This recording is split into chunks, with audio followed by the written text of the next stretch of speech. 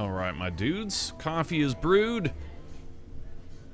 We are ready for this Sts-135 flight to the International Space Station, the final shuttle flight.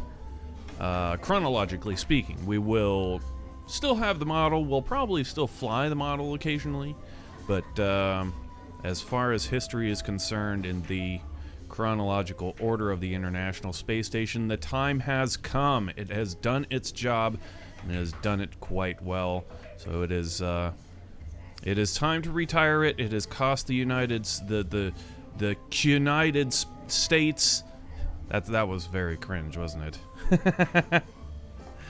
But yeah, the point I was making is they cost a hell of a lot of money, a lot more than it should have.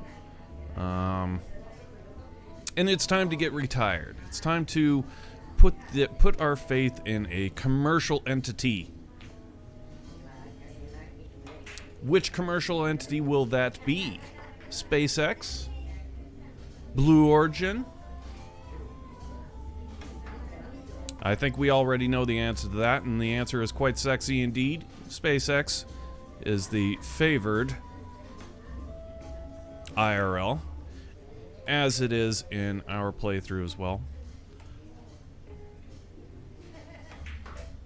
So that's what we'll be getting into as soon as we are done with this this flight. So we're back into the SpaceX stuff. We did update the game. This is a big thing here today. We updated from what the hell were we at?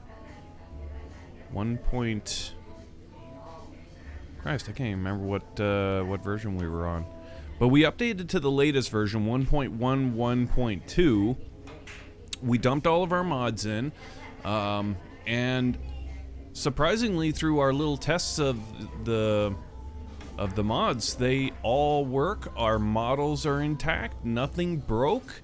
I did see one little thing that went wrong, but it was certainly not a deal breaker, and that is on Zarya, on our International Space Station, there's a gap between the two innermost solar panels. But I'm quite shocked, given what a big deal it is to update and then move all of this stuff and have our models still be intact. That was extremely good luck. Amazing, really, that's all that happened. So we'll go ahead and open this up and take a look at where we stand on the transfer of our game file, the transfer of our models. And one big thing here with this update, we have confirmed that if we wanted to work off of grid units used as foundations for buildings, they will not move. They will actually stay put. This is huge. This is a huge deal. The game has never been able to do this. And in fact, I went into EJ's chat because, he's got a lot of really crazy stuff for his launch pad setup, and he never suffered from the same problem that I did, and I've never been able to figure out why. So I just went in and asked him and said, okay, what's your secret to not having buildings slide across the world physics, in the world physics across the map? And he said, well, just don't use landing gear. And I was like, okay, well, that doesn't jive. And then he also said, okay, the modular grid segment, these guys here specifically, have the highest impact tolerance of any part in the game. But again, it was like, okay, it's still not really solving our problem. But anyway, it got me thinking that if he's able to do it we're able to do it, right? He's got something going on in his game, and so the only thing I could think of was that maybe an update of the version would something got fixed and it was actually able to be done. And so that's when we got on the idea of going ahead and doing the update and pushing in and just at least seeing, you know, A, does it fix that problem? B, is it possible for us to import at all our gameplay into the new version? And so we took the leap, and we'll backtrack just a second. We opened up, if I was to open up our old playthrough, and we did this, we grab a grid segment, yeah, and we just pop it out here.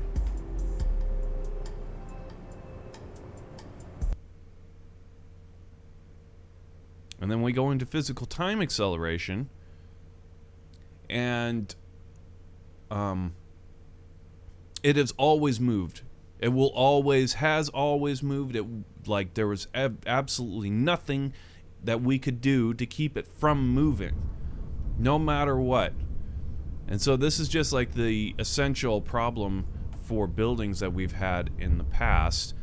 However, with this new version, and with our mods intact, all of our mods are installed and everything. Boom, boom, boom, 4 times physical time acceleration. And if we scroll in real close on this, uh-oh.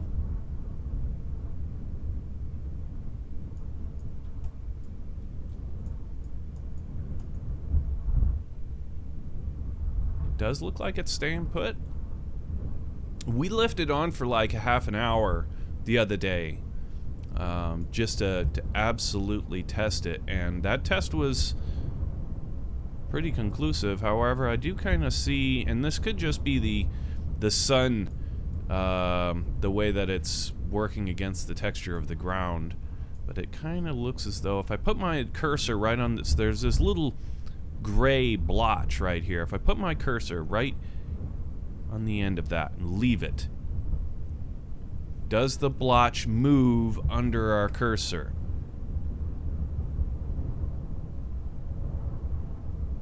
And the answer is no. It absolutely is not moving, which means that, bam, there it is. So the real answer that EJ should have said when I asked him, what's your secret? The secret is 1.11.2. That's the answer. Is that in the latest build of Kerbal Space Program, the parts do not move. Now, of course, you're still going to have sliding with wheels and whatnot, say like landing gear. But that goes without saying. I mean, that, duh, you know, like, I get that, but this essentially just being the main definitive test, really, is just to be able to take a single part, lay it on the ground, and have it not move. I would agree with him in that when building buildings, that this would be a good part to use as the foundation, but technically, from what I've seen during our tests yesterday and right here, you don't have to use this. You can use anything so long as it's perfectly flat. So if it's perfectly flat, the weight of the structure is coming directly down and perfectly flat against these pieces or whatever piece, you should be good. Should be good. So that's awesome news. We'll be able to do some crazy cool shit with this. Yeah, we can build anywhere without launch clamps with this, and so yeah, that raises a lot of interesting. It gives us a lot of interesting opportunities. The one that popped into mind first and foremost for me was we can put like brakes on anything if we do it right. If we have like the simplest piston coming down to one of, well, anything really, that touches the ground in a way that we can lift up our craft, whatever it may be, we can have it indefinitely stay put in the world map perfectly. It will not move. So, like I said, this is huge. This is a huge thing for our playthrough, and we can do some insanely cool stuff. So, like, we need to come up with a parking brake for essentially any kind of craft. I'm expecting, with our tests, we only used a piston, but we're probably going to need like a piston, possibly a couple hinges, a piston, a flat piece, not unlike the grid thing, with a high impact tolerance. But it really doesn't even need to have high impact tolerance, to be honest. It just can't be squishy. You can't use a squishy part, put a lot of weight on top of it, and expect everything to be okay. That won't work. It has to be rigid. So, yeah, pretty awesome. Stoked about that. Hell yeah.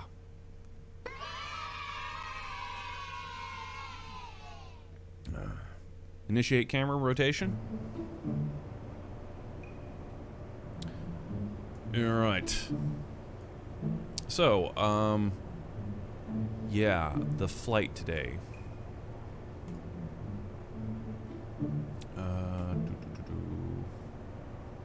We just switch the editor. Yeah, get rid of. Actually, don't even have to get rid of that. Just open up our launch equipment.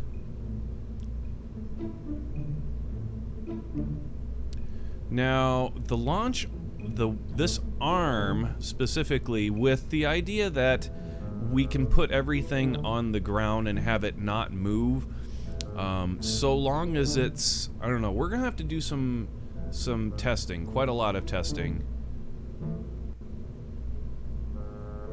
in order to get our tower to work. Because it's got a big boom arm that sticks way the hell off of it, yeah? And that... trying to have the weight come down directly, like, so that it wouldn't move, I don't see that that's really possible. But that's okay. We've still got, for these instances where we've got a big arm coming off, we've still got, you know, I mean, we were able to accomplish this with 4 launch clamps. No big deal, right? But for other smaller things that we wanted to have, like, well, simply, Gunter's van, like, we can put a brake on Gunter's van now, and it will stay put, no matter what. We can put a brake on the limo and have it stay absolutely put. You know, things like that. Or even a smaller buildings, we can drive them to anywhere we want, have them on like landing gear. The landing gear folds up, then they're on their own little foundations, whatever they may be, and they'll stay put. Some of our previous works, like the airports and whatnot, this is going to be huge. In fact, it already works. We can still observe some sort of sliding. See, the trick is having a perfectly level foundation to work with. That's the real kicker.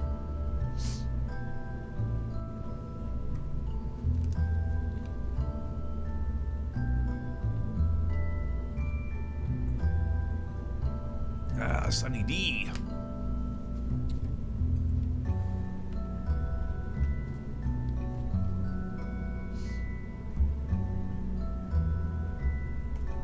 So yeah, and a couple of other new systems that there are in the game. I don't know if we're going to be using them very often, but there's this whole new cargo system that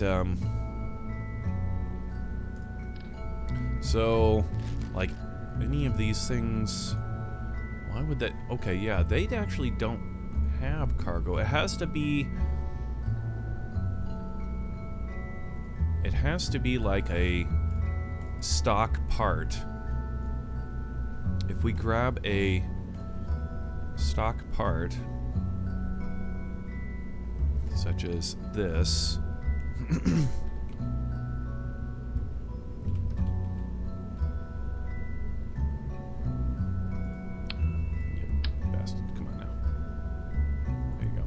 Good enough. Now it's got these inventory slots that you can actually like put stuff in. We fiddled around with it very briefly, and it's just, to be honest, from what I've seen, it's just quite inferior to Kerbal inventory system, Kerbal attachment system. So it's like, why would we use it? I don't know. Maybe we'll use it for fun. But we still got, as far as I've seen, Kerbal inventory system, Kerbal attachment system still works fine. We briefly tested it, so yeah, we're gonna continue forward in this new build cautiously, but I'm quite optimistic. Anyway, let's go ahead and put this access arm and the tower on out there.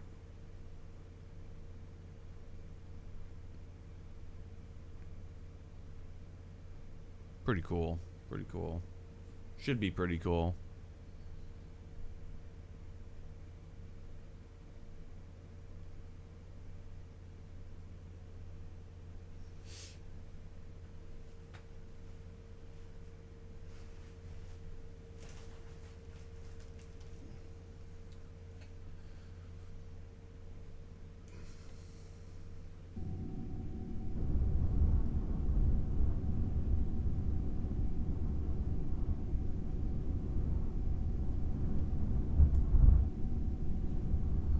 So yeah, for something like this, I would still expect, in fact, I already know that if the launch clamps were here, with this thing it would definitely be sliding. I have no doubt about that. Zero doubts in my mind about that. Absolutely would. But if it were just, if the weight was perfect, you know, perfect construction straight up, should be fine.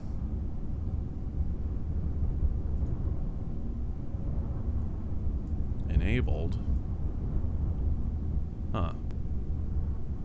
Got an enabled button now on our Cal controller, that's new.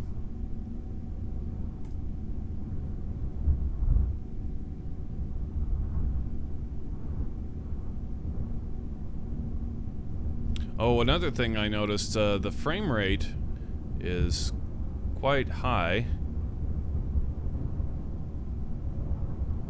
which is super cool. So yeah, some efficiencies, obviously, in the coding, as we've gotten way better frames. So anyway, there's our towers in place. Let's go ahead and get back to Space Center and get ourselves our shuttle crawled out here.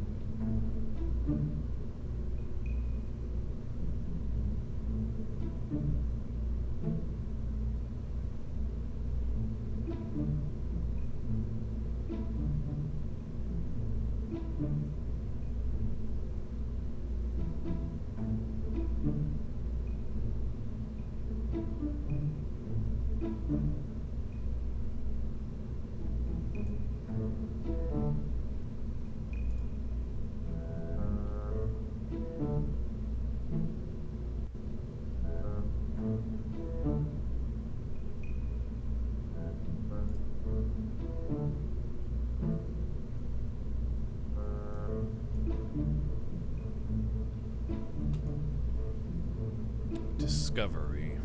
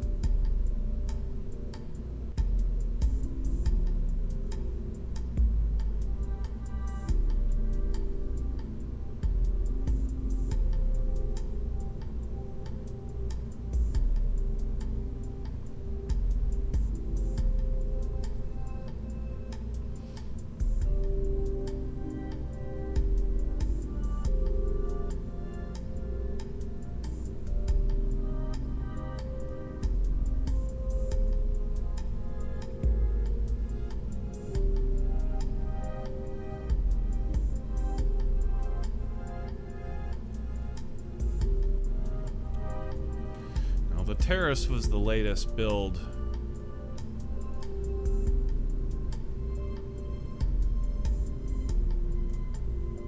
Yeesh. Obnoxious flags.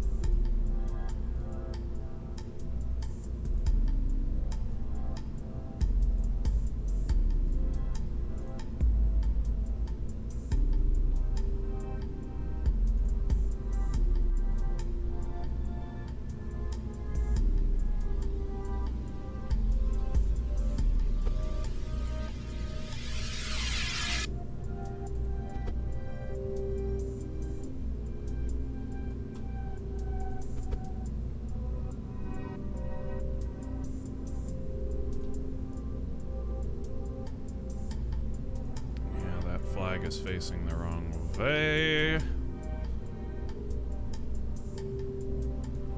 That's because... Yep.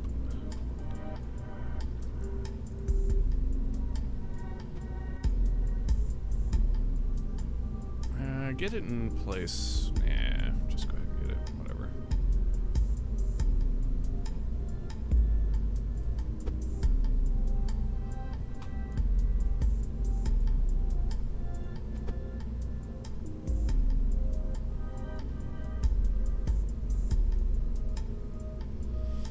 Okay, and there's a... Quite certain that there's a... United States flag on the wing.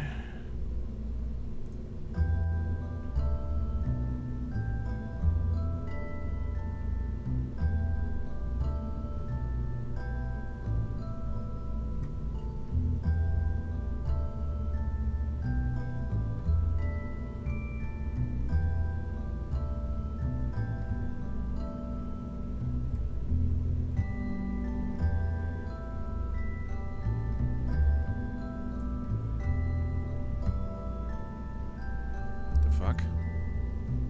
Atlantis. What?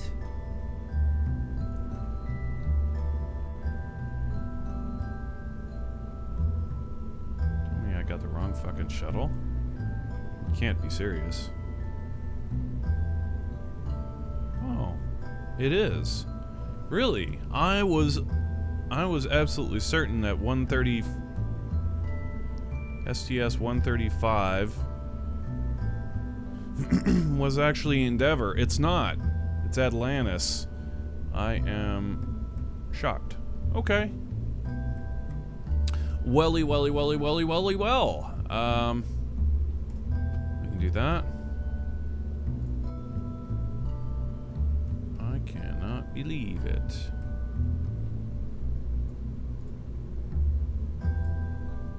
Atlantis, huh?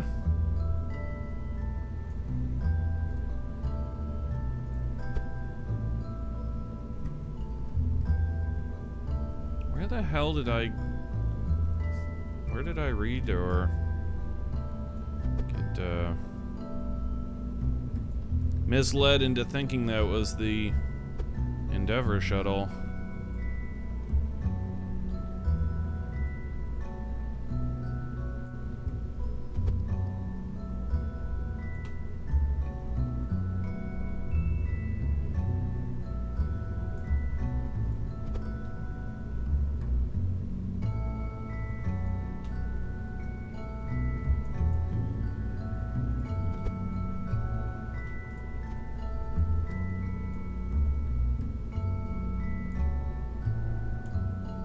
Okay.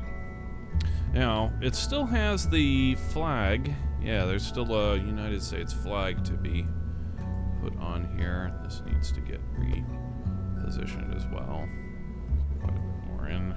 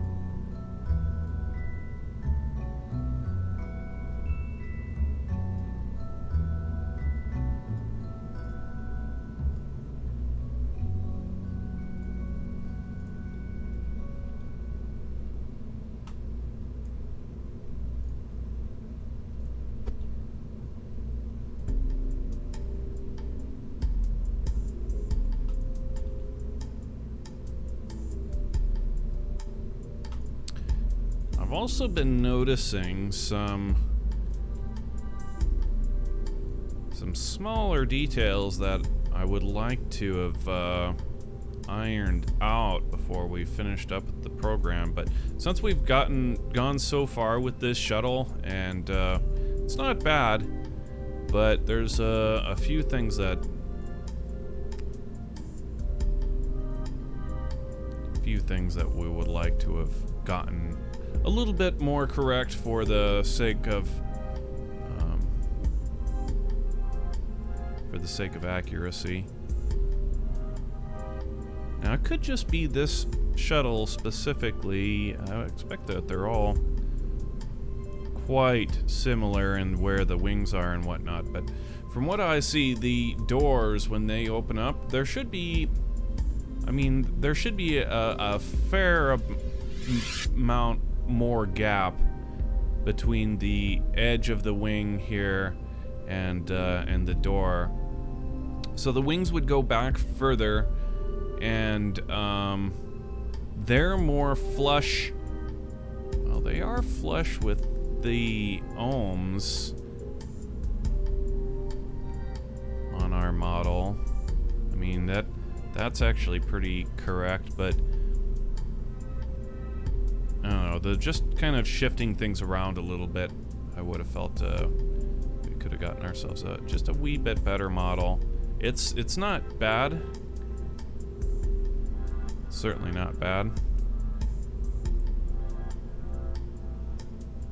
But if the time comes that we do this all over again, which we will if Kerbal Space Program 2 ever actually gets made, that would be fantastic. So I would love to get some of these little inaccuracies, you know, do it all again.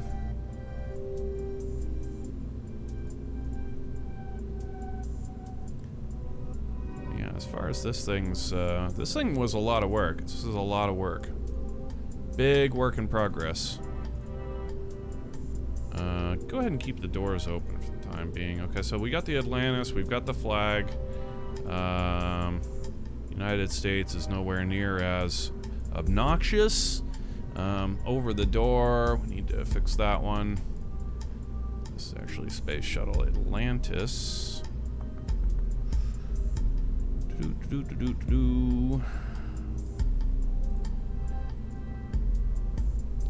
Okay.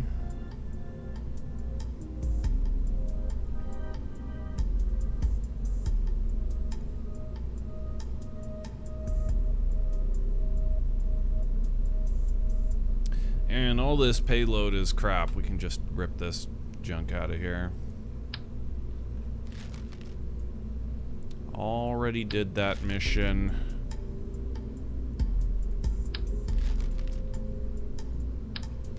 Okay. Get rid of the struts so that they don't go rogue on us.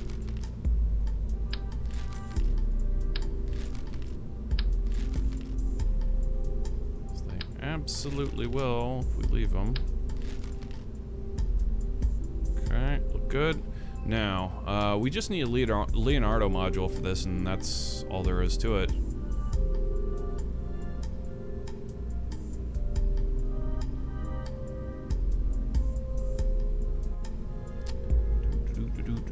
JKL, would we call it just Leonardo?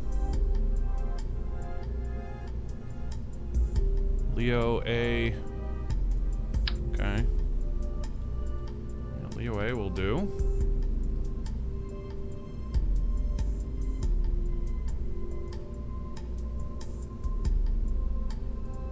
Ooh, it flickered the last second. We still got it though.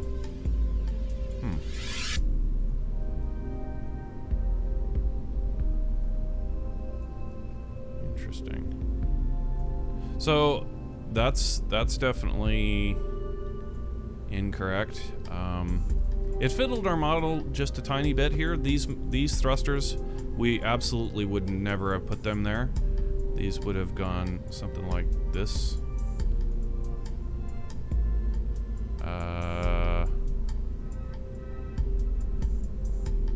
Yeah. But otherwise, I'm still quite shocked. Oh, I see these vents are certainly pulled out a bit too. So just little things that, since we updated it, screws with our models in just a little way. Just a little way.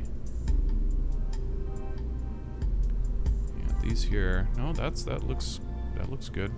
Maybe just the tiniest bit pulled out.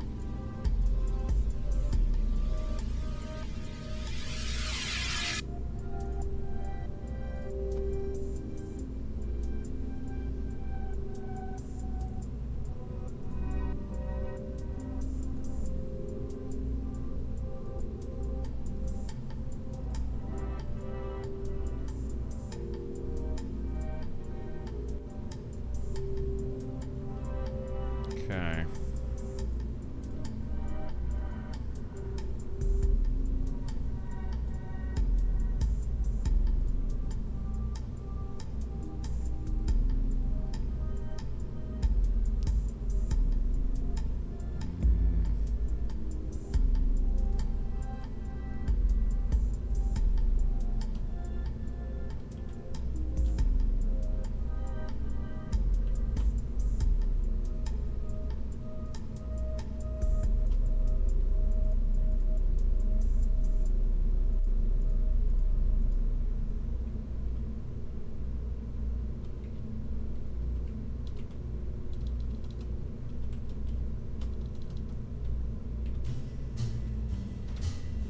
Atlantis. Oh shit, oh well. We'll just eyeball it on the pad and save it accordingly. Yeah, we don't have our reticle. We lost that up. These are gonna be a thing. Ooh, it actually saved that from subassembly? It didn't used to. I'll be damned. Okay.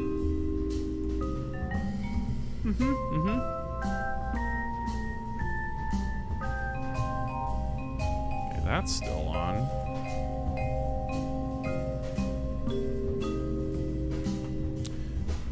And what are the chances are Cal... Yeah, there shouldn't actually be any problem. Maybe.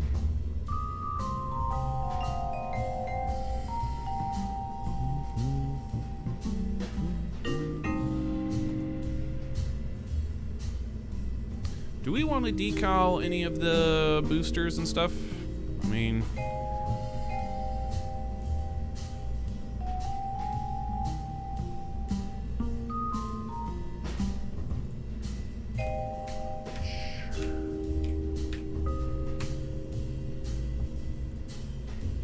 July 8th, 2011 is when this flight happened.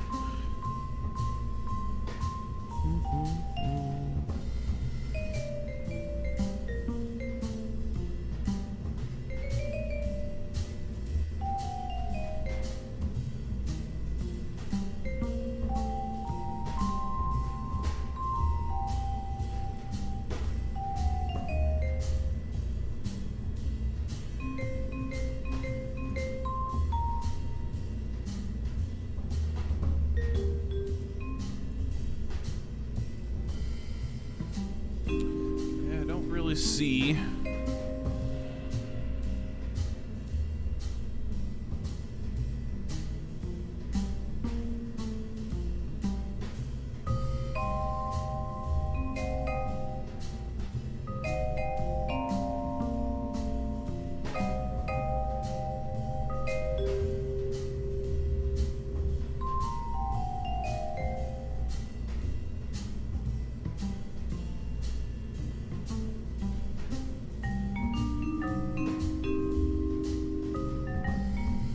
Damn, it turns a lot.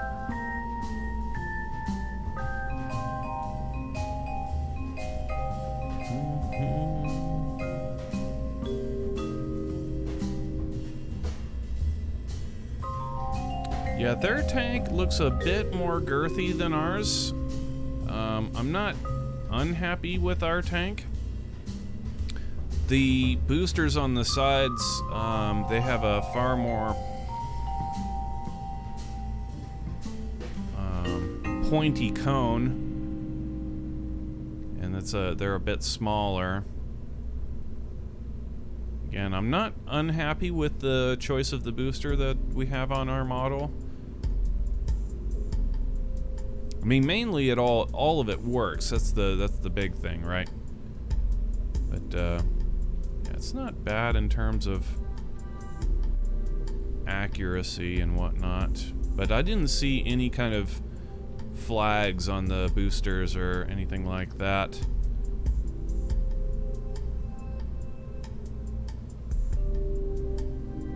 Nothing real special there.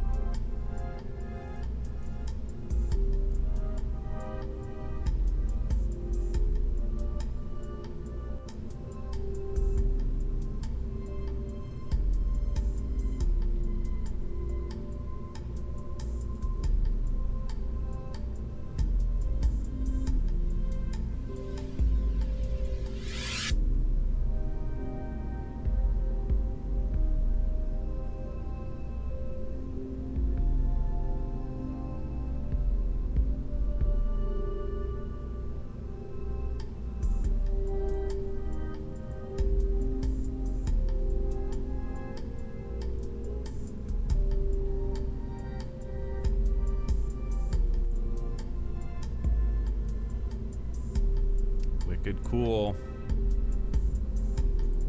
Wicked cool. Alright, so, I think that's really all the more that we're gonna focus on this model. Say, just for the sake of argument,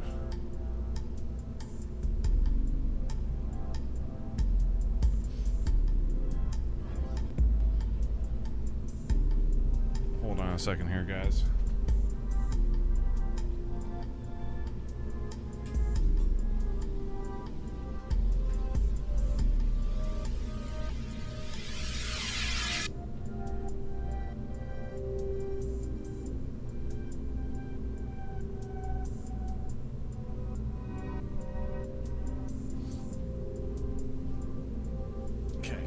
So just for the sake of argument, had we wanted to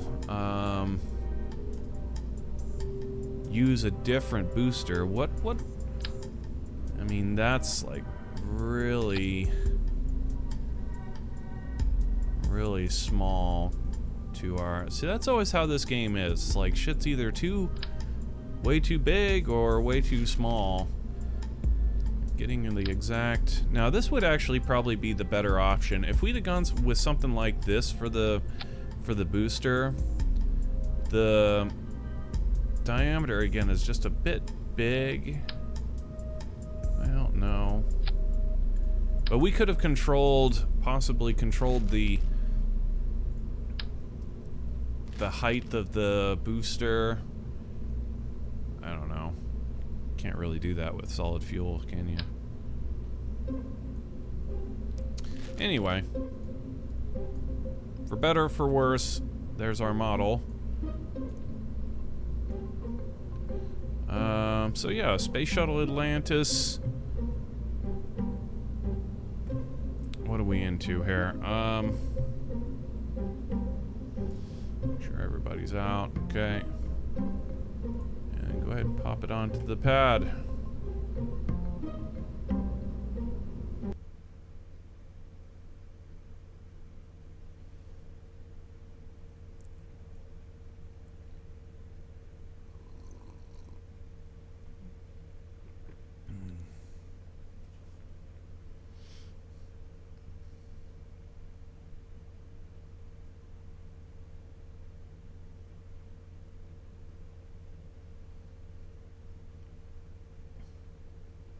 Parking brakes, structure, foundations.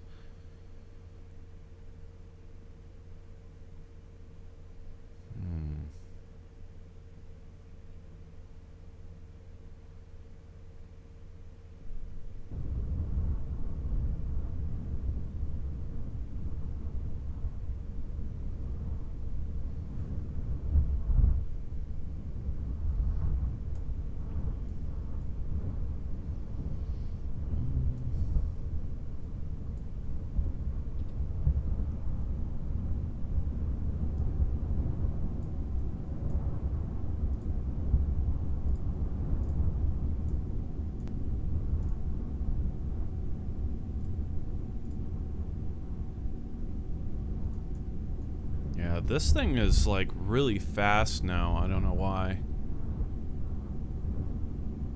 It's got to be the frame rate, I guess.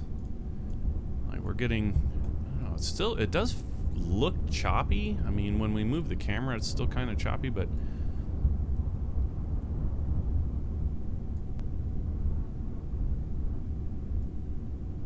does certainly appear to be moving faster.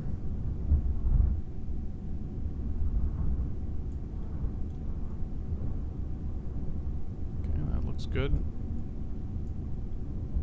Huh. Why is it green?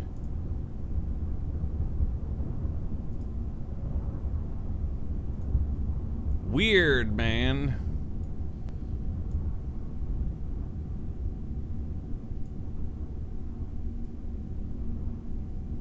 Okay, so the tower still does its thing.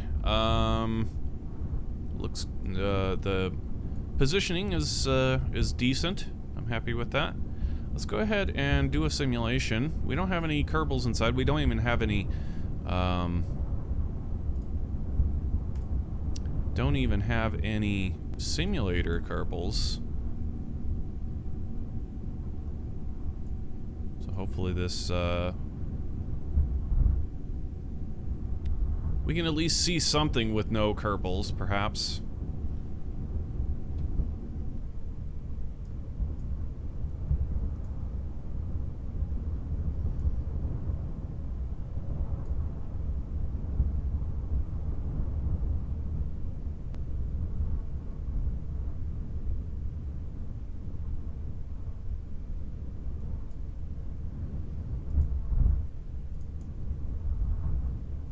Simulator mode on.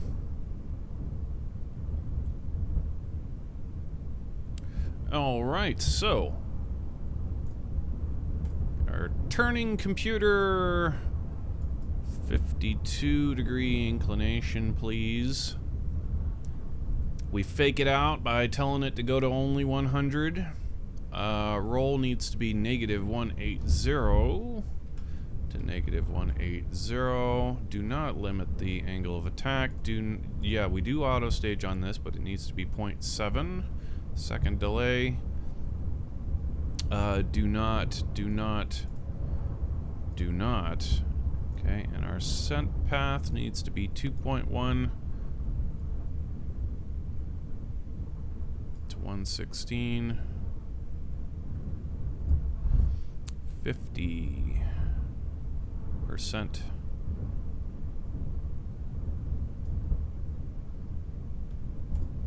And didn't we also include a final flight path angle of 7 or something like that? Let's see here.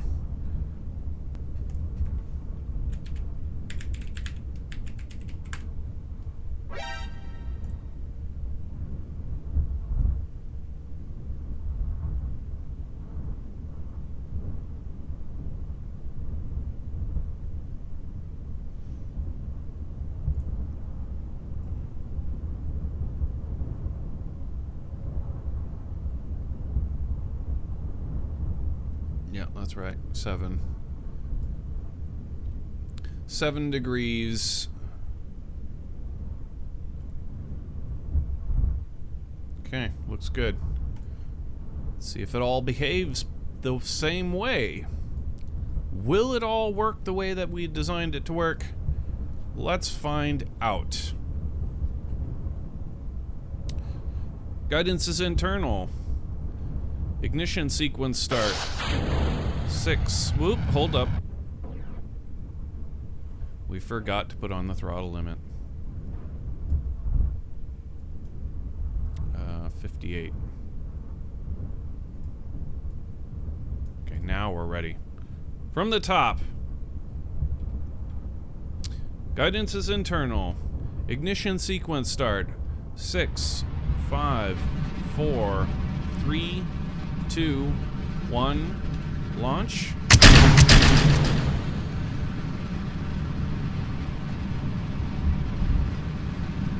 Our first launch of the new update. Here we go. Boy, the exhaust out these SRBs is clearly new. Okay, 40 meters a second. 50. We are go for roll. Okay, roll complete. We are go for throttle up. 100 meters a second, 110. We are go for pitch.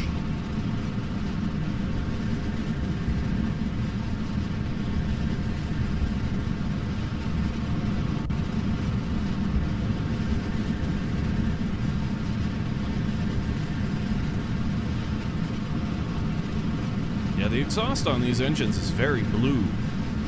Very, very blue.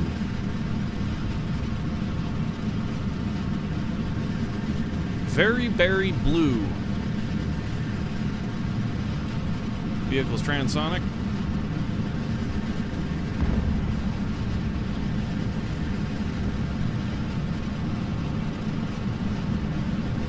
Approaching first stage booster flame out. Separation main computer override.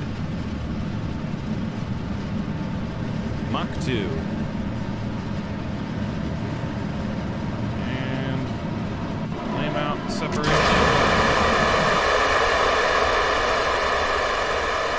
computer. We flubbed our finger there for a second, but we're okay. Computer override complete.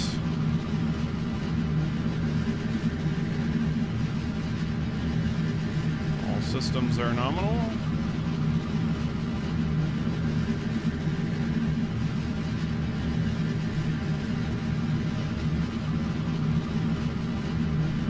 I wonder if it's not faking the frames being higher by throwing frames out, because it does look choppier, but it's definitely faster. I mean, like the game processing and all of that. It's definitely faster, but the frames look choppier. So what I'm guessing is actually happening here is it's not more efficient coding. It's actually faked by throwing frames out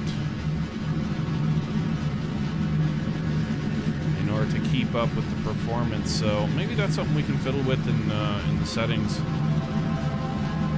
I would rather get the frames and have it be slower, to be honest, than be choppy.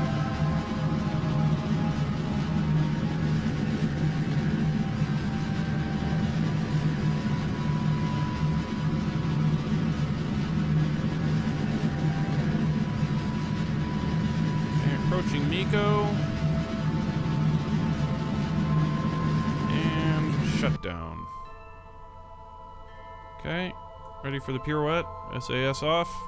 And turn. Dip. Autosave.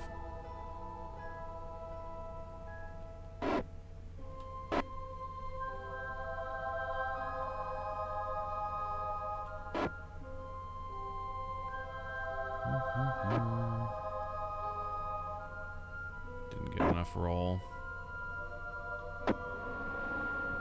Not bad though. Clean this up just a little bit. Alright, up we go.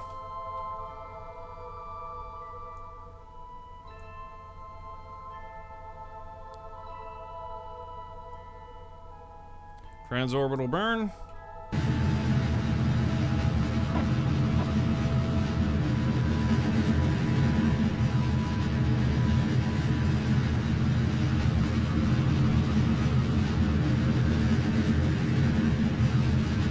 Got a button for the map for the features up here now.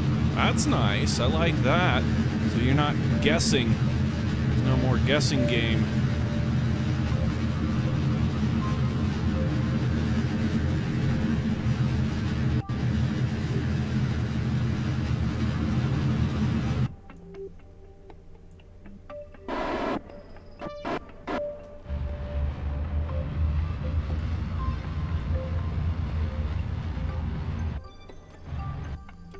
Close enough.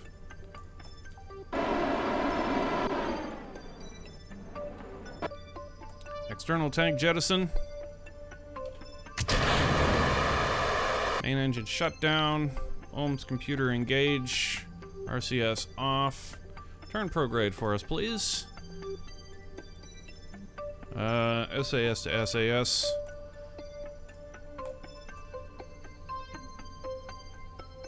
You are go for the orbital insertion. Hit it.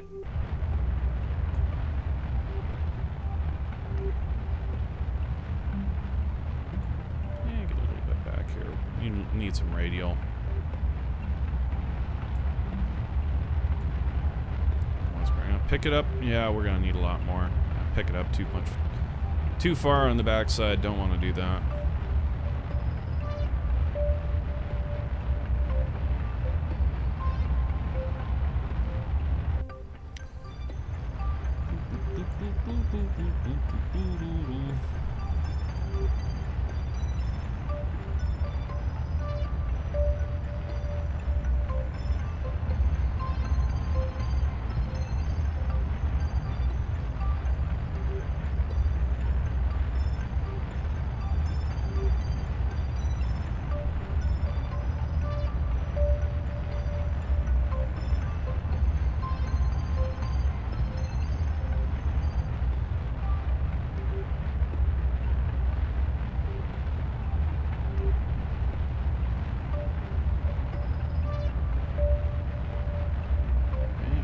shut down.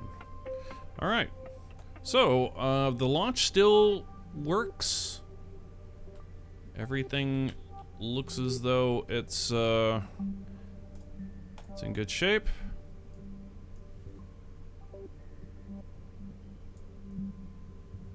We need to fix these flags. They're hovering. Yeah.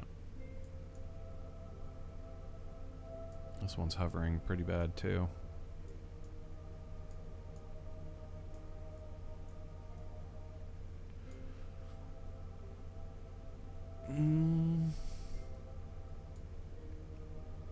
So is there anything else we needed to see? No, not really. We can go ahead and take a look at our cowl for this arm. Kind of curious about that.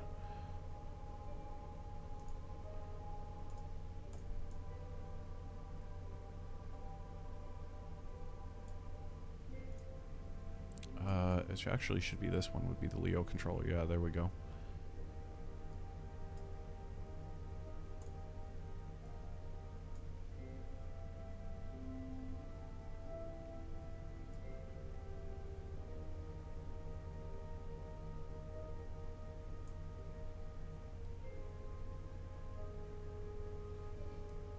Our ball is too big.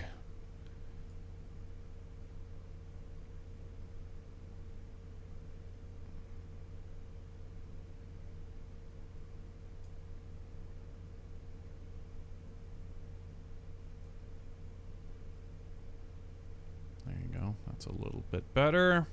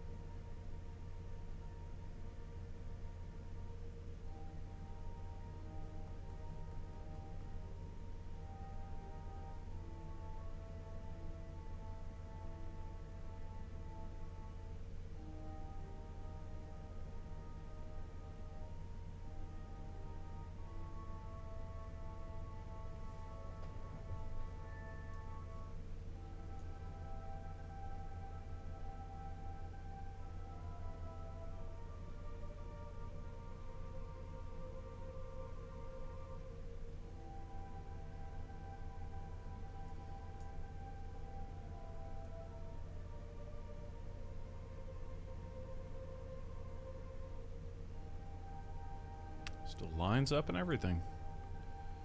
How nice.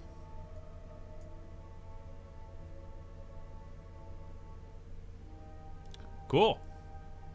So the Leo cowl still works. The cannon arm still works. Everything works.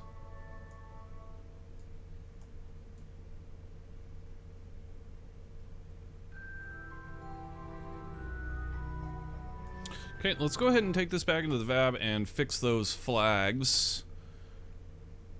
And I would say we're probably good to get ourselves get into live mode here real soon. Real soon. Sweat.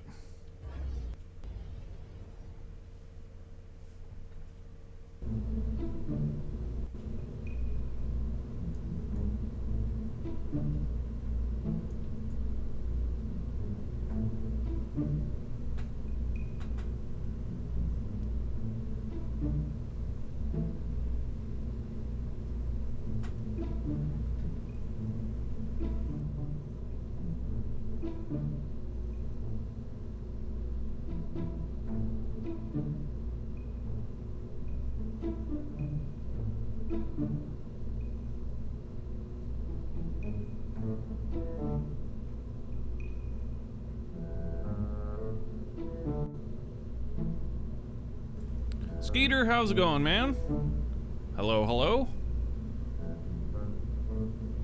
Oh, wait. Yeah, this scene does not allow for that. That's right. Dang. Would have been a hell of a lot of work to add that. Anyway, hello. How's it going?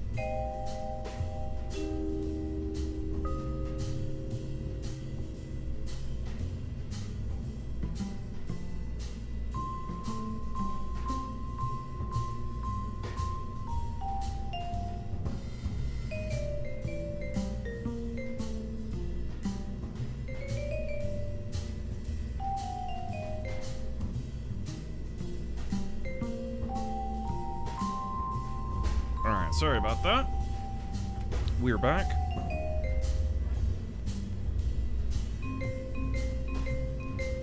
And now, we need to fix these goddamn flags. Gosh darn it, flags. Huh. This looks fine, actually. It's the Atlantis one that looked all floaty.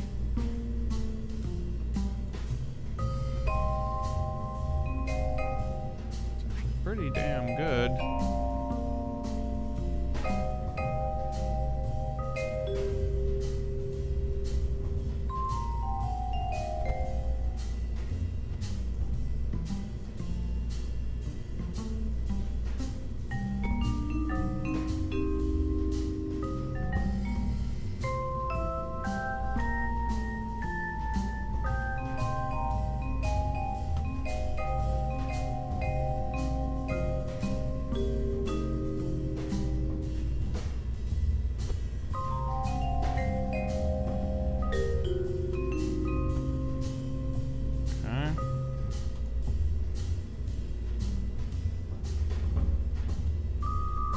Looks good.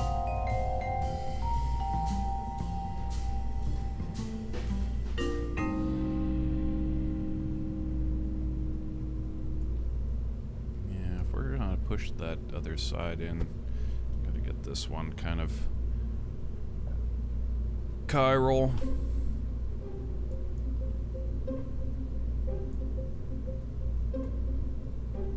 Yeah, that looks better. Okay, so Space Shuttle Atlantis.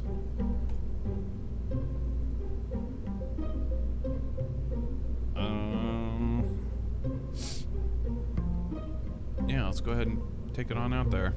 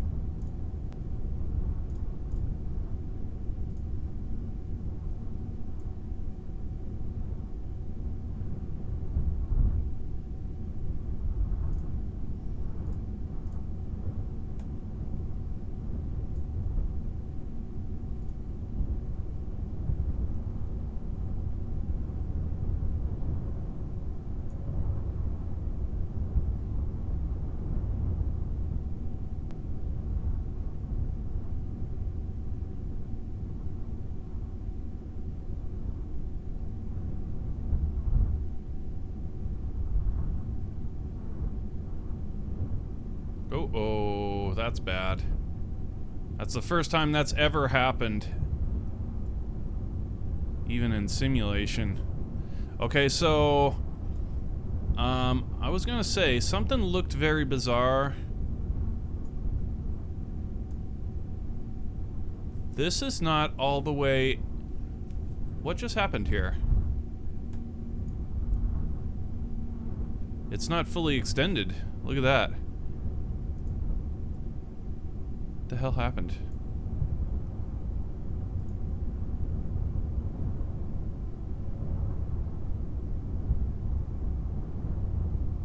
Houston, we have a problem. Houston, we have a problem. Yeah, that's the first time that has ever happened. And we just did a simulation, and that didn't happen.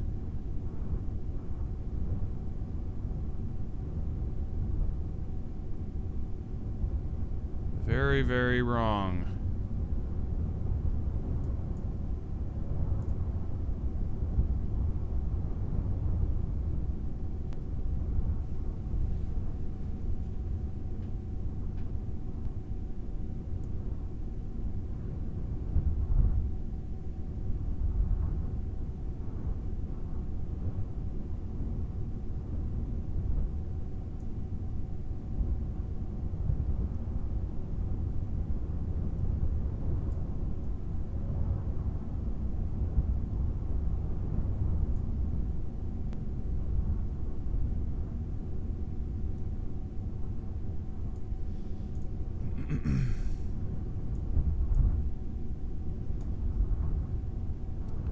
the strut go rogue on the world map. That's, again, that's never...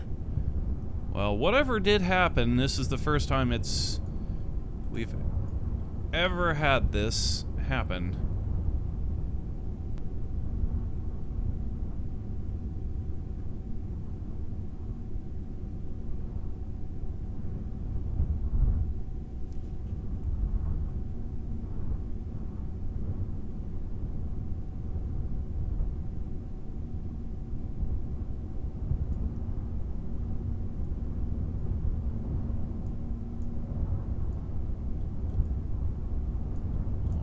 What's going on here?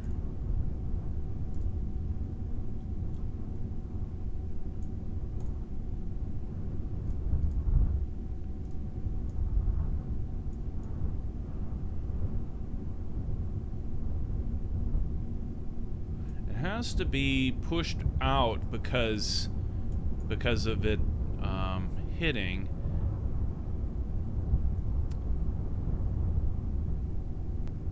So I can only assume, since the tower was out here already and it's fastened to the ground with launch clamps, there's no reason that it should have moved. It has to have, which is, I don't know, in any event, this is a very terrible thing because it shouldn't have, absolutely should not have happened.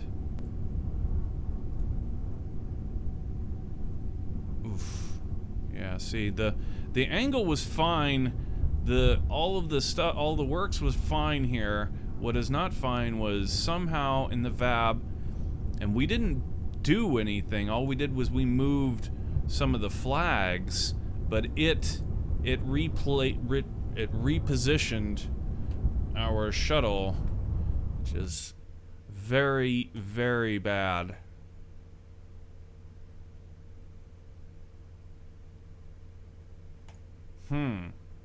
First time ever that's been an issue. I mean, we've always had it like slide in the VAB, but not like that.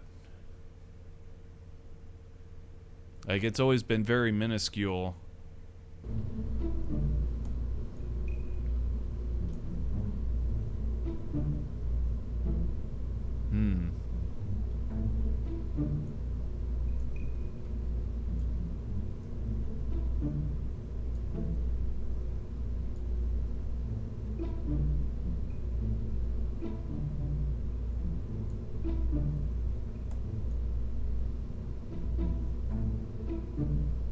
Seeing a fair noticeable gap between our boosters here as well.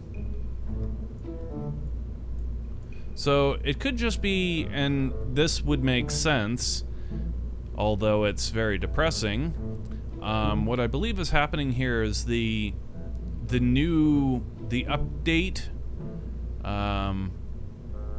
has thrown a few curveballs at us in that, like, some pieces have moved a little bit, but it's all around, it's a depressing prospect. Not good, not good at all. Let's see if we can just easily fix this model, and pray to God that going forward this is not like a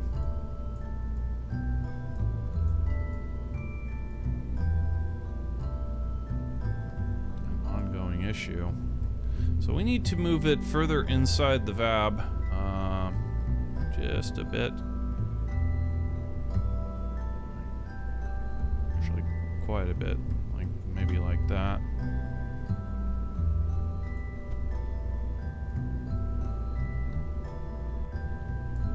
That may not be enough. Is there any other wacky stuff going on? See, what disturbs me is we just did this. We did this in a simulation. We just did it, and everything worked. And now, presto, we've done nothing other than change some flags around, move a little bit of flaggage, and now all hell breaks loose. What's up with that? That's just... that scares me a lot. But if this new update does not work for us, if it really drops the kibosh on us, then we can always go back. We've still got our old 1.12 or whatever build it is, and we can continue playing on that.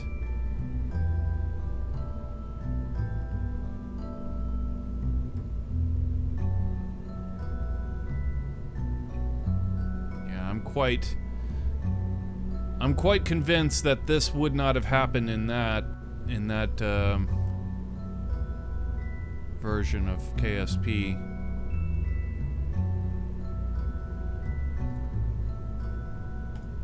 Let's bring it out again and see.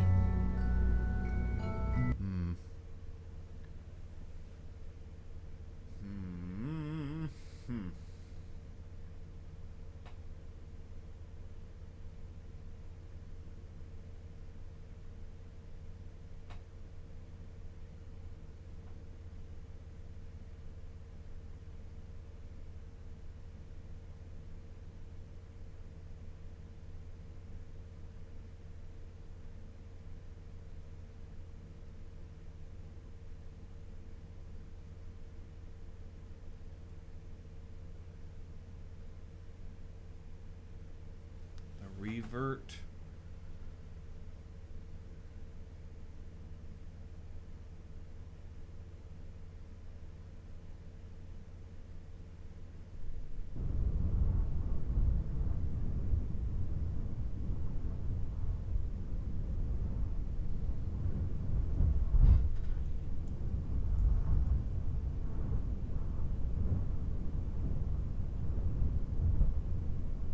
Wow. Dude, the physics sleazing, holy cow.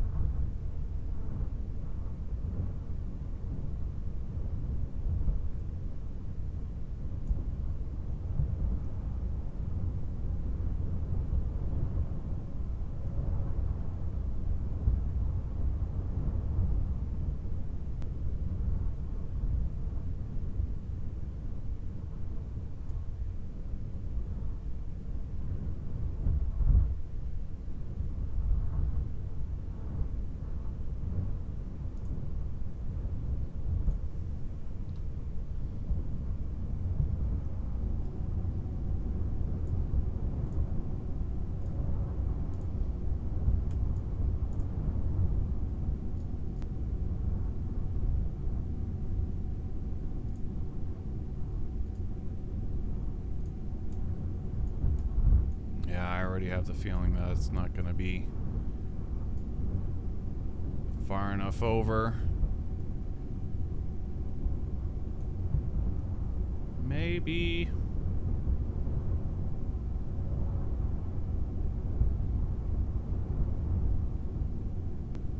No, okay, that should be far enough over.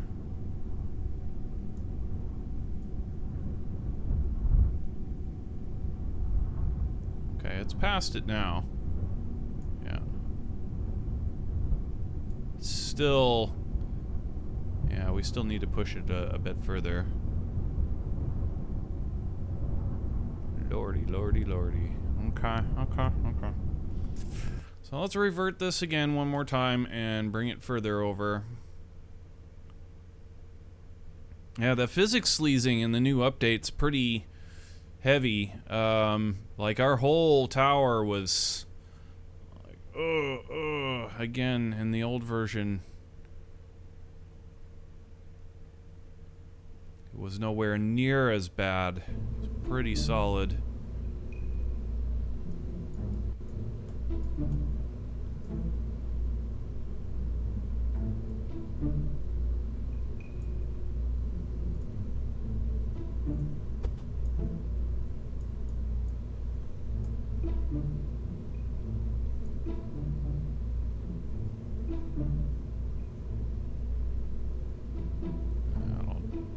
definitely be far enough.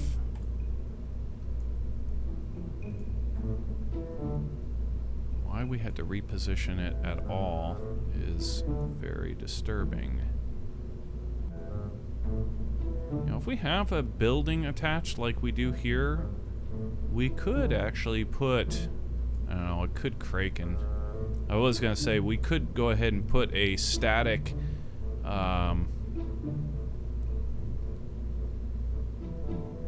static reticle to the lines in the VAB. That would help us in making sure that the position is exactly right. And, you know, that's something we've always done, but the reticle's been always attached to the vehicle, so it's like we have to remove it before launching. And then when you revert, the reticle's no longer there. You have to reopen the project in order to get your reticle back. If it was part of something that was static that we didn't have to remove each time, then that would be way better. I do expect I see a small chance of something going horribly wrong in these beams when we come into render distance of the launch equipment. When we show up with our astronauts in the van and everything comes into physics distance, will these pieces of the reticle, which will be clipped into the ground ever so slightly, will they Kraken? And they have the chance to. They've also got a chance that they might not. So we'll try it. Maybe this will help us. Maybe it'll harm us. But we're gonna find out. Nevertheless.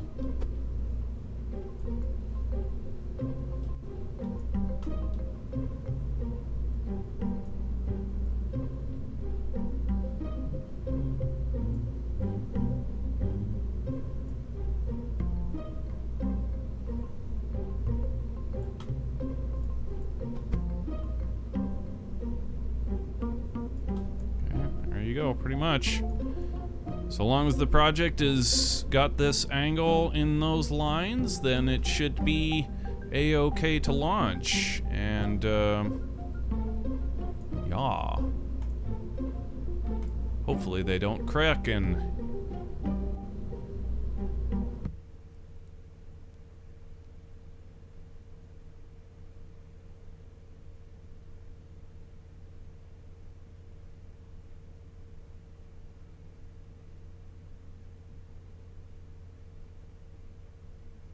I'm not going to question what that rule is. You're talking about the chat rule? Or what rule?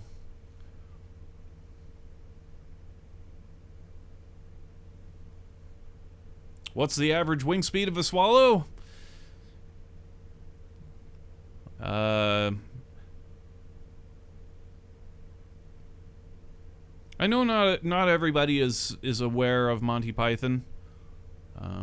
But that, yeah, just so you know, that's a reference to probably one of the most famous comedy works in history, known as Monty Python and the Holy Grail.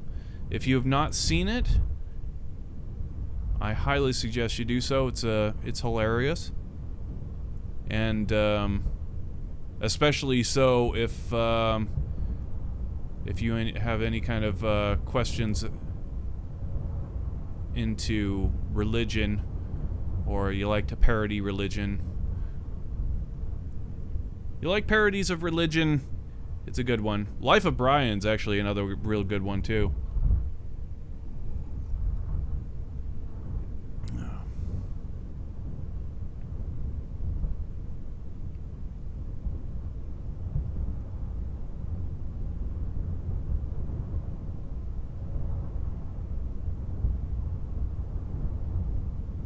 Noob here, so forgive the queue. Can you embed a docking port to align the grids?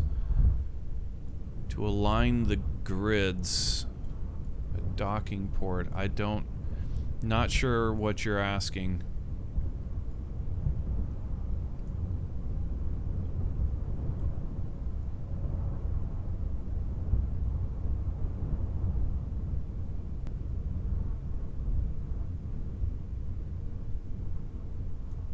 Yeah, I'm not sure exactly what your question is there, Bear. I am sorry. I can't answer you. I don't know what you're asking. Could you rephrase the question, perhaps? Speaking Klingon, so I can understand.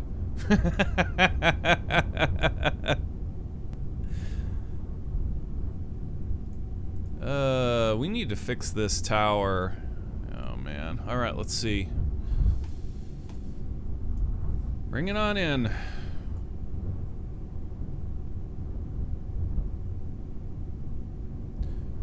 Very weird. Notice how much faster it's going? Like, this is in... Like, one time it's going slow, and then we have problems. The next time we come in, it's, like, super fast. We're getting, like, way crazy good frame rate.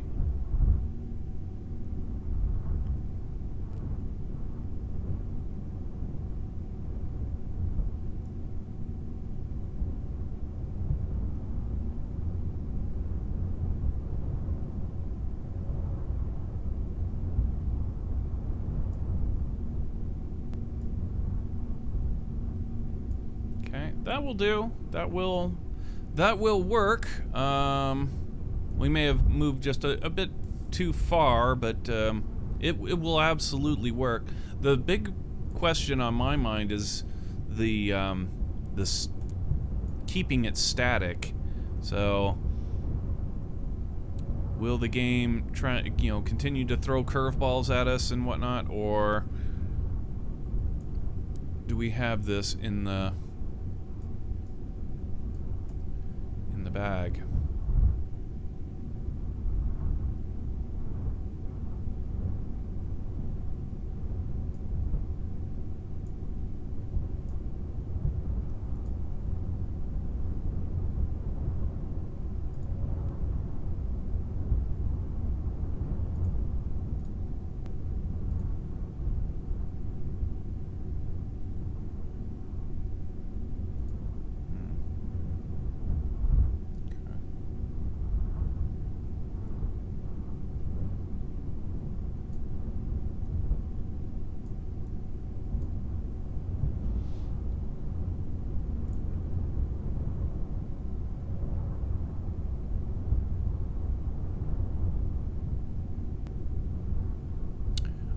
Grids is a space engineers thing. Sorry, meant to ask about getting the shuttle aligned with the tower.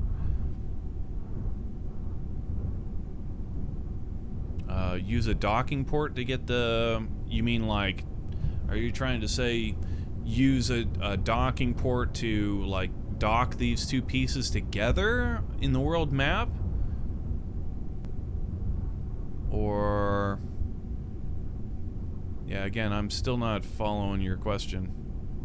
I use docking ports as a common reference. What's wrong with the reticle? Like, I still don't follow. Like, I would maybe an example, common reference point.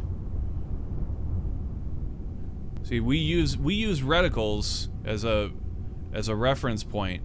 So there's lines on the ground, and we put those things in, and that's how we determine where the reference point is. I don't see why docking ports specifically, like, what would the point of having a docking port? I don't get that. You can use anything. You could use anything. Like, we use beams because it gives you a good little thing to put the line in between.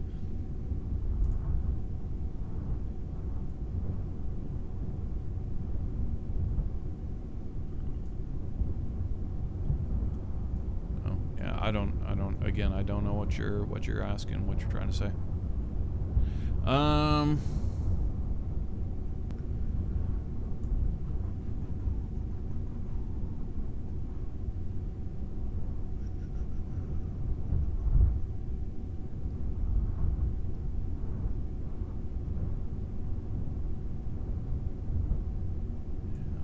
concerned. I'm still concerned that we may have other things going on here. I'm not quite ready to go into live mode yet. We're going to do another simulation launch here and just observe it.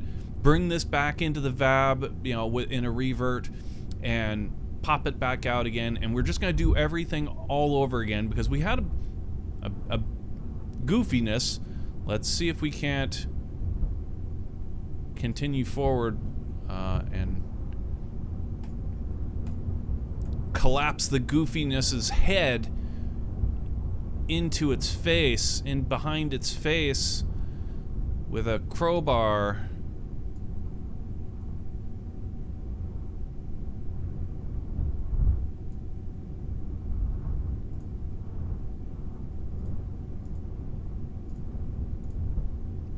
Our cowl for the lights is wacky. I don't know what's going on there.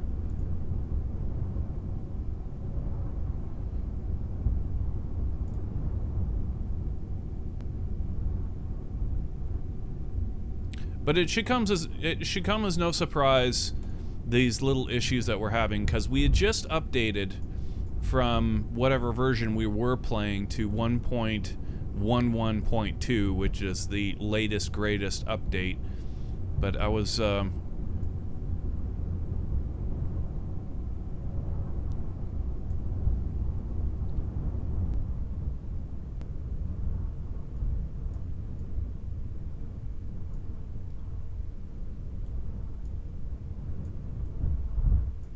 feeling as though we were gonna get better physics, and until now I was feeling pretty good about it. I'm deeply concerned about this the shuttle moving the VAB like it did. It had to have moved. Either the VAB had to have moved or the tower had to have moved, and the tower technically can't move because it's bolted down with launch clamps. So like, how? Just don't know.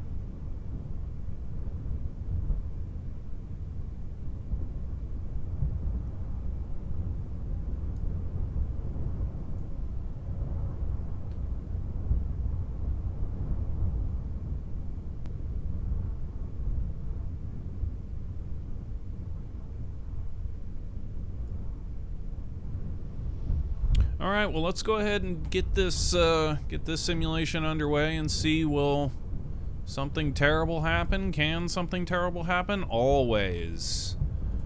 So, I'm gonna go ahead and, looks like it wiped out all of our controls. Gonna have to type everything back in again. 58% throttle, 52 degree inclination. Force the roll to -180. -180. Right on, everything changed. Limit the, no angle of attack. We need 0.7 as the delay on the auto staging. Do not do any of this trash. Okay, we need to be 2.1 to 116. 50%. And a final angle of 7. Final degree of 7. Okay, there we go. Alright, so let's go ahead and do it. Guidance is internal. Ignition sequence start. 6, 5, 4, 3, 2, 1.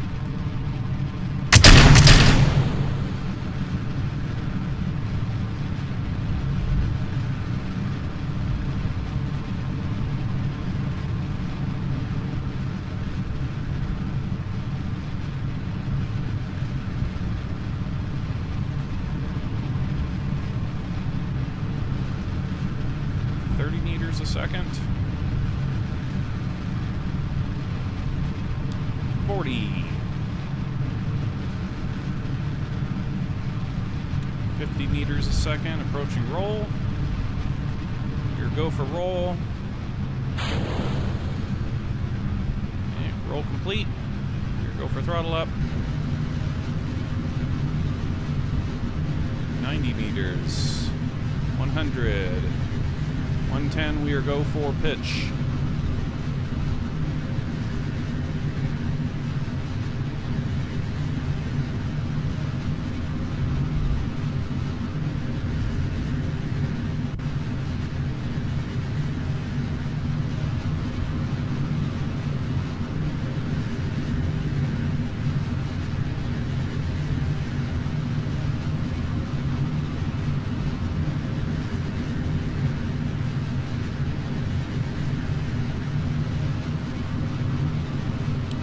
transonic.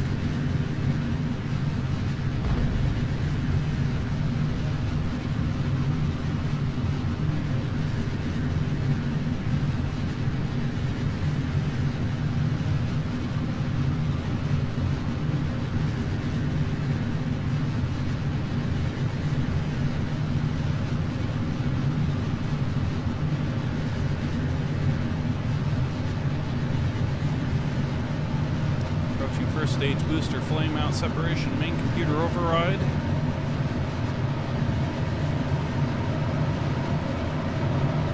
Flame out separation.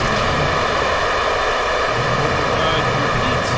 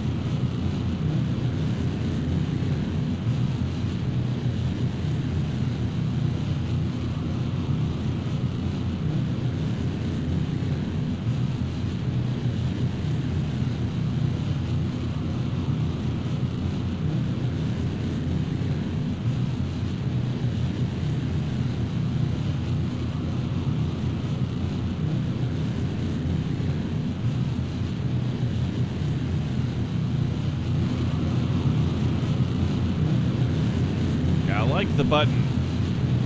The button is nice. No more am I doing this to get this to pop up. That's great.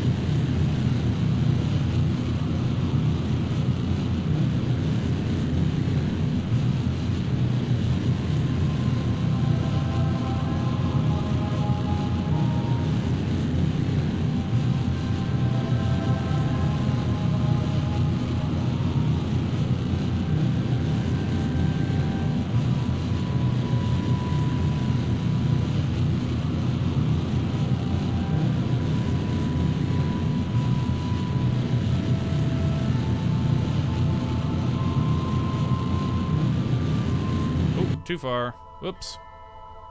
Oh well. Alright, pirouette, SAS off.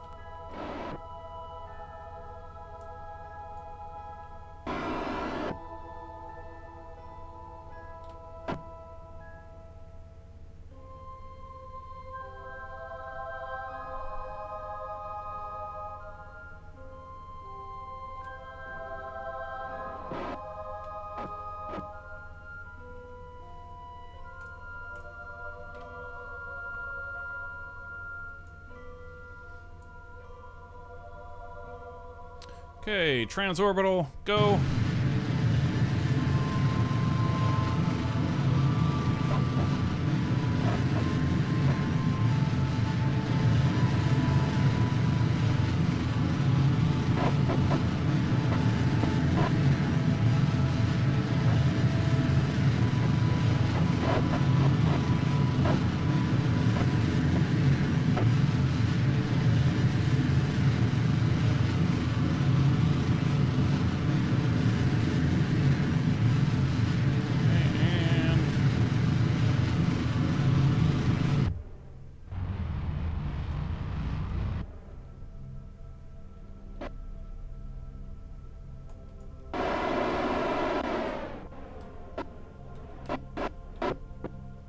External tank jettison. And engine shutdown.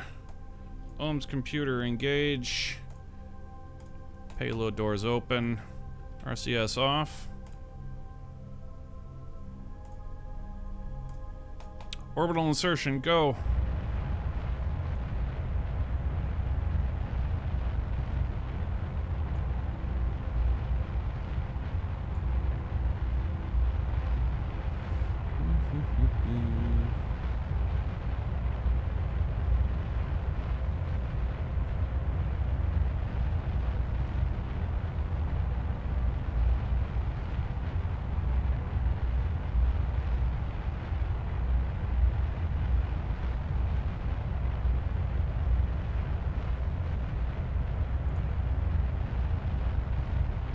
Approaching orbital velocity.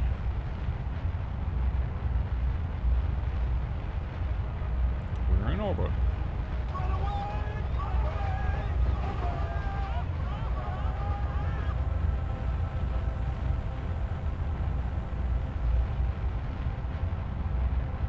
And shut down. Ooh, almost there. Shut down. Shut down. The game has to do that, really. Has to be like autosave. So again, no problems with this simulation. Everything went off fine.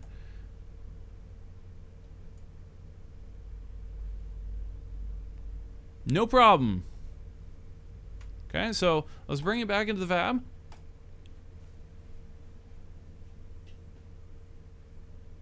And see if we can't replicate it. Snackless Kerbal, how's it going? Wave.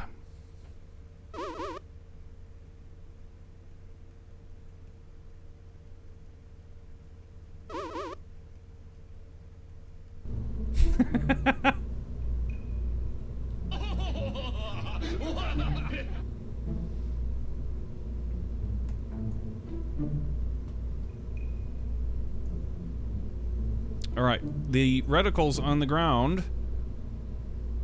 Did they move? No, they did not. Okay, so it looks...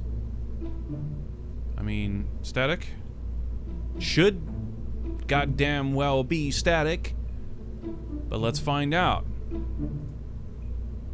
Okay, make sure there's no Kerbals in there. Alright, take this on out to the launch pad. See, we would have been in live mode right now had that issue not happened. But this is actually a much better plan than our previous reticle system, which was connected to the dorsal side, kind of the center axis of the shuttle, and that's what we used to line up the door to the ramp and all of that. This system's way better, so long as it doesn't crake in when we come back into physics distance.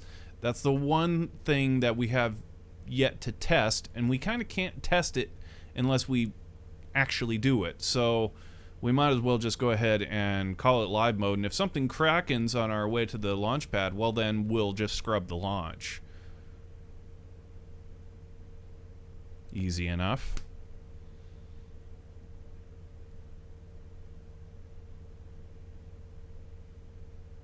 Working on my lifters. I see we're shuttling. Yep. We've decided that it's finally time to go ahead and do the last shuttle launch. So here's the moment of truth. Is there actually something wacky with the in the world physics with the launch clamps? Boy, I would find that extremely hard to believe. Extremely hard to believe.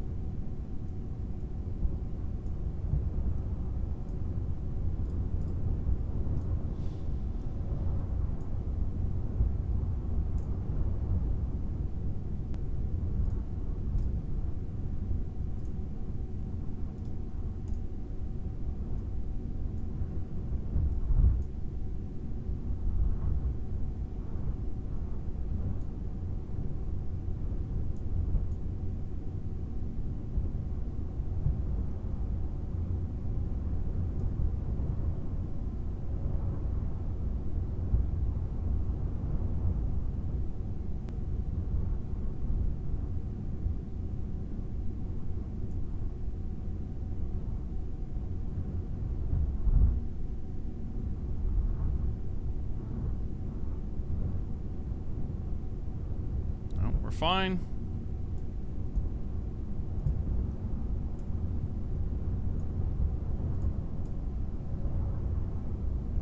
In fact, that distance is like perfect.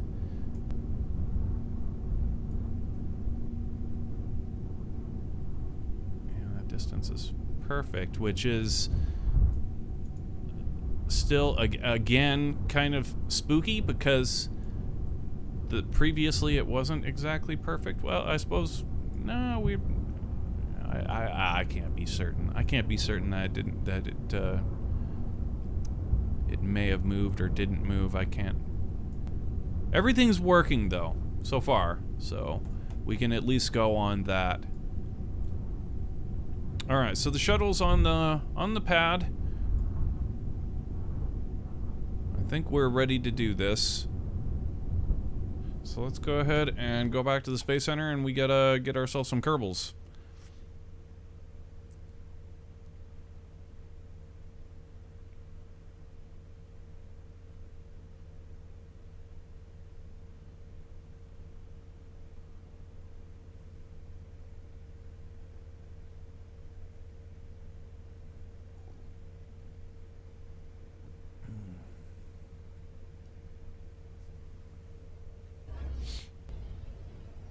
Need some Kerbalage.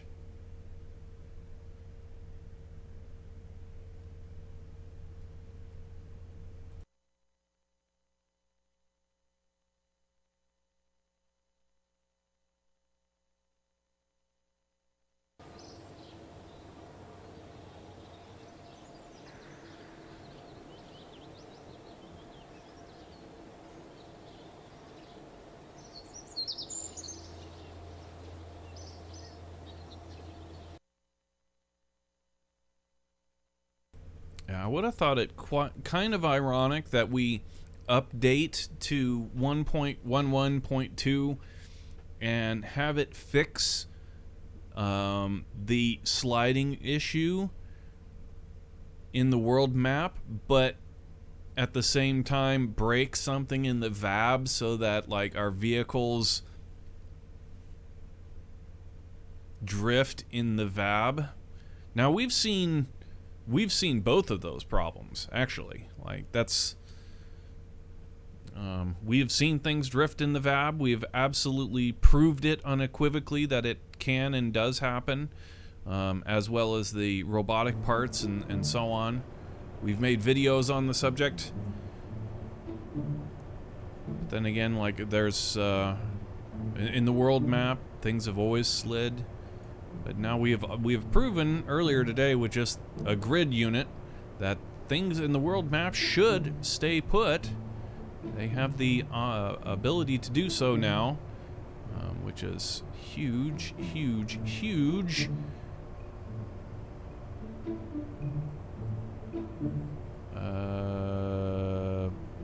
That's Astrovan. It should be Astro. Yeah, here we go.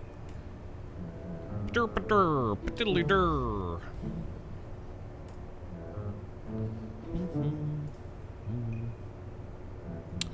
Good old Astrovan.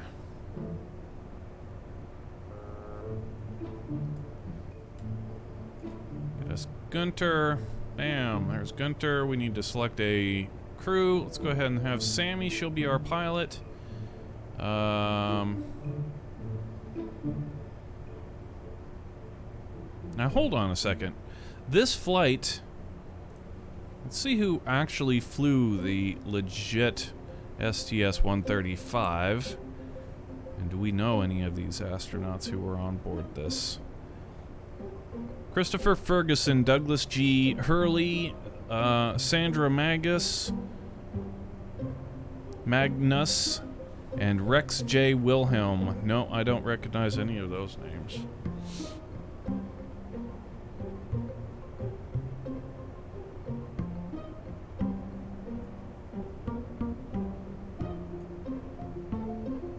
Implode. And who else? Sanzor. What the hell are you laughing at? That's not funny. That's not funny.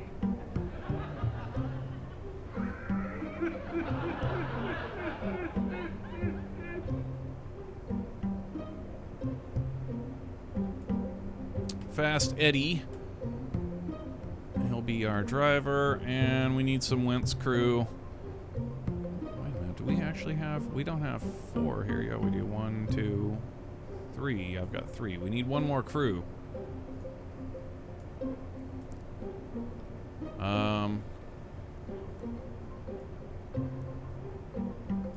time.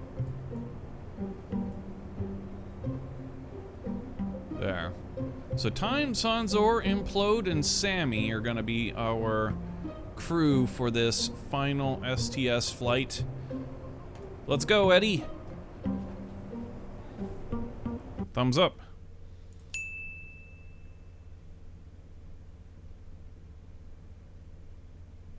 Doug Hurley, do you recognize that name, Doug Hurley?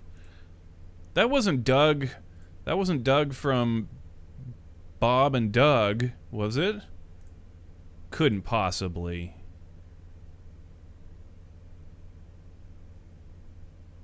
No, it was Doug. It is. Whoa, no way. It is. I can't believe it. Okay. Yeah, Doug Hurley. He was the Dragon demo too, along with Bob. No shit. Wow. Okay. Okay, we're gonna probably need to pick up these astronauts. We're gonna make these Kerbals. He is definitely a very notable. His call sign is Chucky. Yeesh. I hope it doesn't have anything referencing the movies. Or Chunky. I'm sorry, Chunky. Not Chucky, Chunky. Yeah, man. Let's revert this back, and we're going to actually make ourselves these two Kerbals. Maybe all of them. Why not? If we're making one, we might as well make all of them.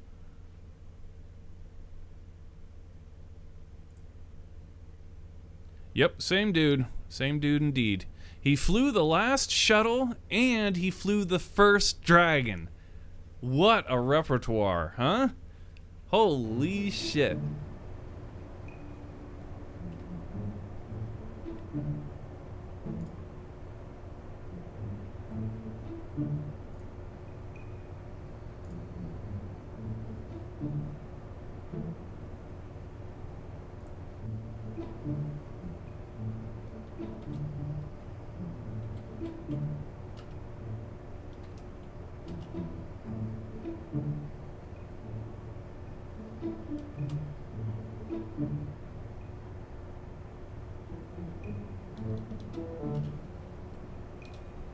Put quotes in.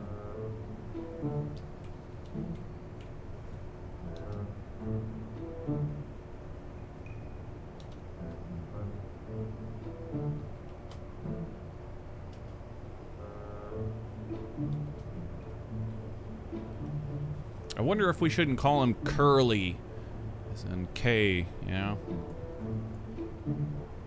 But it'll also put Kerman on the end of his name, so... Okay, so while we're making Kerbals here, let's learn a little bit more about Douglas G. Hurley, the final Sts-135, the final flight of the shuttle program, and we'll get to use him again when we do the Crew Dragon demo too. So anyway, it's saying here he's an American engineer, former Marine Corps pilot. So we could say he's either a pilot or an engineer. If we so chose.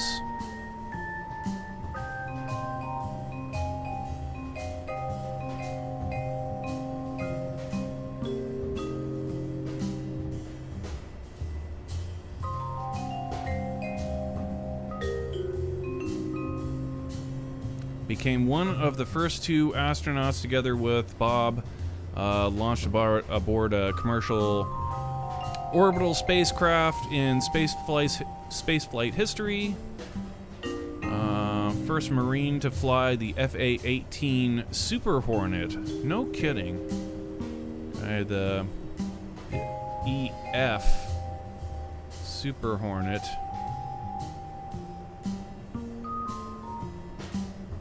I don't have one of those. That could be a project worth going on, perhaps.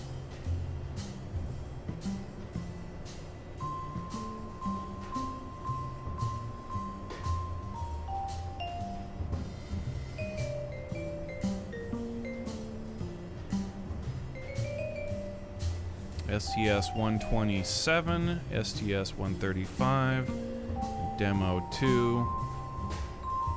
Yeah. What a badass. Okay, so we'll add that. He is definitely a badass. He is absolutely a veteran. Going with that too. I'm gonna put his courage very, very, very high. Stupidity quite low. Maybe bring the courage back a little bit. There you go. And experience, we're gonna go ahead and buff him. We normally don't do this with Kerbals, but since he's based off of a real person, we're gonna go ahead and level him up. And what do we want to go with? He's gonna need to be a commander of Dragon, so we're gonna go ahead and turn him into. We're gonna opt to, instead of make him an engineer, we're gonna make him a pilot because he's both. So yeah, he's gonna be a pilot in our book. Okay, so there we go. Douglas G. Chunky Hurley. Let's go ahead and create him. Sweet. Alright, who else do we got here? Since we're making... we wouldn't. We'll make him when we need to make him. Let's just get the rest of these guys. So, Christopher Ferguson, a.k.a. Fergie, of course. Everybody who's named Ferguson is going to be nicknamed Fergie.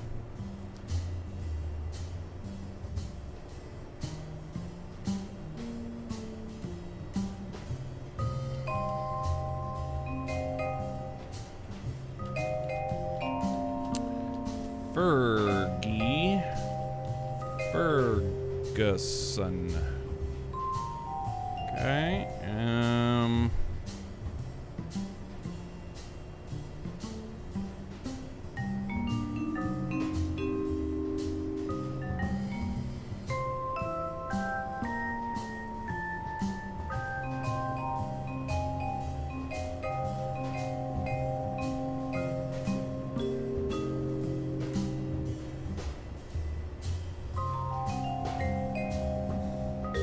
Boeing Director of Crew and Mission Operations.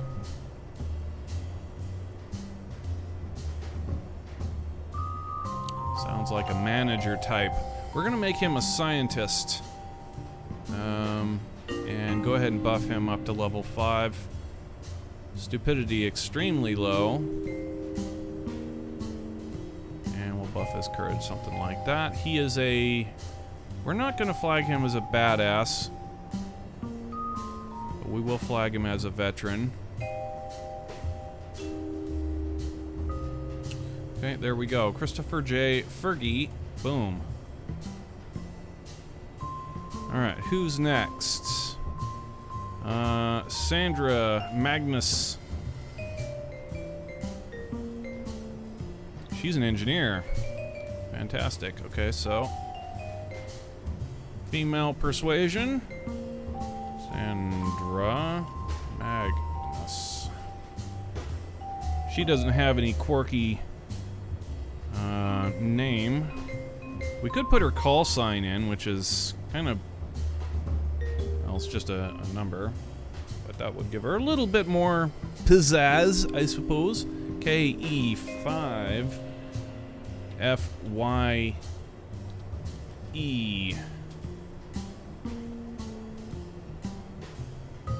KE5 FYE.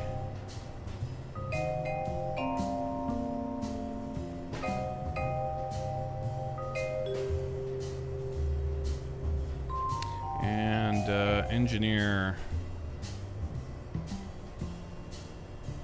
Okay, level 5. I'll put her stupidity on the floor. Courage, I don't know, somewhere around here, sure. Something like that. And a veteran. There we go. Sandra. And last but not least, Rex. Rex J. Wilhelm. Rex actually means king. What do we got?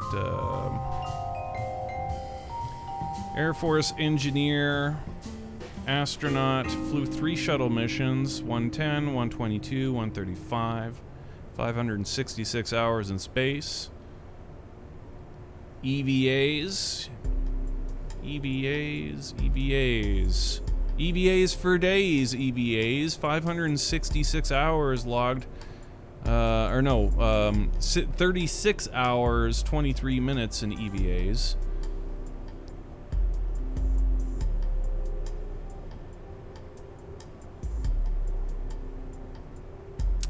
Bachelor of Science, we could make him a scientist, since we're gonna need one, so we'll do that. He's male.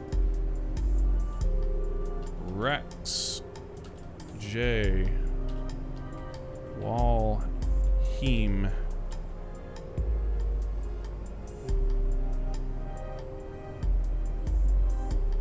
Walheim. I was pronouncing it wrong. It's not Wilhelm. It's Walheim. Okay, so we'll buff him up to level 5. He's our scientist, so he's pretty smart. Go ahead and bring that. Oh wait, dupe? I'm stupid. Bring his. No, that's stupidity. Okay. You had it right the first time. It's not intelligence, it's stupidity. It's backwards. Okay, so bring his courage. I don't know, somewhere around here. That's good. Okay, he's a vet. And so you got any quirky stuff that we may add, like a nickname or something?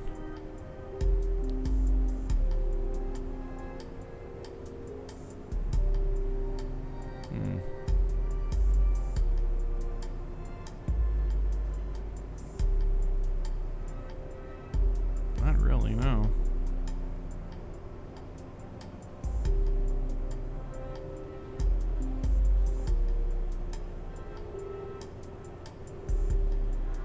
King of Rexes. Alright, I'll go ahead and make him. There you go. There is our crew. So let's go ahead and kick these guys out. Implode, get out of there. Sanzor, time. You're fired!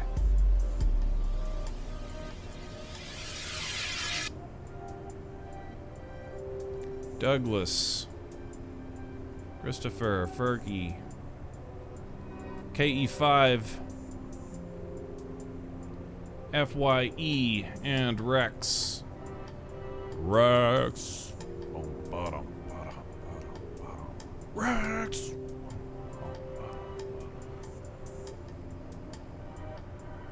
Alright, let's go. Live mode on.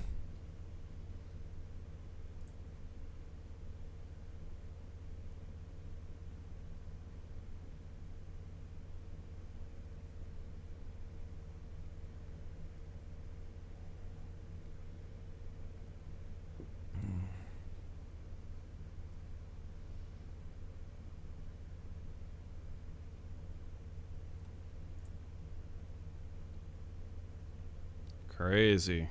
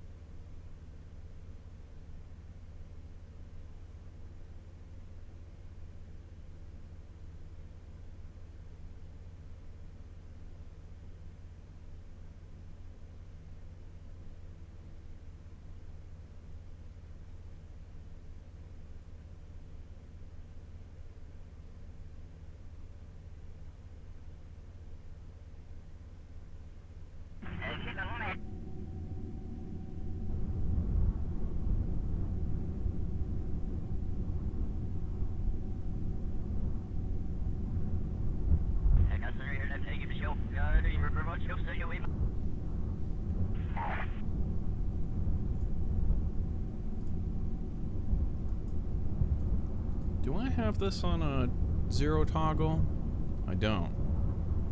Should put it on a 0 toggle.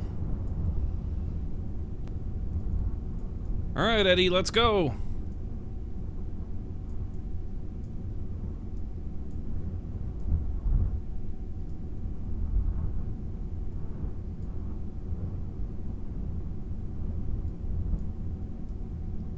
Fast Eddie stabs his foot onto the pedal, and we're off like a herd of turtles. Pretty much.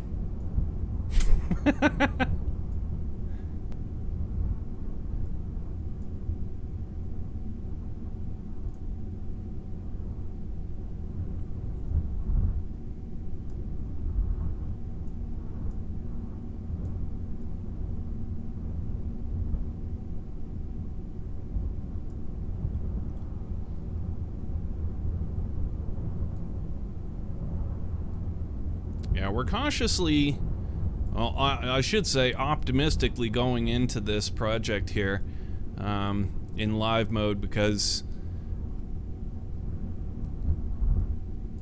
new version of Kerbal Space Program, all sorts of things could and can and probably will go wrong. But we're gonna keep journeying forward and see what happens. We're going to go boldly into the unknown. And if something goes absolutely wrong, well, we've still got our old file to come back to. One way or another, we are finishing this the space shuttle program and the ISS build. That is going to happen. If we have to revert back to our old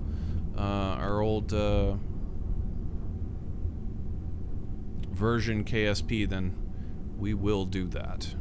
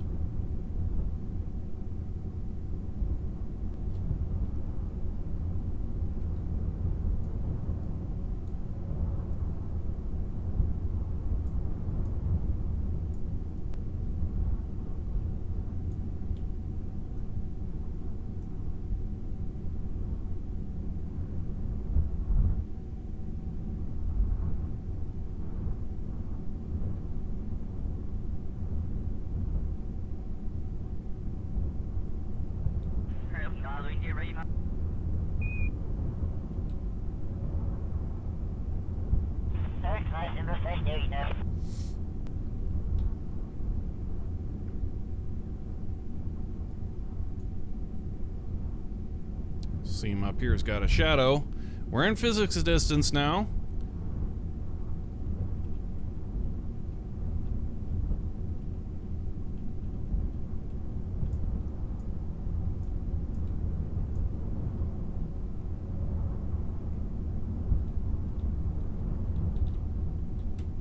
Eduardo, our driver here, also known as Johnny Cut Corners.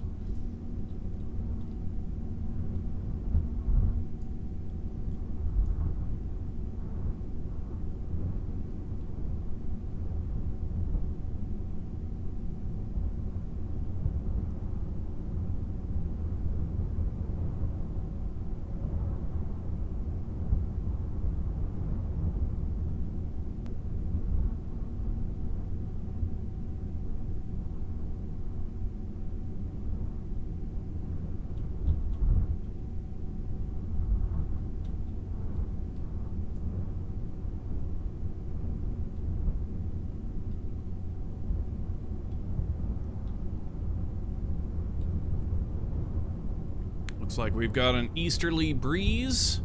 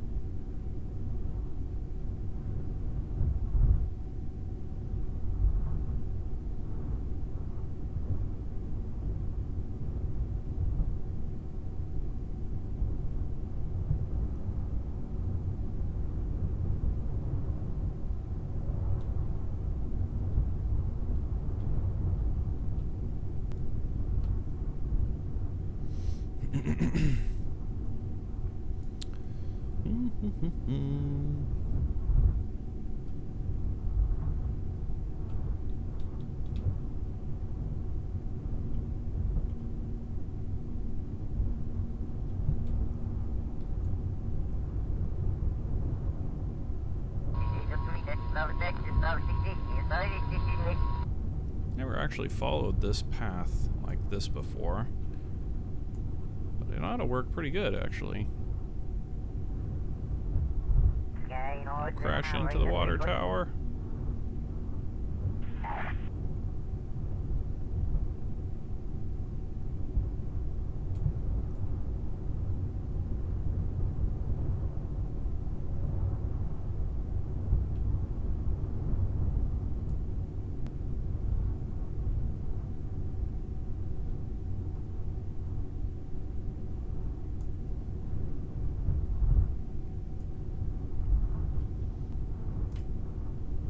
Alright, here we are.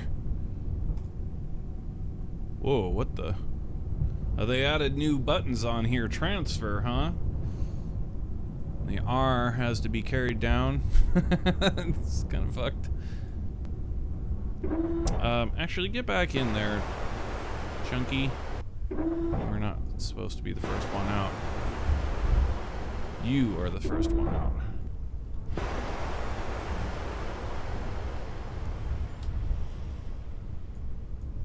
Oh, this is another thing.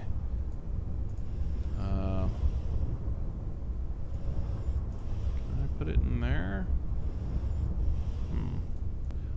We can take off the EVA packs on Gunter.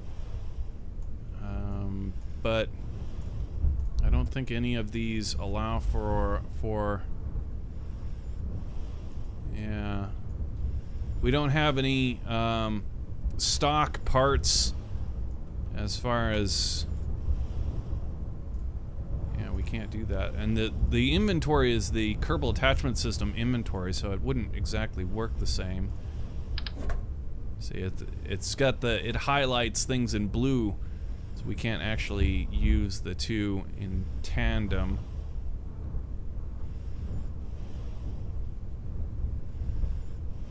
But we could do something like that. Well, that would be kind of cool. Maybe we can do it on the shuttle. We get upstairs, we can actually take his EVA pack off. Or if we could do it in the VAB. Actually, probably easiest to do it in the VAB. And none of these parts over here are the stock inventory system. The only one on this that would have it would be the shuttle. That right there.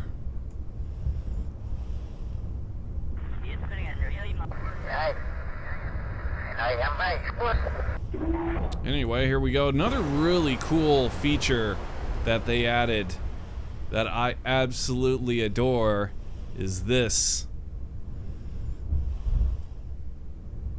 Visors! Dude! So freaking awesome. Yeah, the visors are sweet.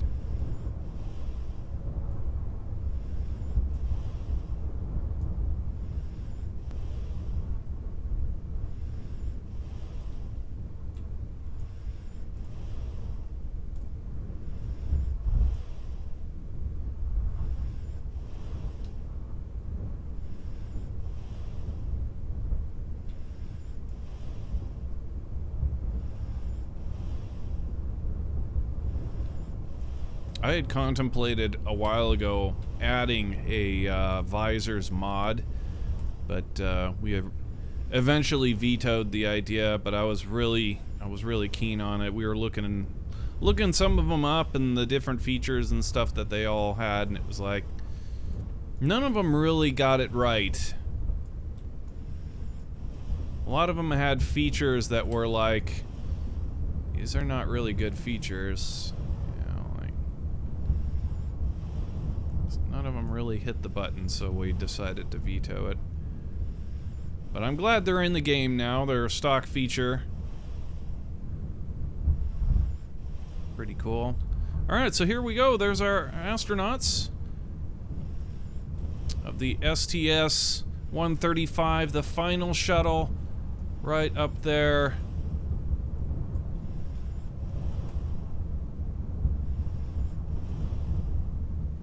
Waiting for us to come on board. So let's go ahead and do that.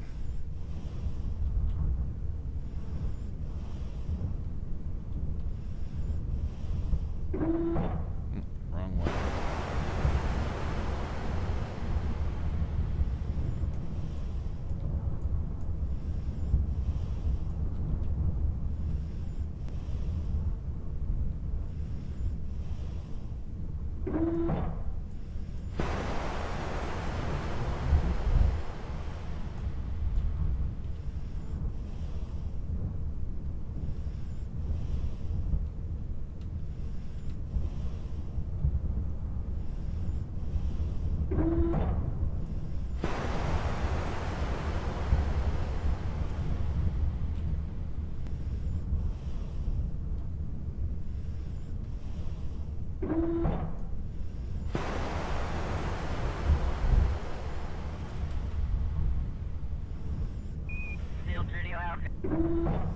Okay. Up we go.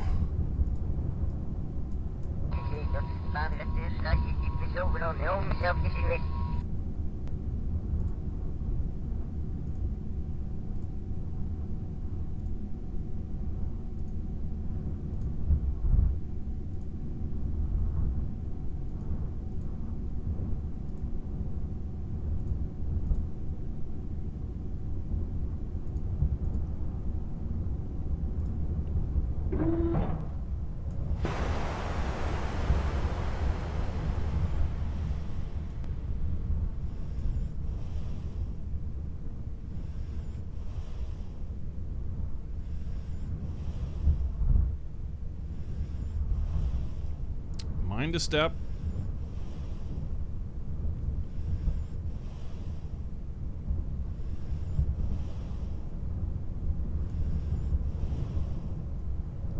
And yeah, I want to see if we can actually take off his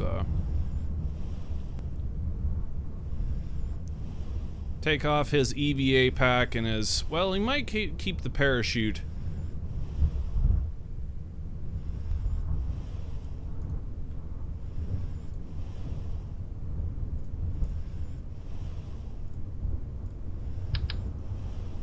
There you go. Cool. Yeah, I'll keep the parachute because he sometimes likes to, when nobody's looking, jump off of the tower and parachute. He likes to base jump off the tower. Not the kind of thing the security chief should be seen doing, but he does it anyway.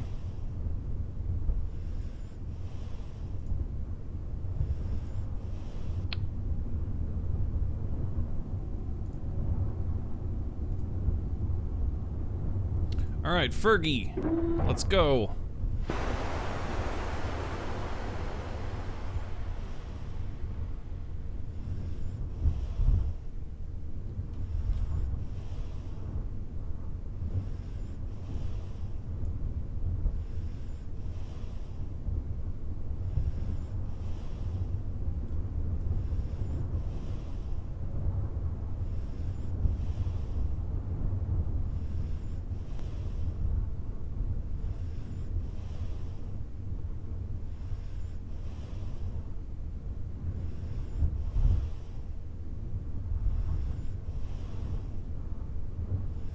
looks like we're really low, too.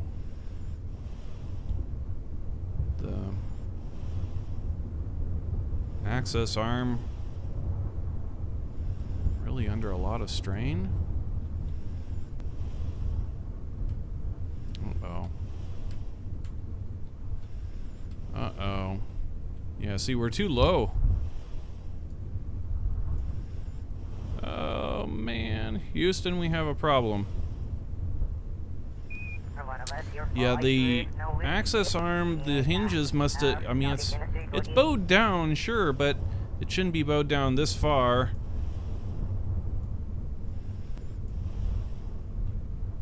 We're not getting our board button. It's not showing up. So we're not...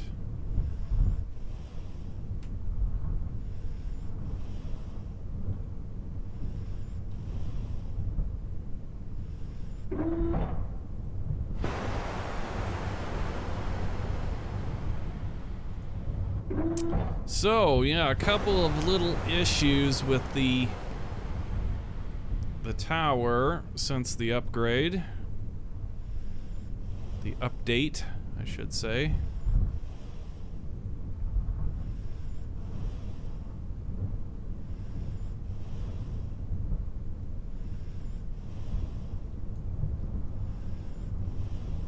And it really comes as no surprise. I would guess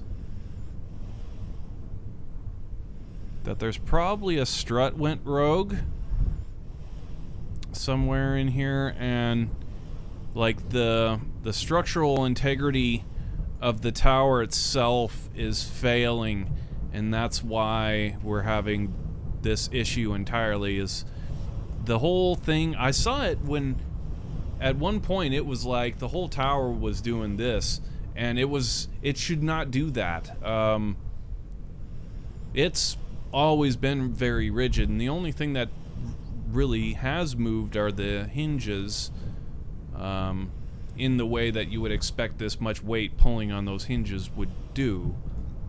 I mean, it droops a tiny bit, but not like this. This droop is very, very harsh. I don't think the hinges are at fault. It could be the opposite. It could be since the hinges are now stronger, like the coating for them has made them more rigid part, that the amount of flex that was in our model that would have been in the hinges is now getting forced into the tower, and thus the tower is actually under a different type of stress than it was before. And there you go. Like, if we shore up the tower, like I don't know, it's a mess down here, I'm not gonna lie. There's a lot of, it's a mess of struts. Like, we did not really go all out on the struts on the tower itself. We just kind of threw them in there. They always had worked. It was like, why fiddle with it? Who cares? No big deal. But yeah, that could be the thing. Notice how stable our Kerbal is. This is the other thing that like the whole reason why we'd decided to upgrade in the first place was not the Kerbal standing on. I never would have expected that our Kerbal would be this stable on standing on a piece like this. Generally, you would see quite a bit of slide right now, but moreover, for when we put parts, like buildings, we do more building work. Or e-brakes, that's the other thing.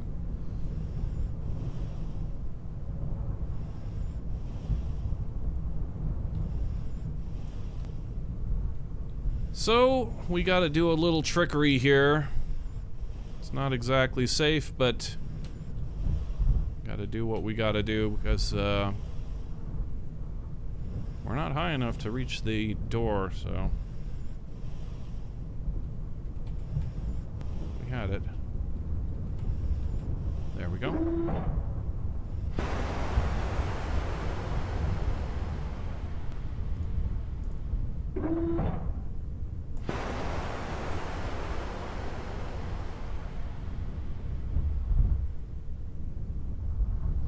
Could be the droop.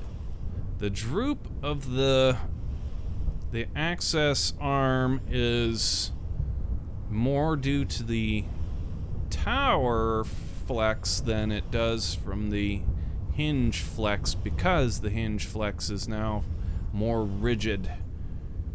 There isn't as much hinge flex. That's my theory.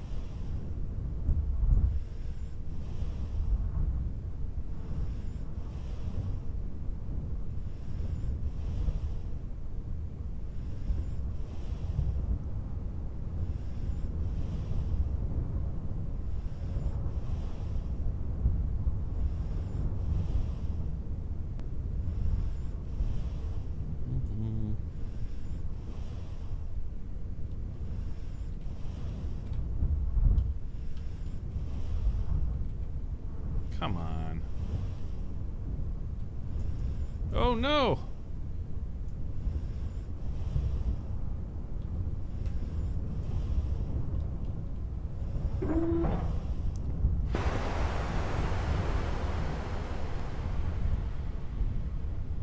And Douglas. Chunky Douglas.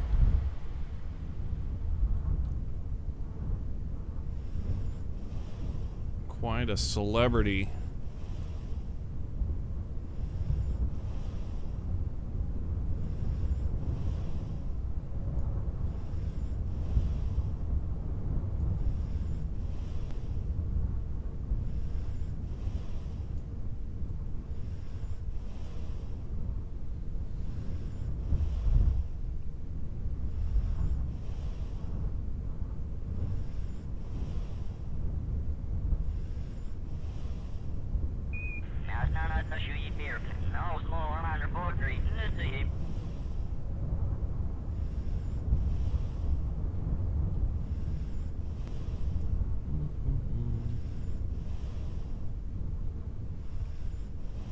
Interesting.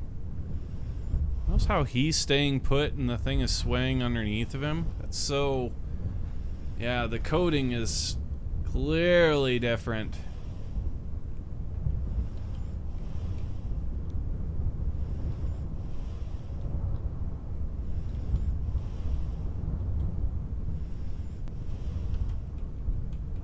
Come on, there we go. All right. We got the astronauts on board.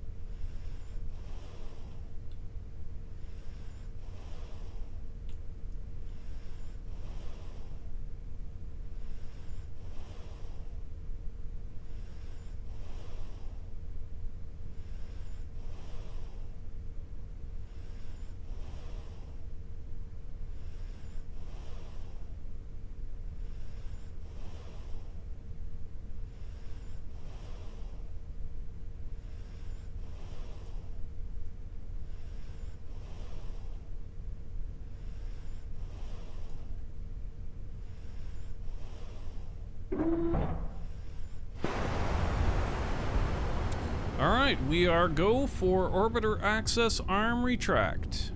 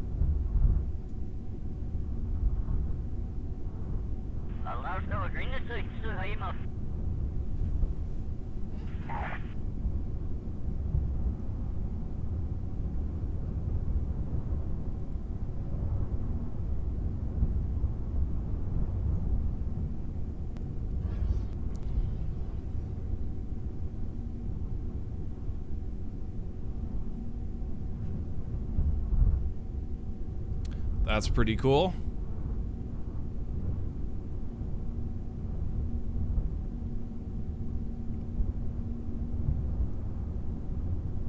Nice, dude.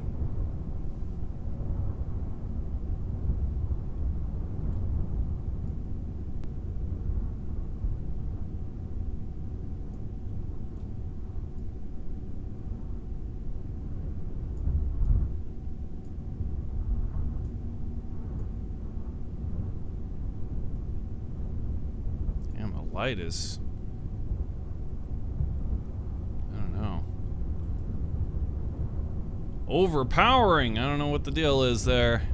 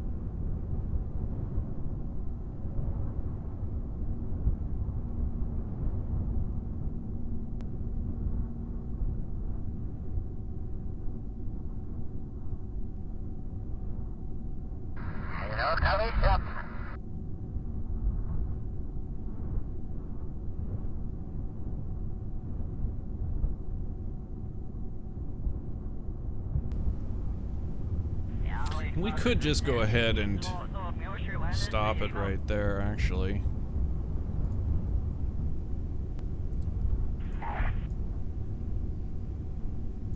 The access arm during launches generally is not all that far away. Now with the shuttle it was a kind of a different sort of deal.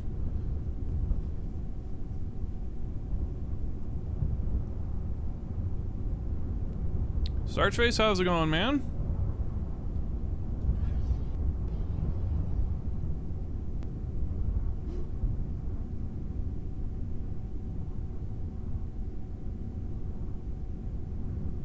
Zero X shell code.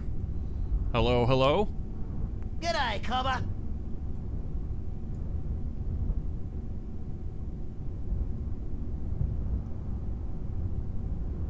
Yeah, in fact, the arm probably wouldn't have been that far away. They like to be able to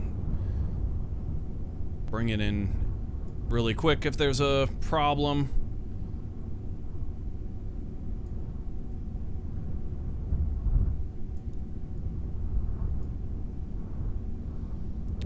Probably retracted our stuff. Always retracted our door a bit too far. That's okay. Alright, so we need to get into the launch window now.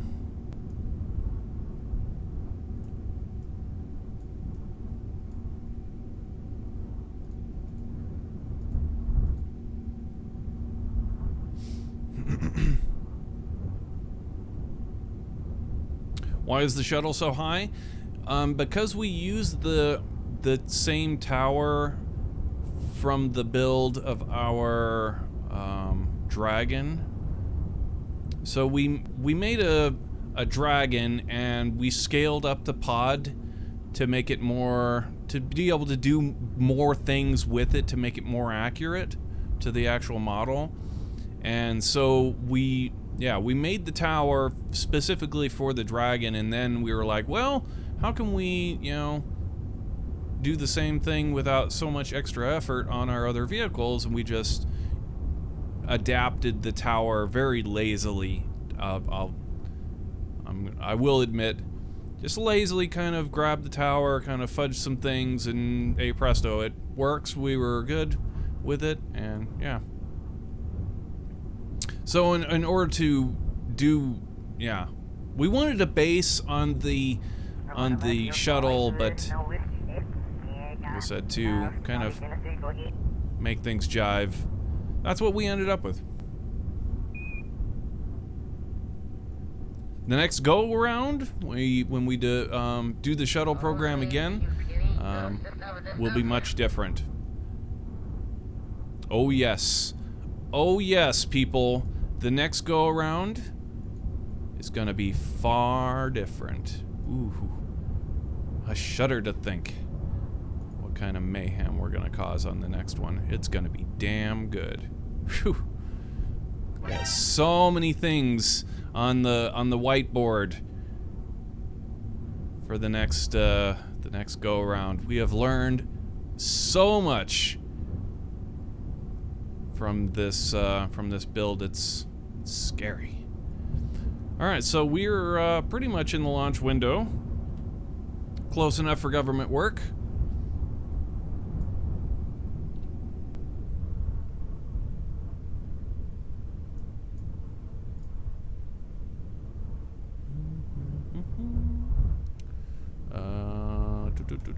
Program the ascent computer. Did it wipe out our settings? 52. Throttle 58. Negative 180.7. That's correct.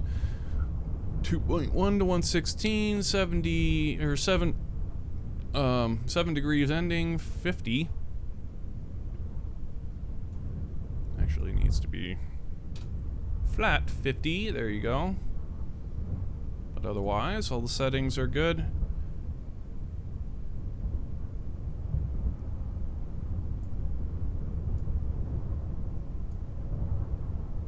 Staging is green. Pre-flight checks. This flight does not have any. No pre-flight checks needed on this flight. And we are in the launch window. Pre-flight checks confirmed. Launch window confirmed. Staging is green. Initiate launch poll.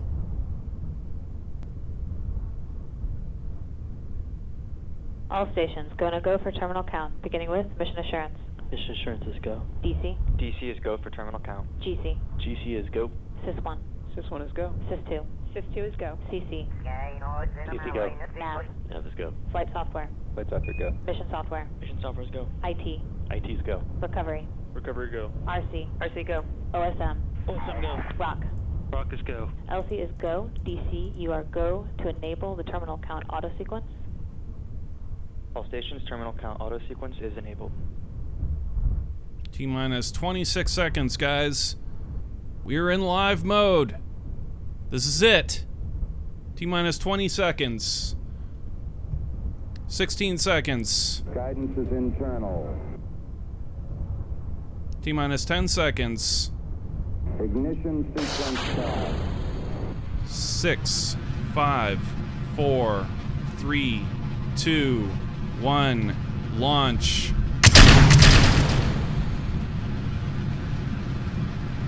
Lift off Atlantis. We have cleared the tower.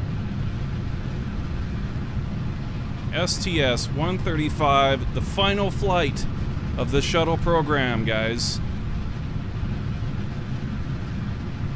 30 meters a second.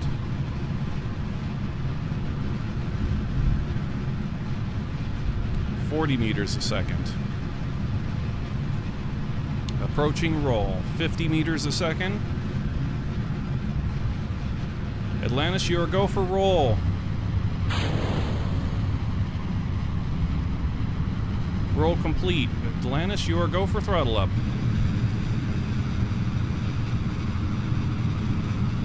100 meters a second. 110. We're go for pitch.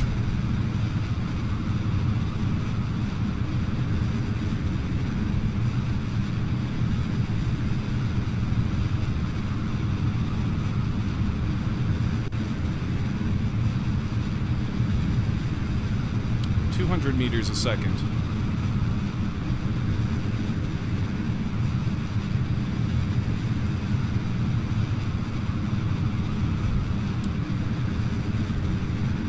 Meters a second. Vehicles transonic.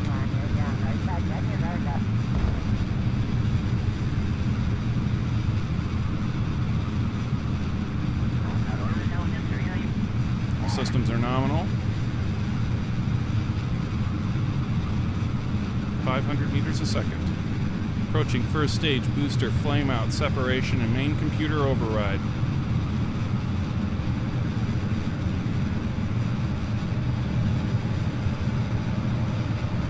Mach 2.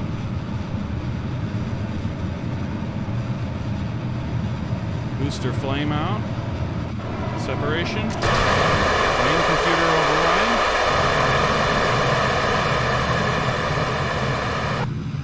Override complete.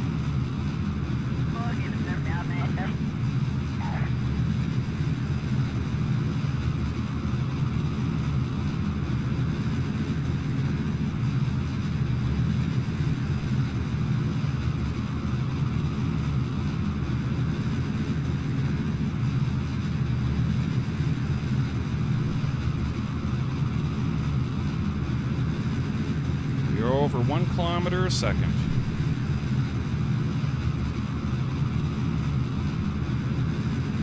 All systems are nominal.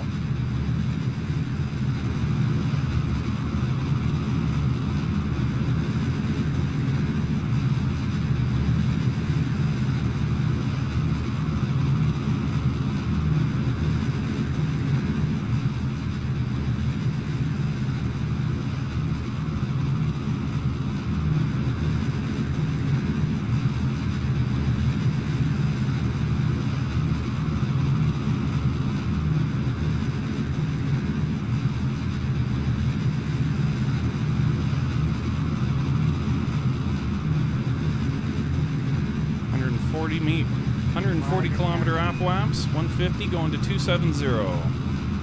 1,500 meters a second.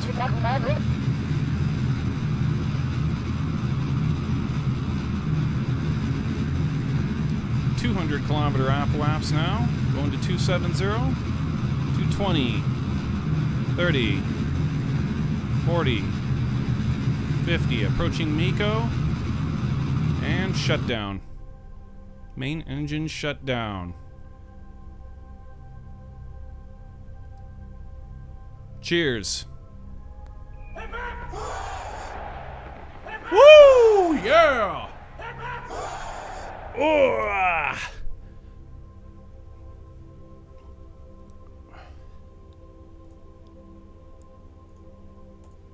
That gets the heart rate jacked.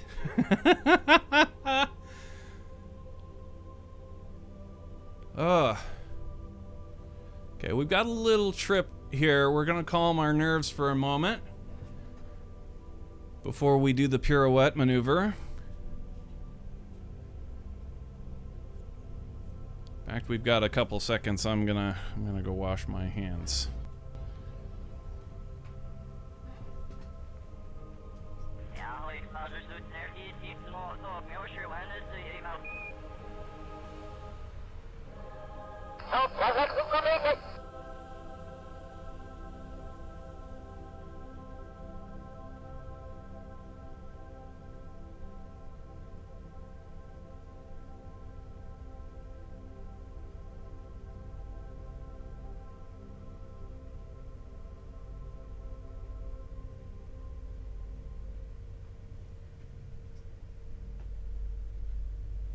Oh, all right.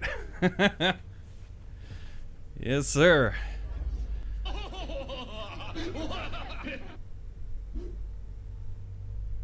Gets the heart rate jacked. Okay, we're almost up to 200 kilometers now. We are ready for the pirouette maneuver. So SAS off and hit it.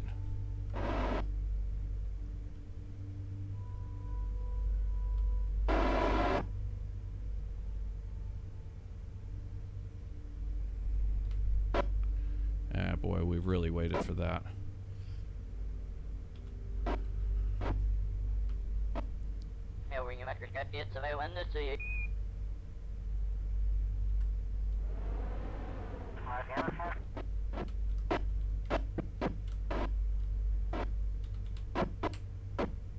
Okay. Pirouette maneuver complete.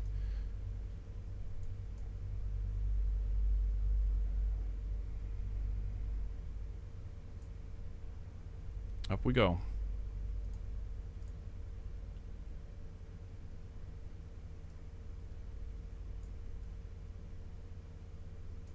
All right, transorbital burn.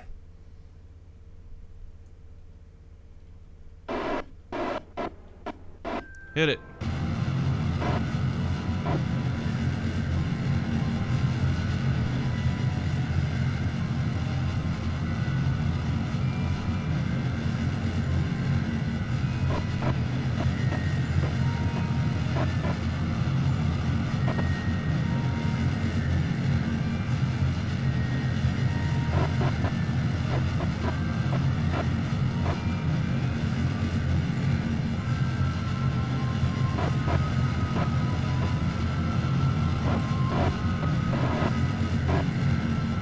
Shut down. Ooh.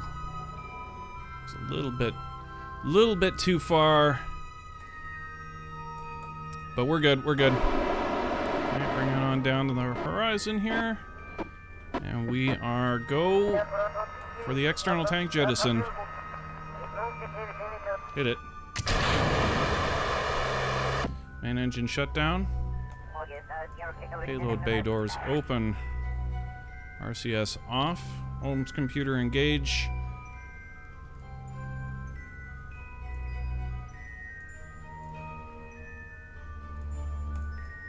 Alright, Space Shuttle Atlantis. You are go for the orbital insertion.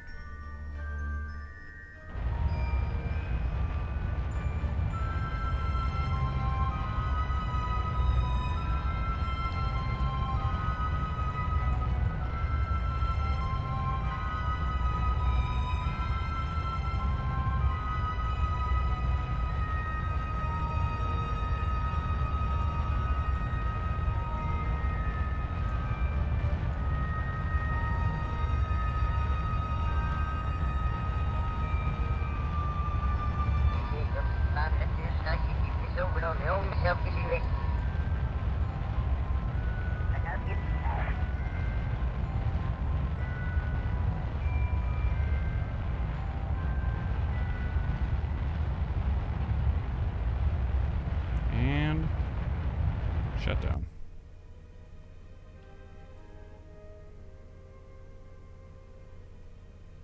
GG.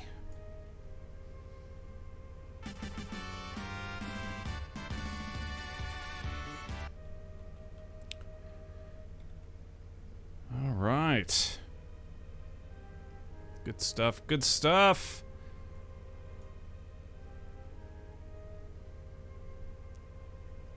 Can't believe this is the last shuttle. I know, huh? It's insane. It's a lot of shuttle missions. A lot of space station building.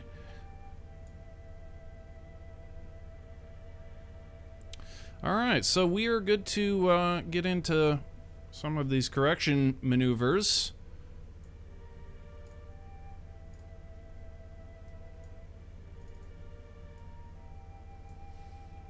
First off, we need to correct our inclination. How close did we get? Didn't target it? What the hell? Okay.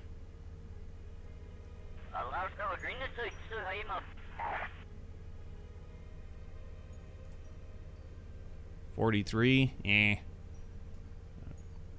really all that great. We'll keep one cut, yeah, and then when we get out here, so it'll do its correction. It'll do, let's get another burn.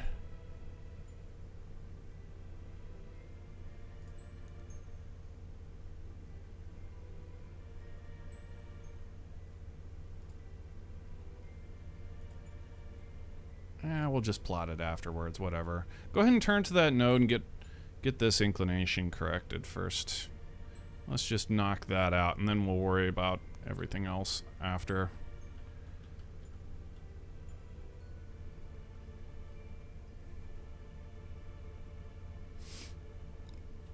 Okay.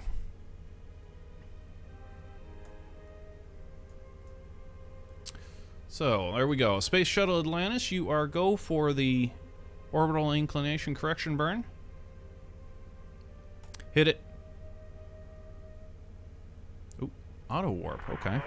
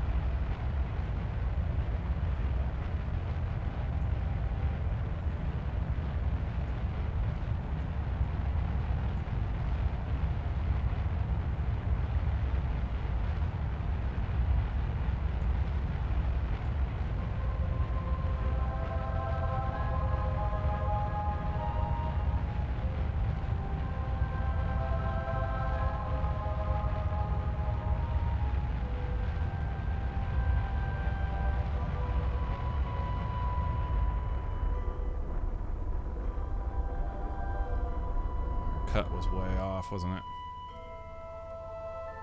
Just a tad.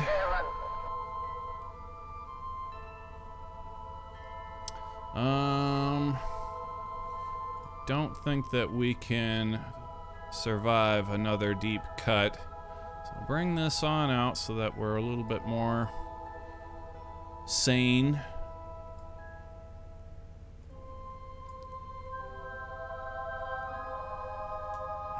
Our apoapsis is going to be pushed too far.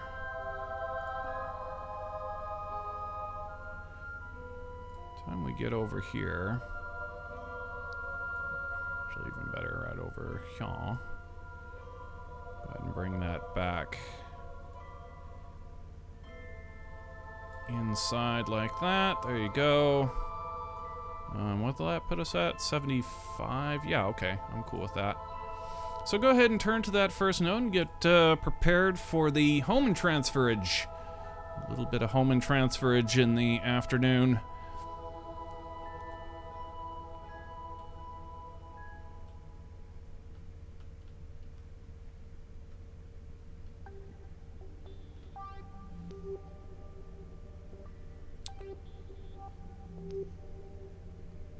Alright, Atlantis, you are go for home and transfer A. Hit it. Ooh, it's right now. What? Oh, it's not. Oh, okay. I was not expecting that. I was expecting next orbit. That's right. We wanted to kill this before we passed it.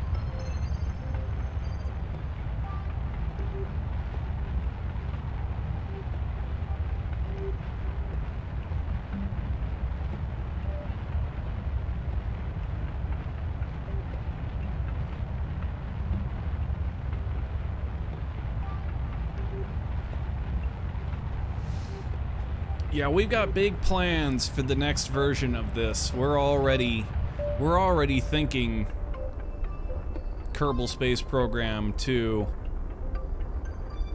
in about 8 years. So we're already thinking 8 years down the road. What we're gonna do different and all of that.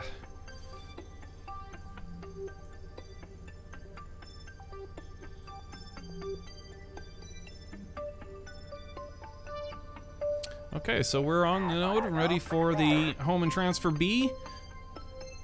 Go ahead and hit it.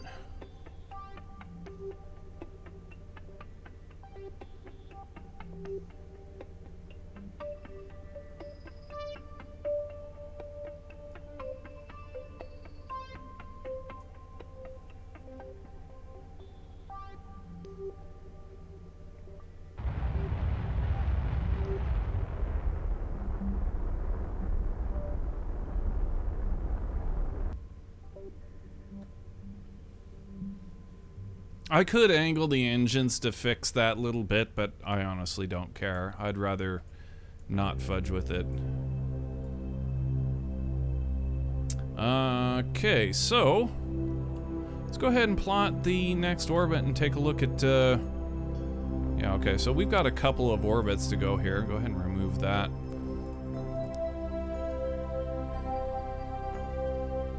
As we creep up on the International Space Station,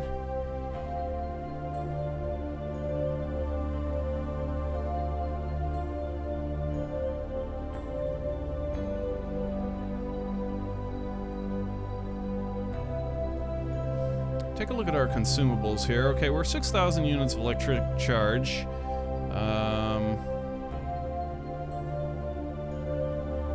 go ahead and plot to bring us out over here. Next orbit.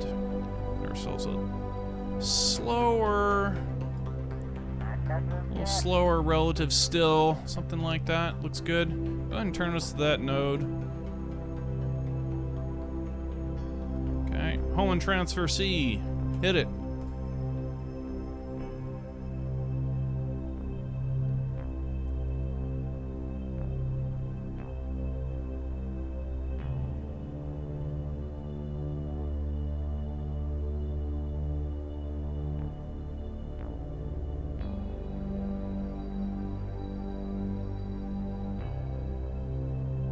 Actually, you know what? Hold up. Remove that. I veto that. Give us one more orbit.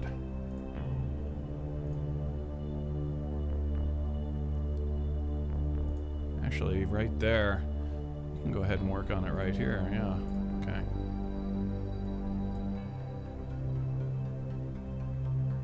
We can afford that in radial.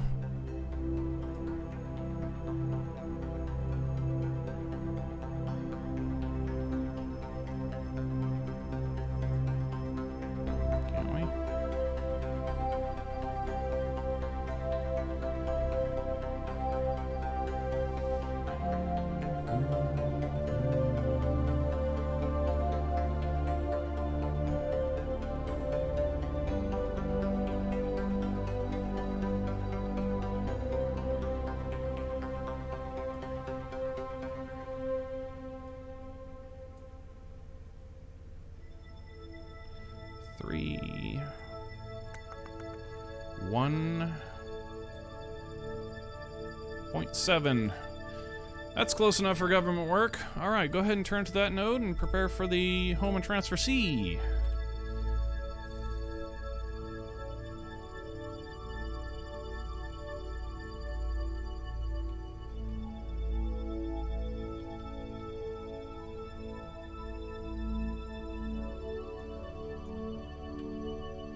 All right, hit it.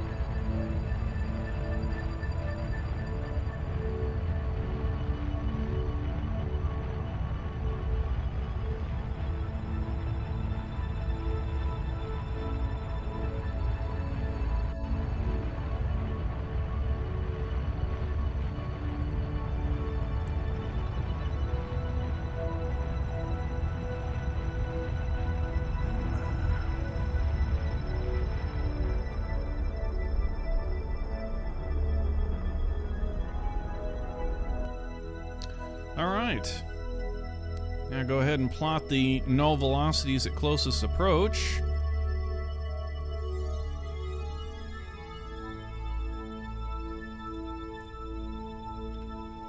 We're gonna be going pretty fast. Remove that. Okay, plot it again. Okay, I'll buy that. Looks right. 48 meters a second. Turn to that node and prepare for closest approach.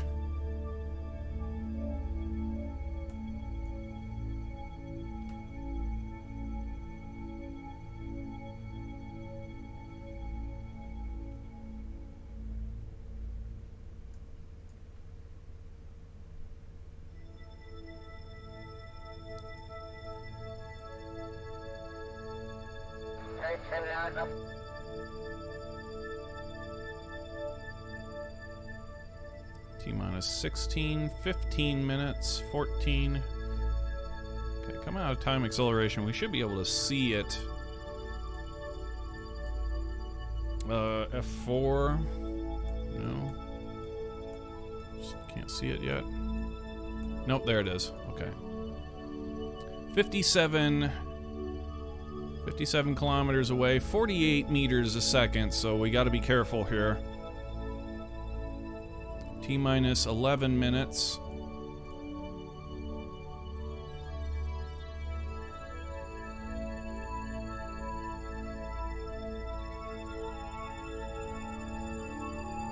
Six minutes. How far out are we? Okay, 20 kilometers. I'm gonna go ahead and start burning a little bit here.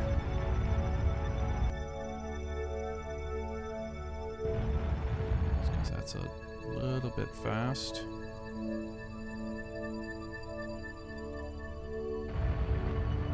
Okay.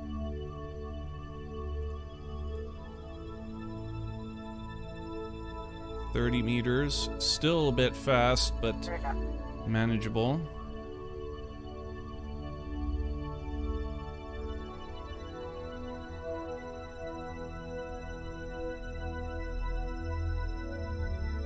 Kilometers out now, 40 meters a second.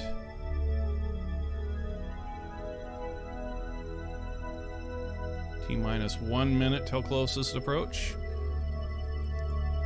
Okay, go ahead and kill a little bit here.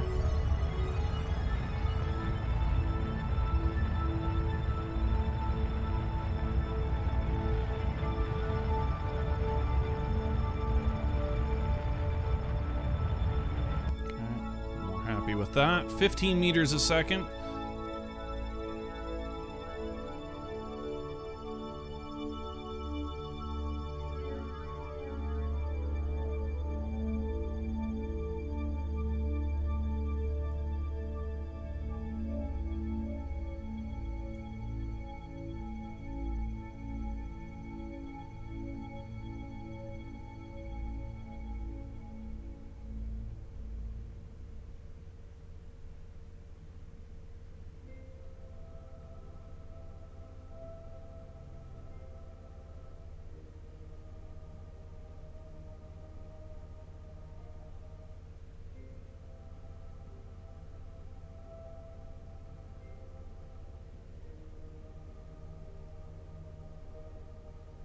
Okay, we're coming into render distance now. Here it is.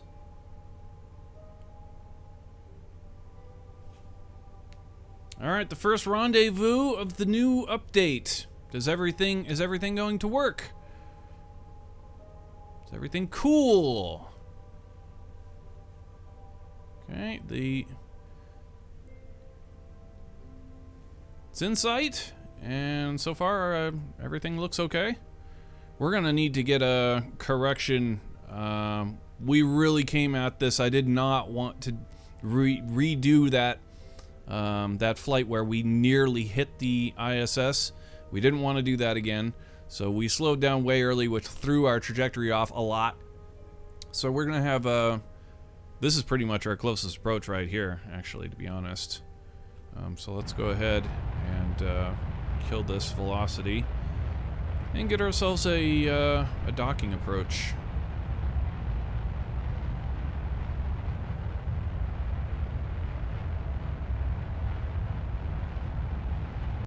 Okay, go ahead and remove all those nodes. Just go ahead and put us retrograde relative. That'll work.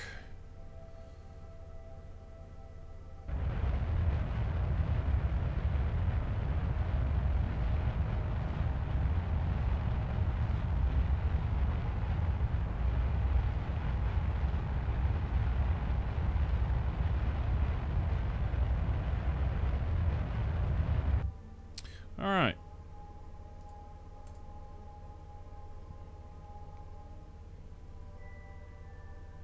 Now that we're happy, we're coming in at a safe speed.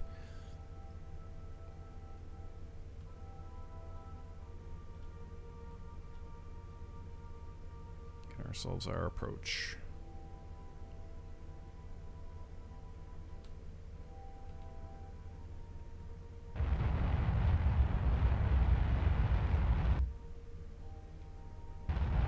To about, 3 or 4.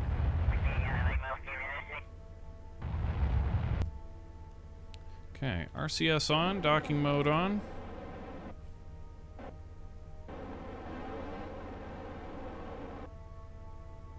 Okay.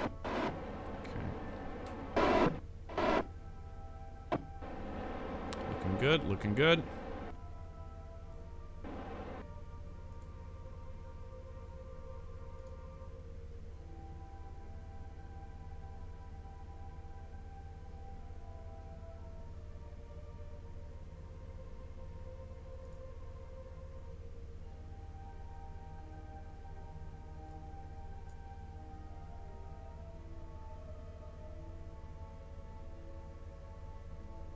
Okay, we're within 1 kilometer now.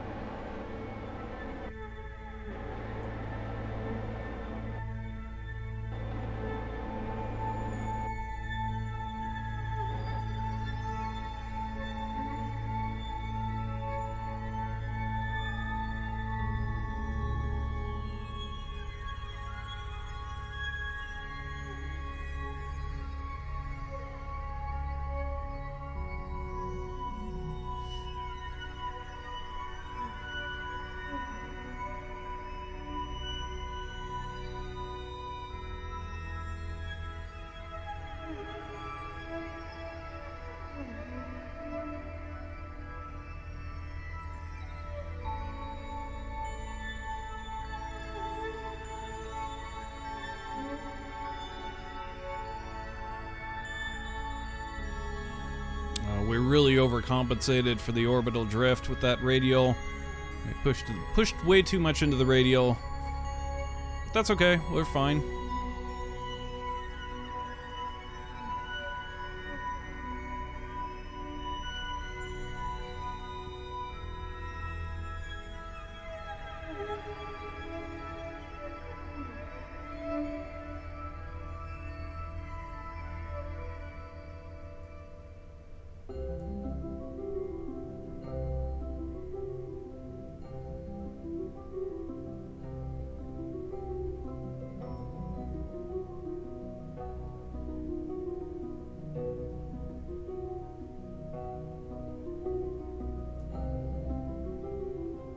Okay, we're within 350 meters. I think this is close enough that we can go ahead and just park for a moment.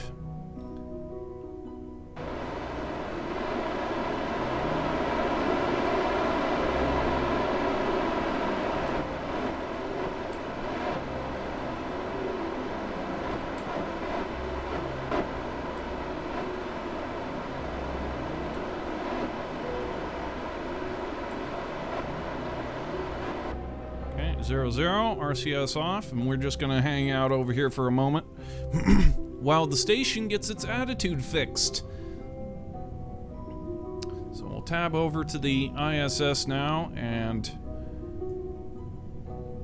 yeah, this is where I can point out one very noticeable thing that since we updated to 1.11.2 has done. So far, the station has been fine. Everything looks fine. Everything is, in fact, it turns really, really well. But right here, it broke our little two-way inner solar panelage on Zarya here. So we can just ignore that, or we could fix it. I'm thinking a fixing mission could be fun.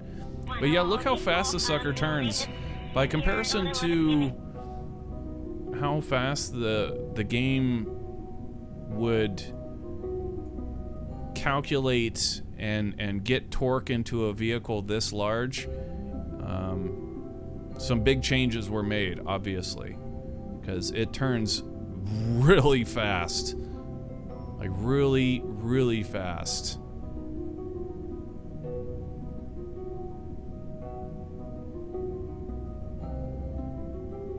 Like, we wouldn't, even if we went into time acceleration, could we have actually gotten it to turn this fast prior to the update? Just insane.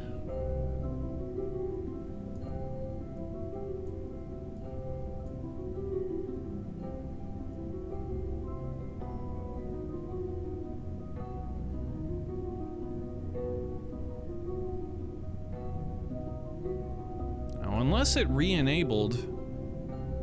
No. See, the only thing doing the torquing here are two lonely reaction wheels. This one and this one. That's the only thing providing torque for this whole thing, are those two reaction wheels. And it turns it like a beast.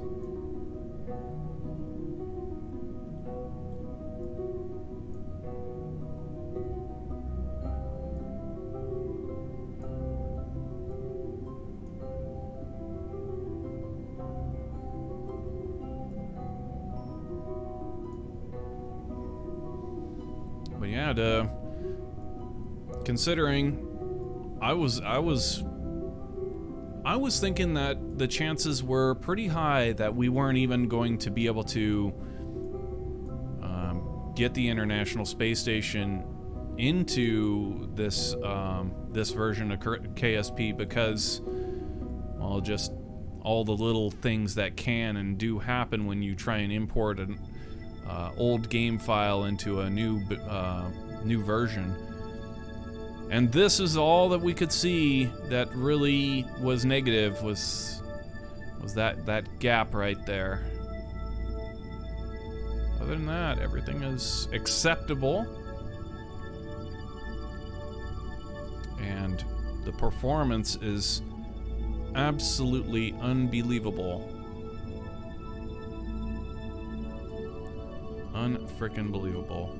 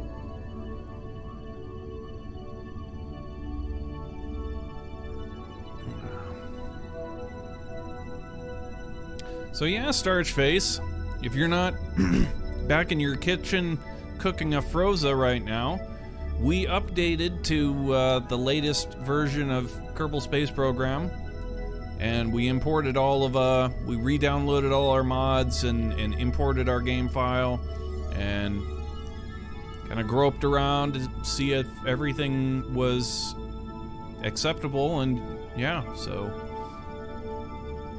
huge things, man, huge things. The most notable one being the fact that we can control sliding on Kerbin. We can put a cubic arc down, or anything really that isn't too spongy, and we can keep it from actually moving indefinitely, which is insane. So we've got some pretty awesome things that we can do now.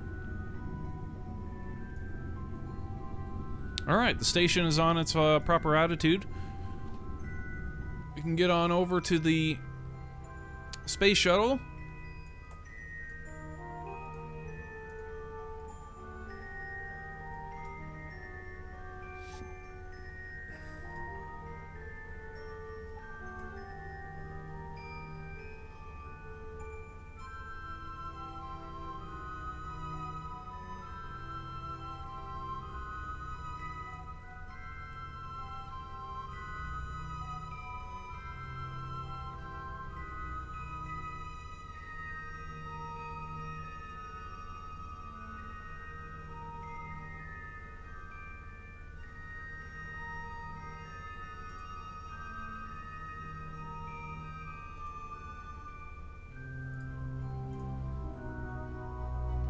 Alright, we are go for the control point change. SAS to SAS. And there you go. Can we control, oh, there it is. We can't actually target the docking port that we're going to be going to as of yet. So we're too far away, but that's okay. We know that we'll be traveling orbital. We'll want to be looking orbital retrograde with our control point, and then we'll just get the roll ourselves.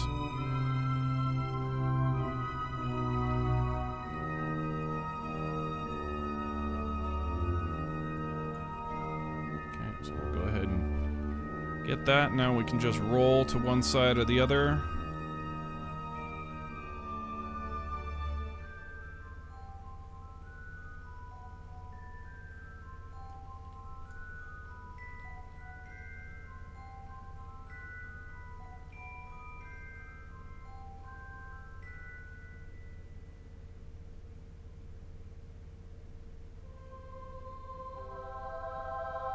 Okay, there you go. Alright, RCS on, docking mode on. We can go ahead and get rid of this maneuver planner. We're done with that. Staging's done. Down we go.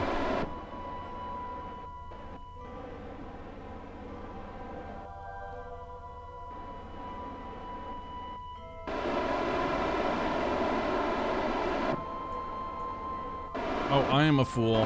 I'm like, why? Okay, yeah. Okay. My bad. My bad. Wrong way, Elway.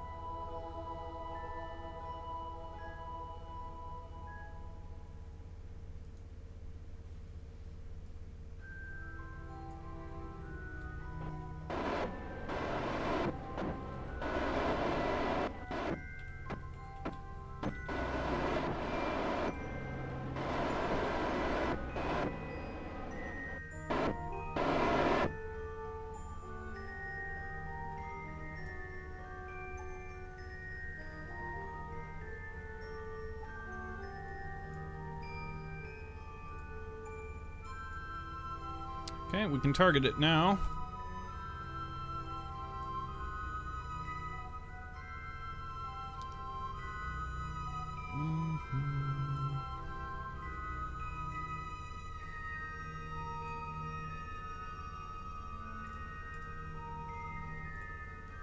Okay, smart SAS, do us a big favor and hold us negative parallel to that target. Okay, and docking indicator.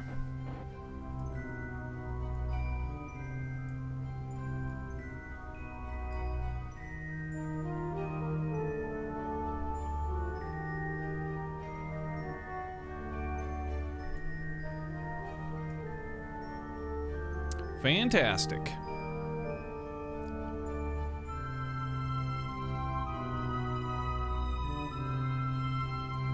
So yeah, I don't know how we're going to attempt to fix that solar panelage on Zarya. Could be pretty fun mission to undertake.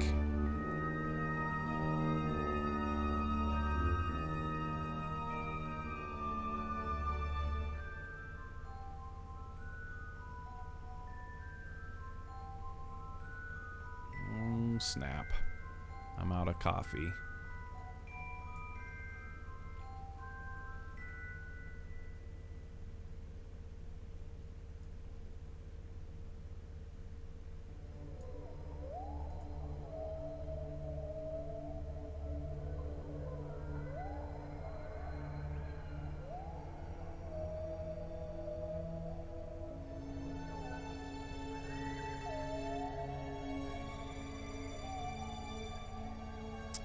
Less than 100 meters now.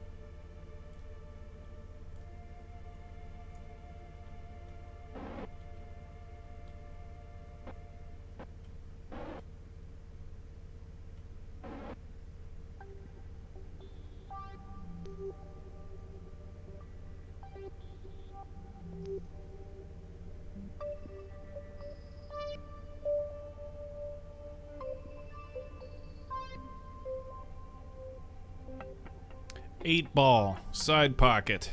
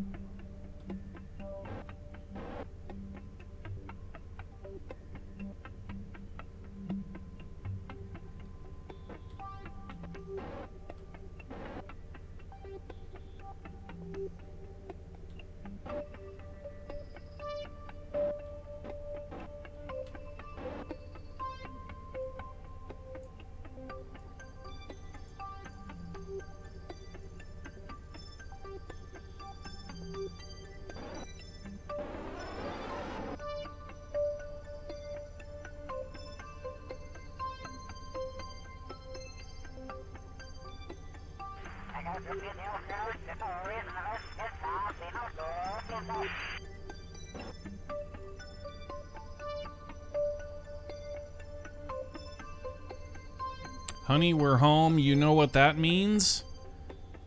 What does that mean? You trip over an ottoman. Tumble. The audience laughs. The credits are played.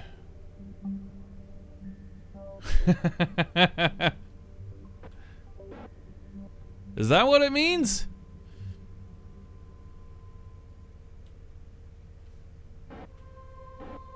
Or does it mean froze a pizza?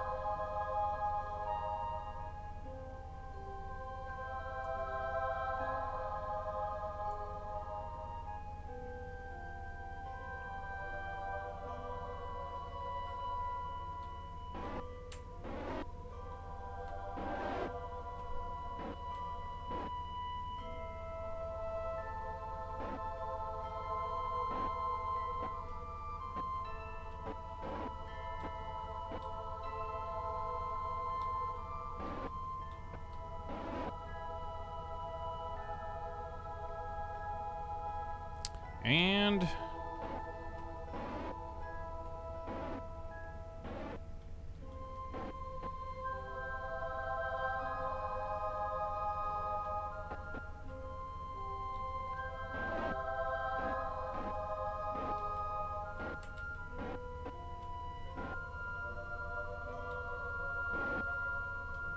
we're actually kind of drifting away.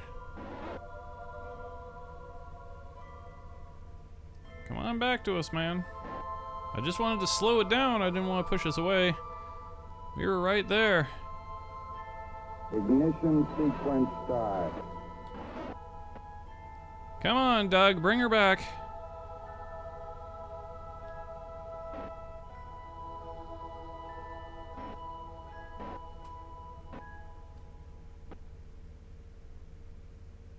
Do More Gaming, thank you for that follow.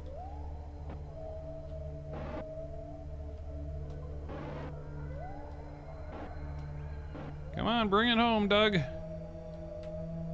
I'm talking to the pilot here, controlling all this, Doug G. Chunky Hurley. You may remember him as the duo Doug and Bob from the Dragon launch, which actually in our world hasn't happened yet. But there we go. Captured and hard locked the control from points is correct. So we're good.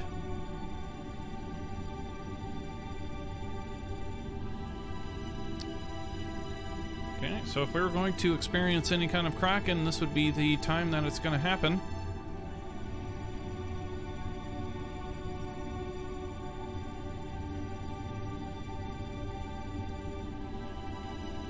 Everything looks a-okay.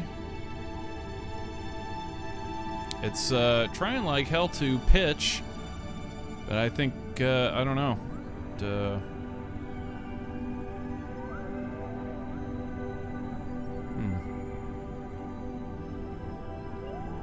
It's just trying to maintain its attitude now with the extra weight that it's got on, but it's also got more resources as well for the torque. But as we have seen since the upgrade, since we have updated Kerbal Space Program to the latest version, this thing has amazing turning when the shuttle isn't here. It used to be that the thing would have hideously bad turning unless the shuttle was here. Or this thing could just be also, I don't even know. Could be feeding us garbage for all I know. But everything looks legit. We're on the node. It's holding roll. Everything looks cool.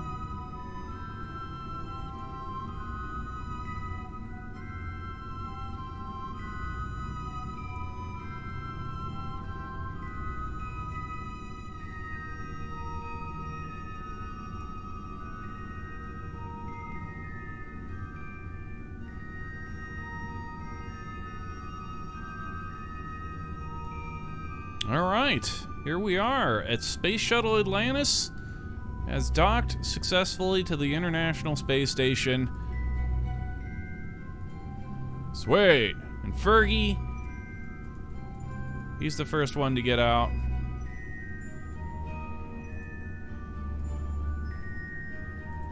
Rex can climb on out of there. He's gonna go hang out in the Tranquility module. Sandra, she can come on out. She's gonna run on over to the Unity module. And Doug, the soon-to-be very, very famous astronaut, he's gonna come hang out in Destiny. Destiny, Destiny, no escaping that for me.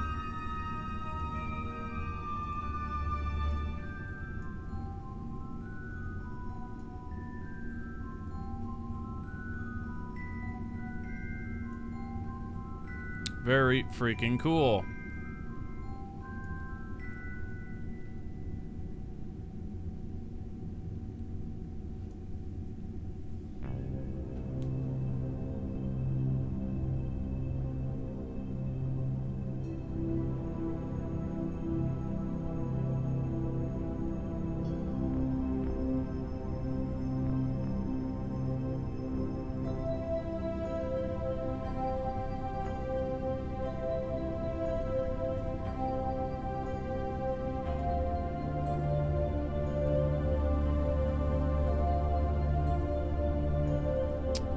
We need to figure out what we're gonna do about these solar panels over here on Zarya.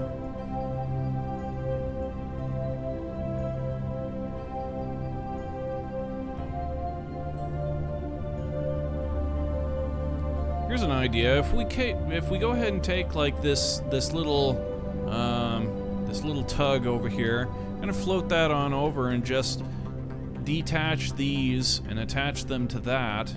And just clean them up, just get these things out of here. Then we could go ahead and launch a replacement solar panel setup with very simple connection point instructions and rebolt those on.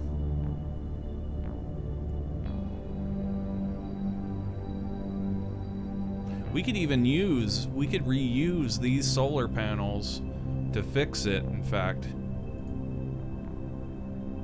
All we would need is the inner part. Get that fixed. That could be a really interesting mission.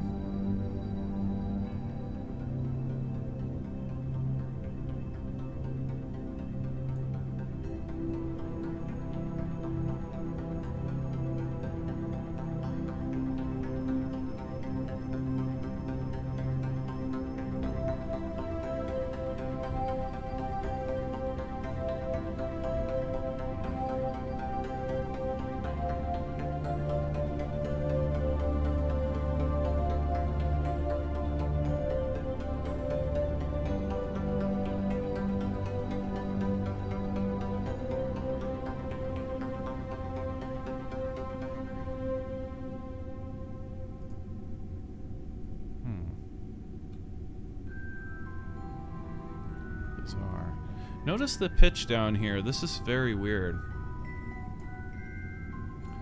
So it may just be like this shit's turned off and it doesn't know like what anything is going on. It's just brain dead basically because this is controlling. But normally it shows us like down here how it's trying to control it. But see if I pitch down, notice how it like, okay, the game just, yeah, auto-saved right in the middle of that. Notice how it's now like Maximo pitch down, which obviously doesn't make sense. The roll went maximum, the yaw went maximum. But if I pull back, see it's acting as though it's just kind of brain dead. Which I'm okay with that, it's just bizarre. It's holding attitude. I mean, it's clearly holding attitude just fine. Does that have anything to do with that? So if we click on the SAS,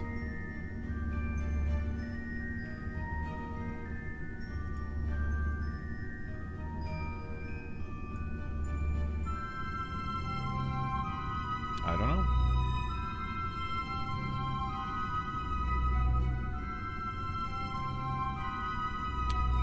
Let's go on an EVA real quick, just for fun.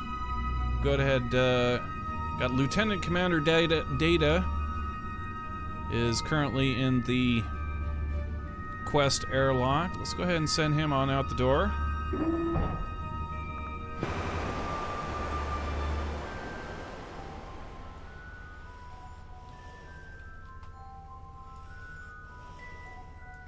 Yeah, our new function here.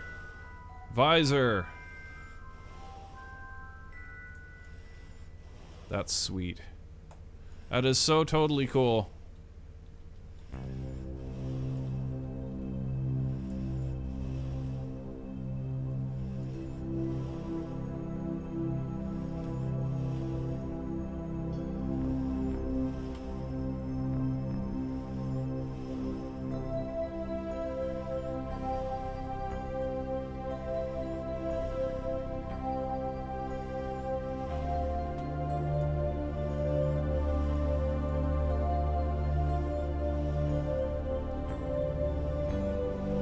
Gotta be careful as there is still this remove helmet button.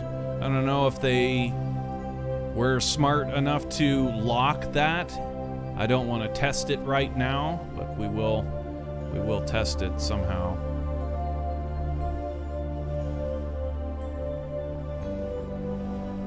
Is this it for the station expansion? Actually, it was already, well, yes and no. We were already finished with any permanent modules that the shuttle was going to bring. The last module that the shuttle brought to the International Space Station happened on Sts-134. This mission here, the only thing that they did was they flew with a Leonardo module, which is not a permanent module. All that it does is the Canadarm grabs it and it connects, and they move all of the beer and snacks and whatever stuff they stored in there onto the station, and then it comes back with the shuttle. So in that respect, the station was already done, but we are not done. There are more modules to get delivered, but they do not get delivered via shuttle. They get delivered via, guess who? SpaceX. And there may be one more Russian. I doubt that, actually.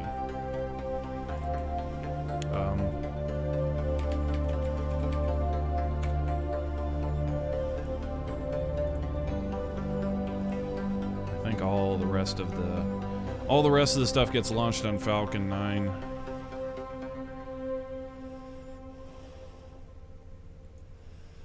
Yep.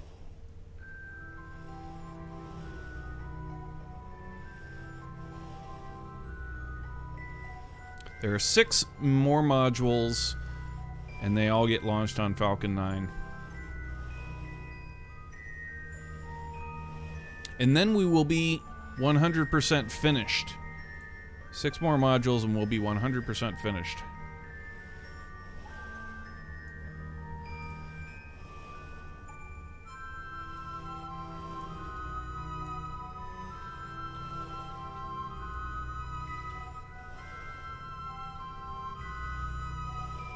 Quite epic.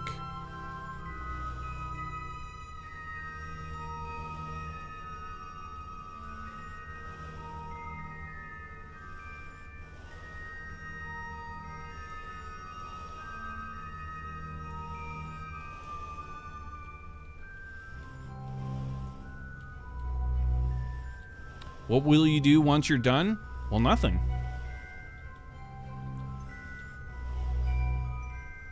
We'll just sit here. We'll do absolutely nothing.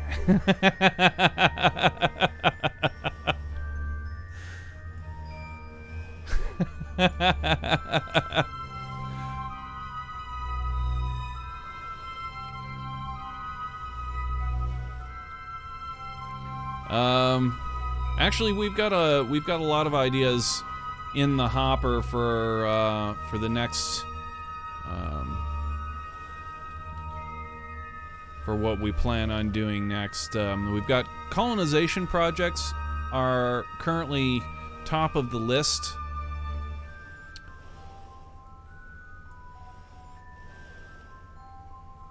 And yeah, there's quite a few things that we've got boiling in the back of our mind as what we should do after we're finished, 100% finished with the International Space Station.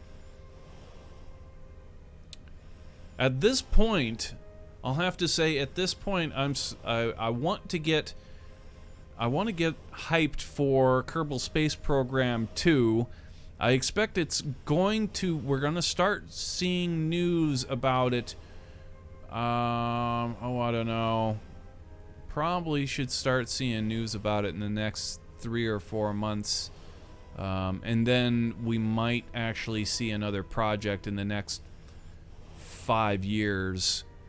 So, another 5 years and 3 months, and we might be able to actually play Kerbal Space Program 2. But yeah, when that happens, if that ever happens, of course, one of the big chores is going to be to recreate all of this again. And that, I really welcome that, because we've got a lot of things that I would never dare to go back and do right now because they're so ingrained. But I know many ways of making this build far more accurate and just all around better. All around a much better playthrough. The shuttle build, Dragon, and we haven't even gotten back to Dragon yet. But still, yeah, we got a whiteboard of things that SN15 will land 100%. Huh?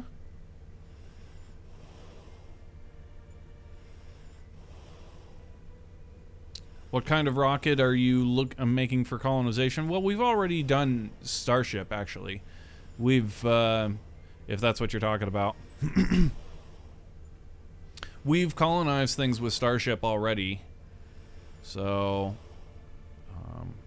as far as our colonization projects are concerned, I don't know, like, generally speaking, we go with a fleet. We don't just pick any one vehicle to go and do our colonizations with. We send many in a caravan.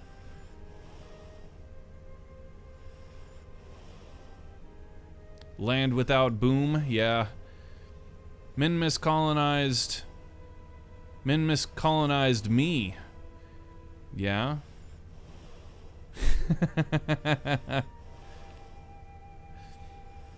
Yeah, SN-15 will land eventually. I mean, they just paid him like almost $3 billion. So, if nothing else, you know, Starship may not make it all the way to the moon and back. The whole project could fall flat on its face, for all we know. Here's what we do know, is that Elon Musk has got about $3 billion to play with to try and get it right. And if he does, then they're going to be going to the moon. If not, then he will definitely have gotten a very long way with the project, I would hope. But his whole career, or his whole, I shouldn't say career, as he really doesn't need a career, obviously, like a person who's worth as much money as well, he didn't need a career before he even started his career, to be honest.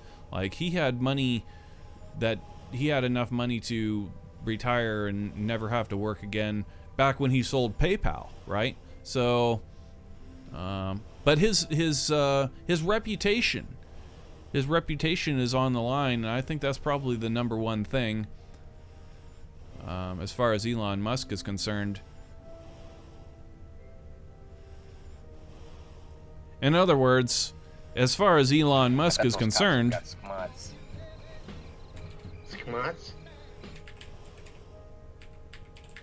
as far as Elon Musk is concerned, in the position where he's at right now, it may not be financial ruin, but Failure is not an option.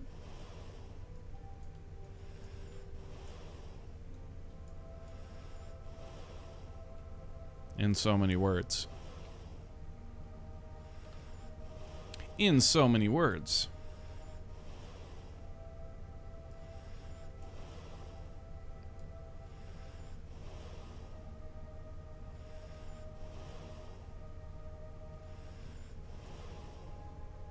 So yeah, that's what's coming down the coming out the hopper is going to be, we've got SpaceX stuff coming up, and that, I don't know, well, it's already built. We've already invested a shit ton of time into our rockets. We haven't flown them a whole hell of a lot recently, but boy, oh boy, we used to launch Falcons all the time, like 10 a day, 20 a day, like was not uncommon back when we were working hard on them.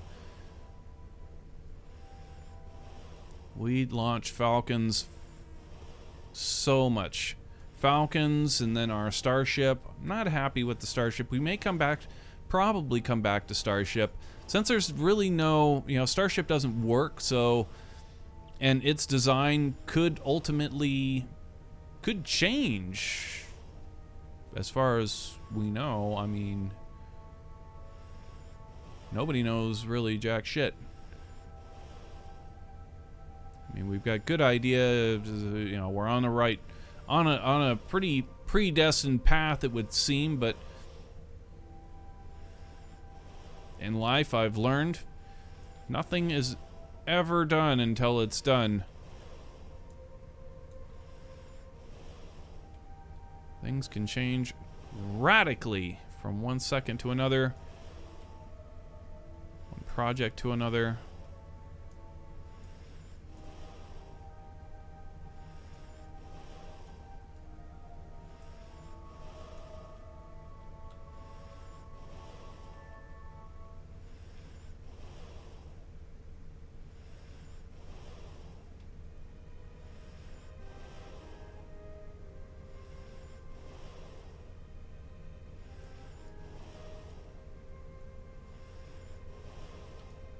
What kind of cargo did we bring with us? Just more beer, I would expect.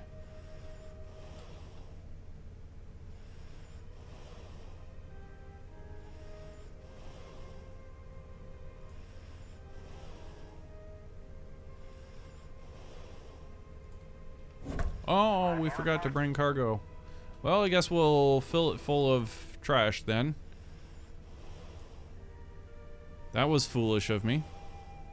We grabbed this thing out of subassembly, and in our previous version, it like took all of the cargo with it, but it isn't as though we need any cargo. Like, we've got tons and tons and tons and tons of food and chocolate, water, beer, you name it. This whole station is absolutely packed with shit. Packed to the gills, it is.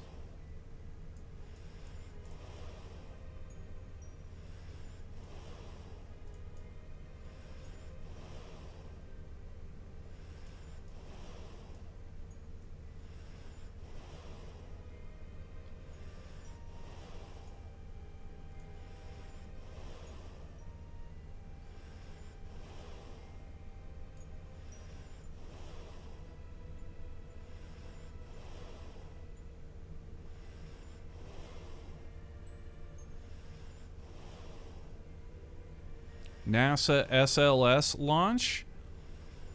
Are you saying...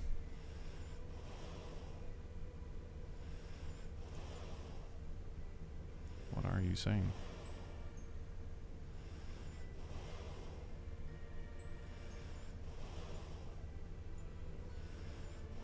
Is that what this is? Is that what you're asking?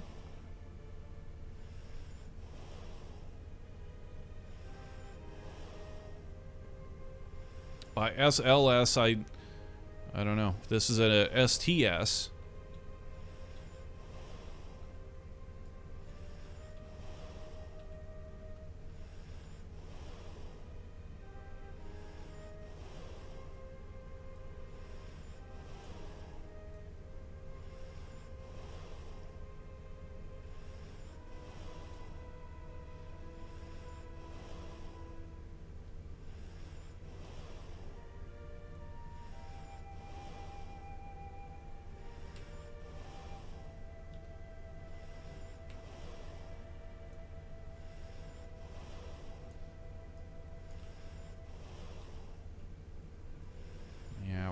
To fix this.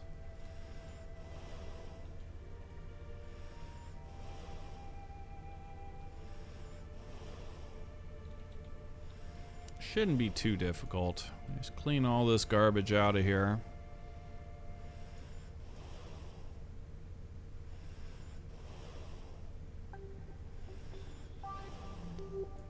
One beam, we get ourselves just a beam. We can hook these pieces onto that beam in the VAB, get them positioned correctly. Get a node, and oh, well, that could actually be a problem. We may have to send up new solar panels because these don't connect to a node, which would make it hard to center it exactly. So we'll probably want to actually do that in the VAB. But then we can go ahead and radially connect them here, measure them up. Be all too difficult.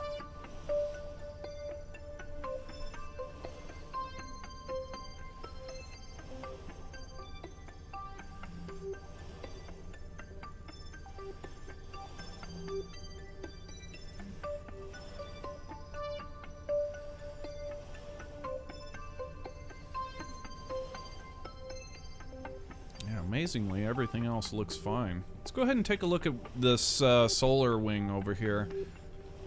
Do an inspection of the solar wings.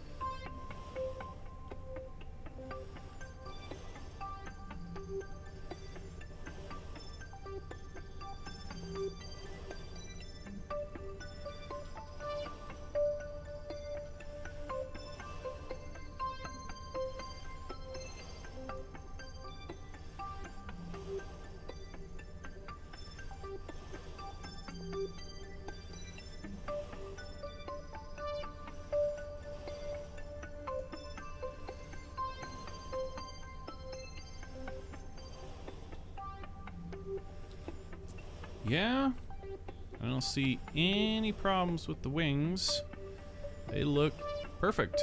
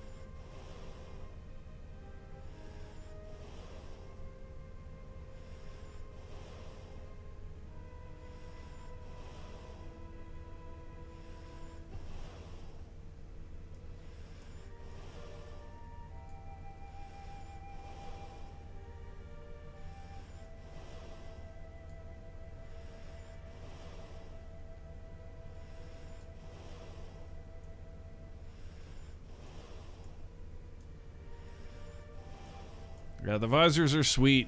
I'm gonna have a lot of fun with those visors.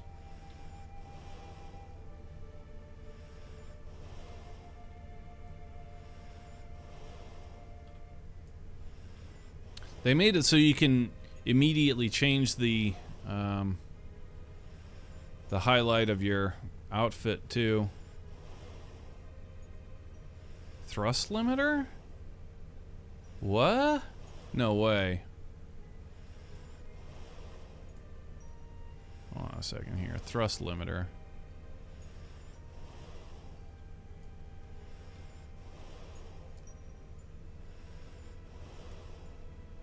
I'll be damned. They put a thrust limiter on the...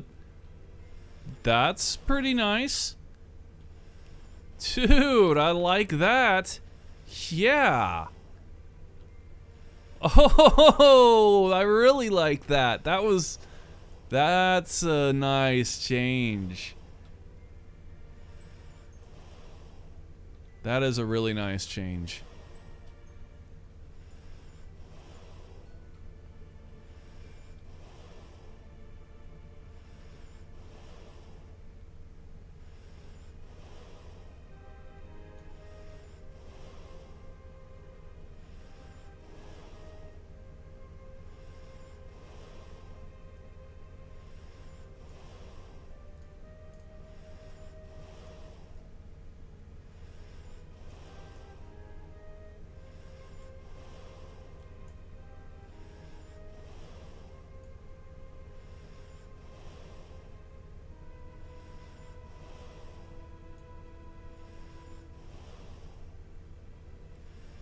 Yeah, man, there's a thrust limiter on the EVA pack.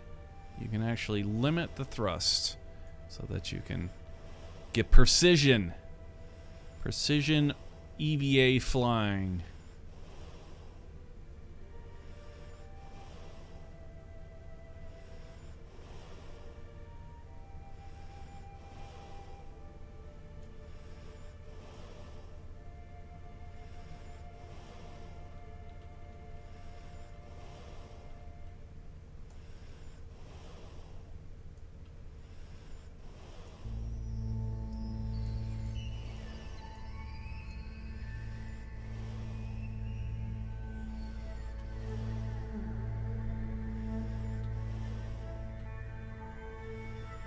That little bit that we always have to, you know, you're kicking yourself around. You can get it exactly right now. Turn this sucker way the hell down. Get yourself floating exactly where you want to be. That is super, super nice.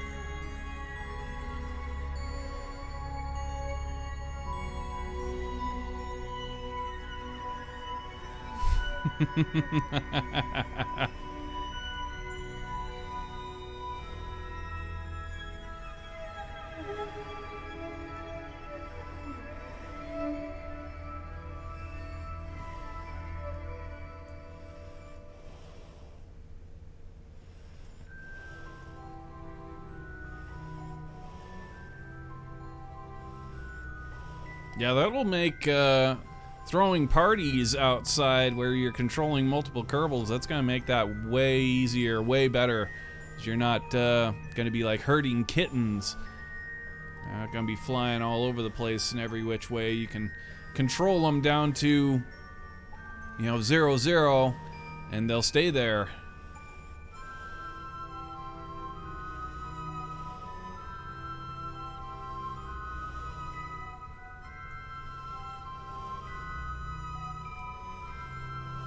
For example, how this dude's just practically stay spinning here almost indefinitely. If we were exactly right, that is super freaking cool.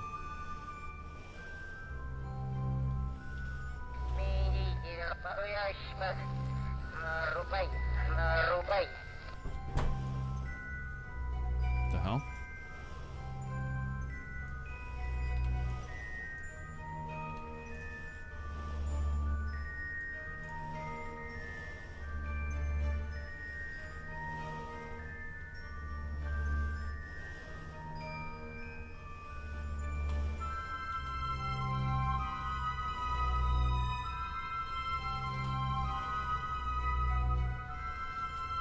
Oop, wrong way, bro.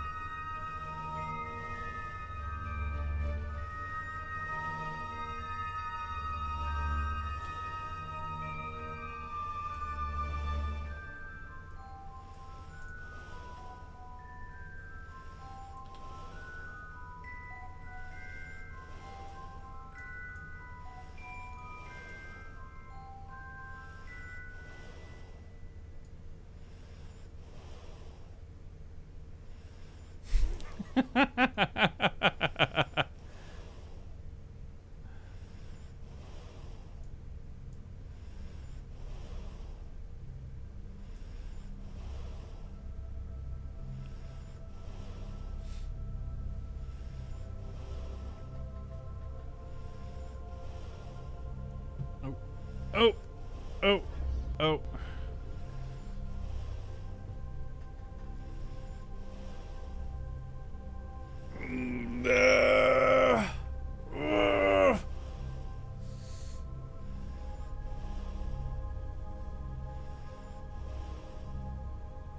Wake up!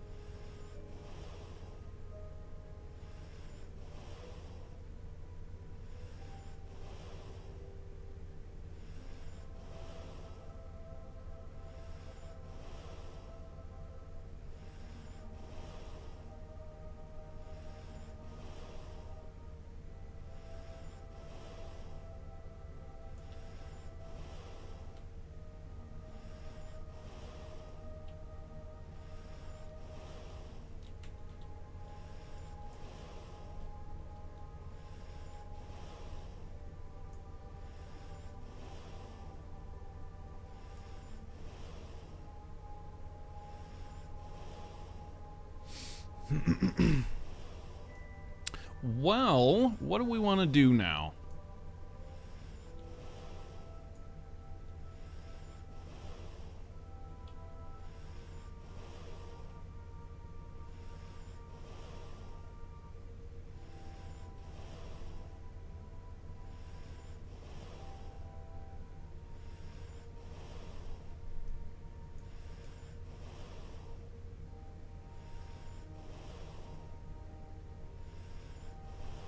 Let's do a little powwow.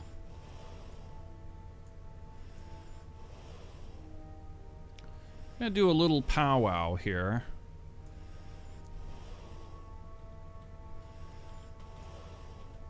Since we can.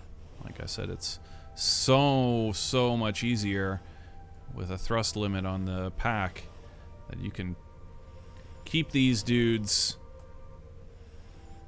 very high precision. Keep them dead still. Do it, no, yeah, definitely. Well, should be very safe right here.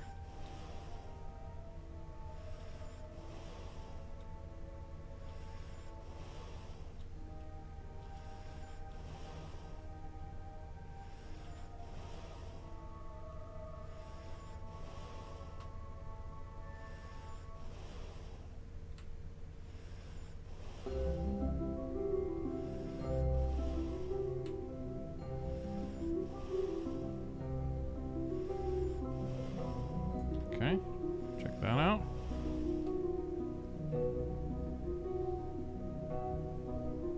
Oh, even better. Under the cupola. Oh, dude. Oh, yeah. Yeah, we're gonna have an EVA party. Under the cupola. It's gonna look sick. Female. Female Kerman, where are you at?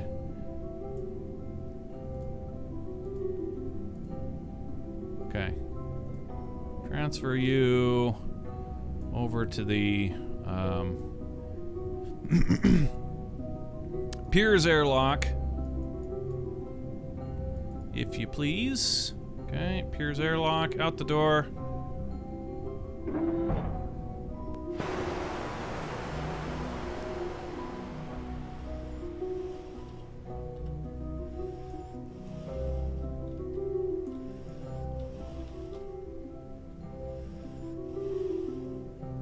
What happens under the cupola stays under the cupola. Now I kind of wish we could move one of these Canada arms sort of over to underneath Tranquility or something.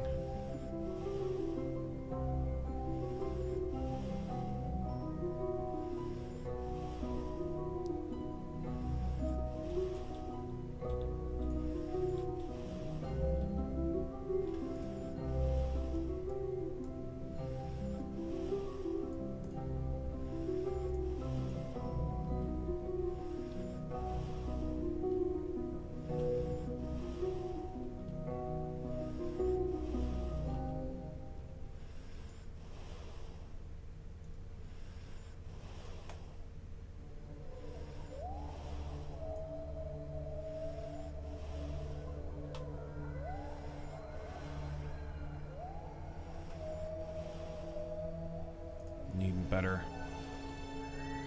Higher precision. Oh, it only goes down to 10, huh? Okay, well. Hey, it's better than having them, like, bouncing all over the place. This is definitely much better. Okay.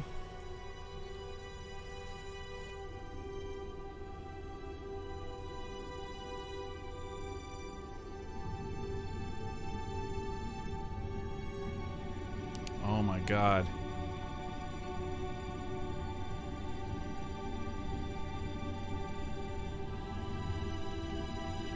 Now, see, here's the other thing. Now, is data moving? Because the old setup now... Yeah, see, it would fudge math when you switch from vehicle to vehicle, it was common that like the game would fudge its math somehow, and you would. But he's still kind of in place. I mean, maybe that was his motion here was due to was due to us. That's not. I mean, it's still a thing, obviously, down to a.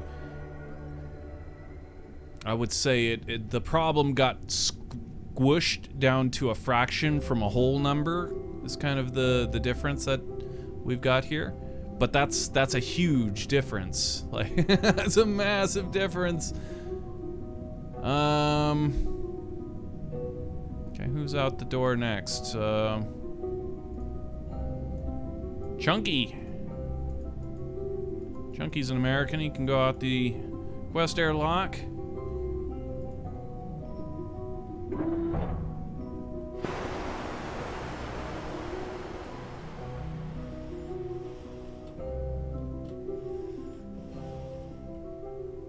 Yeah, having multiple Kerbals on EVA right now, look at that. They're absolutely, I mean, they're not absolutely, but they're pretty freaking dead still, and we can count on them to always be dead still, so I don't feel near as much anxiety about taking multiple Kerbals out on EVA. Oh, dude, we are so gonna have to, like, mad EVAs, like, big projects, lots of Kerbals outside, floating around, doing things. Immersion Maximo. Don't you know? That's what I'm talking about, you know?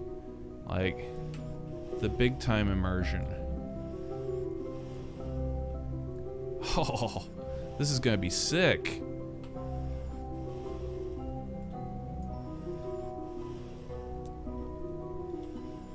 Okay, get a load of this. Okay, slow him down.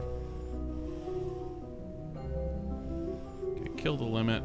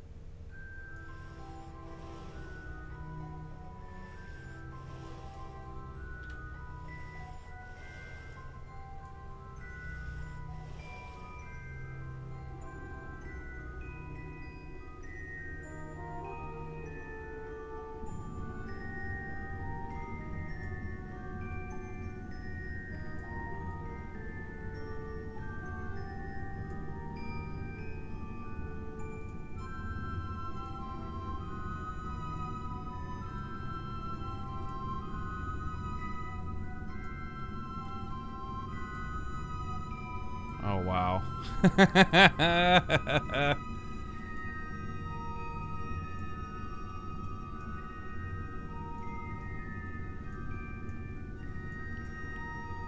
kind of in a hard place to see.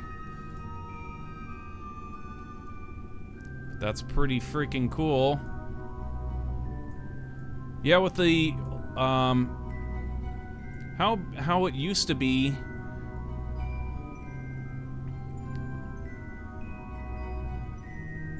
She would have floated away long ago.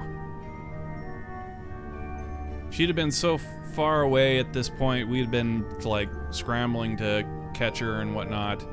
Yeah, this is freaking sweet. Oh, wow.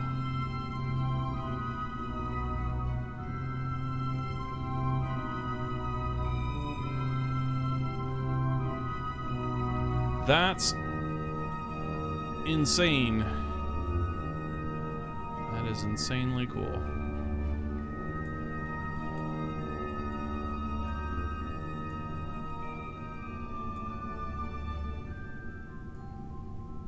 Now he's definitely moved a fair amount and is moving. See, this is the effect that I was talking about. When you switch vehicles or whatever, it fudges its math quite hard.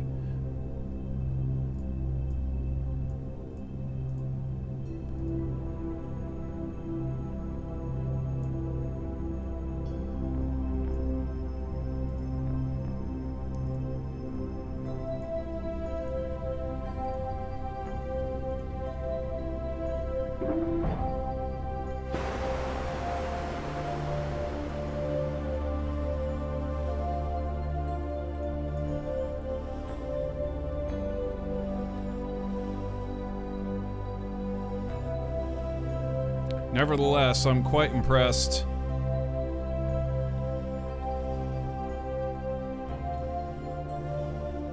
Can't deny that.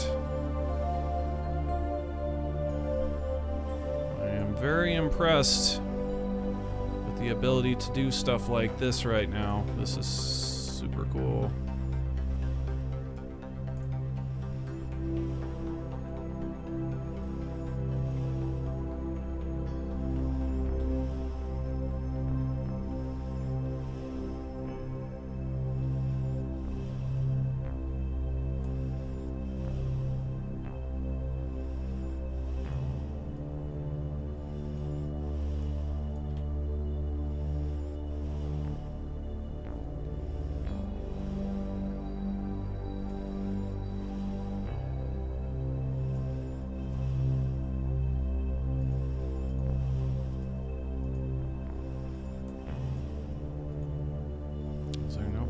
Come on now.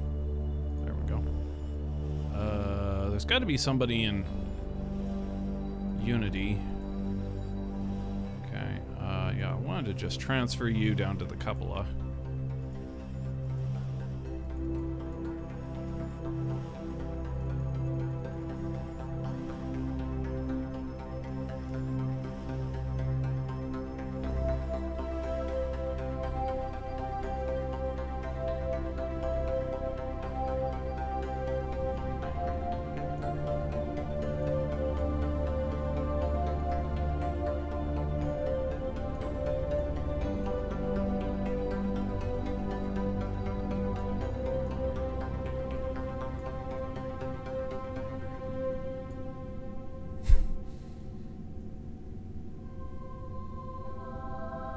Actually, probably want to get her out of there to get better views inside. Wow, dude. Yeah, that's cool.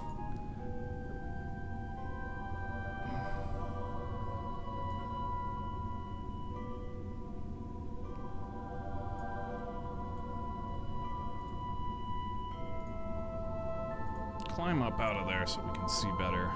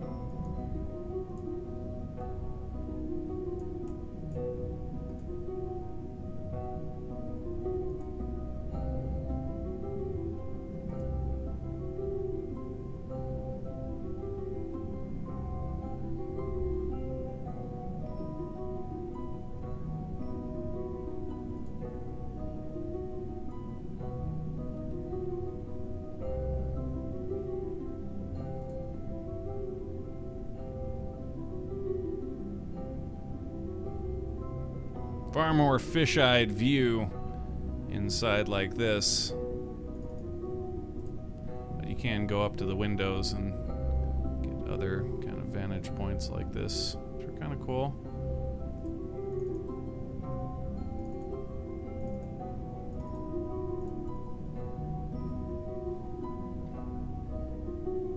It's like the station's trying to turn. We need to toggle our thing to keep it from turning. Should be coming back now. There we go.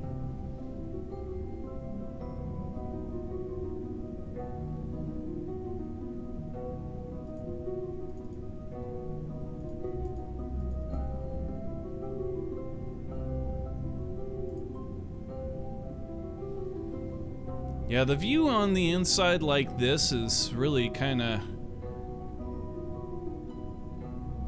very walleye.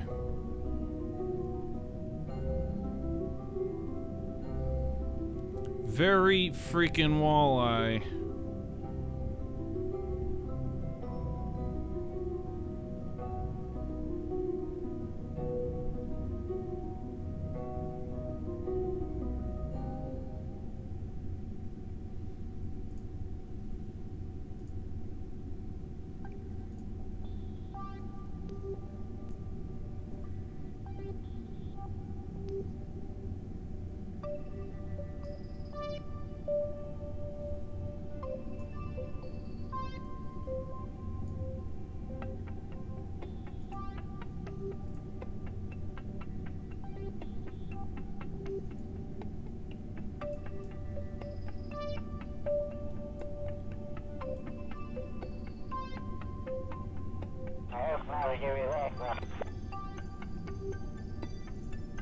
Yeah, that's crazy cool. Mass EVA projects for sure.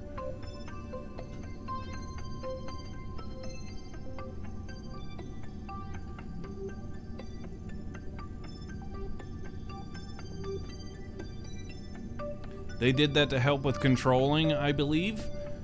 Well, yeah.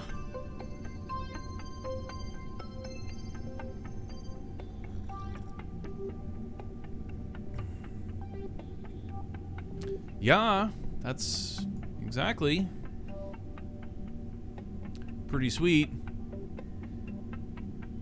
Yeah, I like it. That's a pretty awesome change. The other big one is, of course, the cubic ox or whatever on the ground. So long as we can keep the mass directly, pushing down, then we can keep vehicles or buildings from moving indefinitely. We can keep them from sliding, which is massive, massive deal to us. Like that's a big time game changer right there.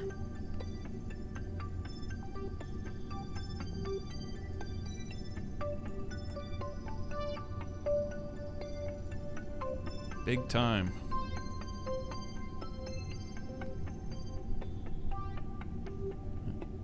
Commander Data's not flown too far off. Actually, he's not even past the truss now.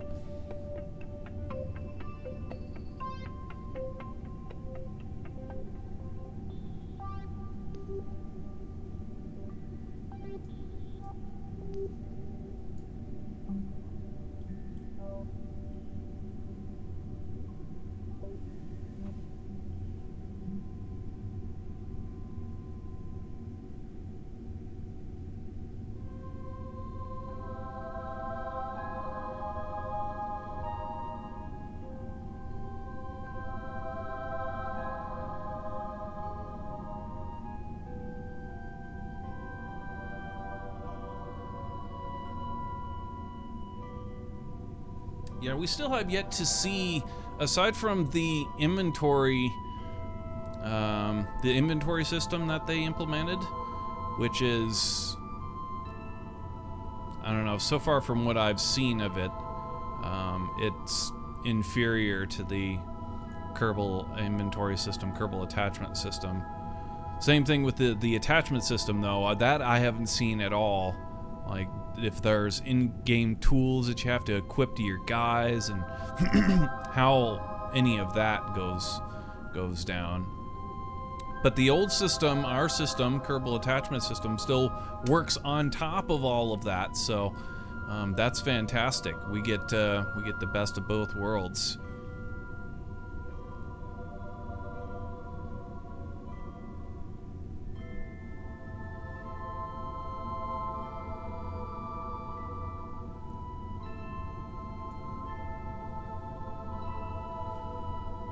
Dude, there's your shot for the day right there.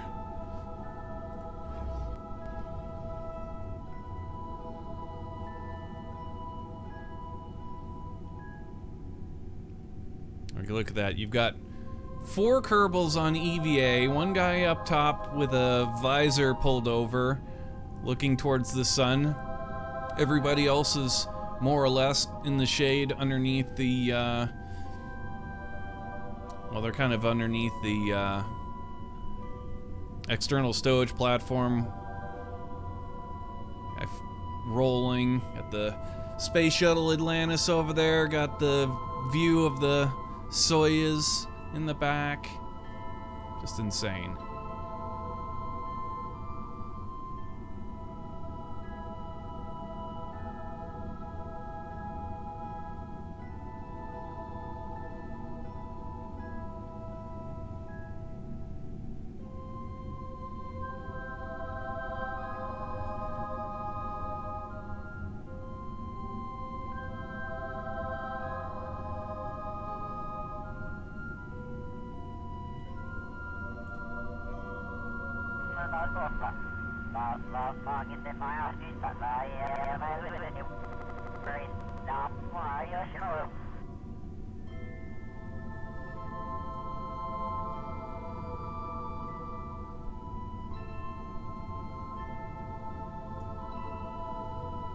Crazy good shit.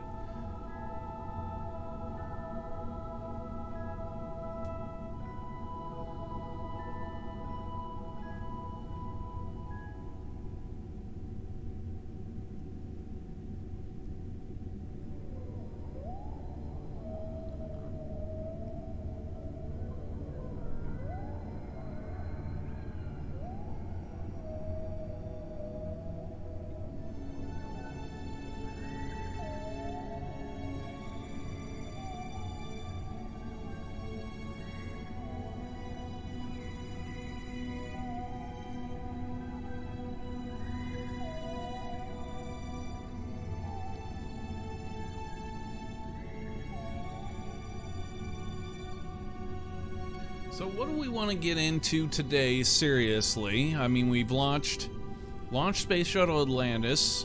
Of course, we're not going to do the re-entry for it today. But we could get back to working on some stuff. A lot of options unlocked. If we could master some kind of locking, like, brake for vehicles, some kind of emergency brake, some kind of handbrake system for vehicles.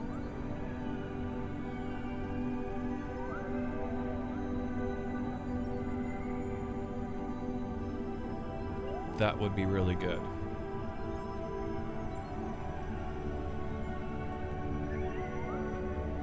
That would be really good. I think that's what we're gonna do.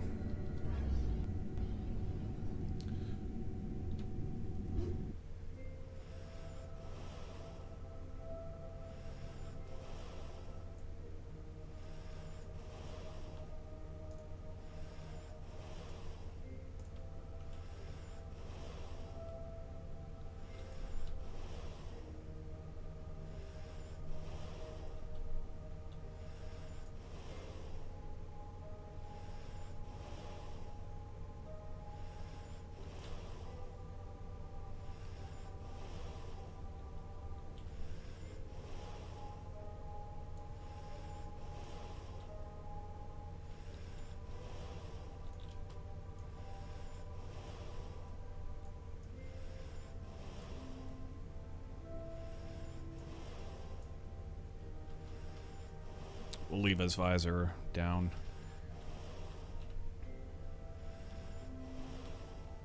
Here's another thing that I was reading on the patch notes for this this version, that Kerbals will no longer, they'll stop at the end of ladders, is how they worded it, which means that they shouldn't slide off of ladders anymore.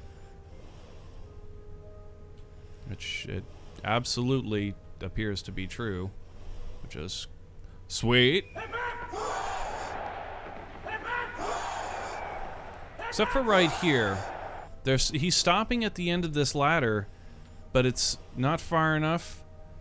That's actually not a good thing right here. The way that this ladder was set up was kind of contrary to the... That's funny. I was just praising it, and now it's like, well, it's actually not, right here, it's not a good thing because we can't climb up past. There's a second ladder, like right here. Oh, look at this. We're stuck again. Seriously. Well, this is kind of lousing us up. I wonder if I can turn that feature off so that it makes it easier for us to board the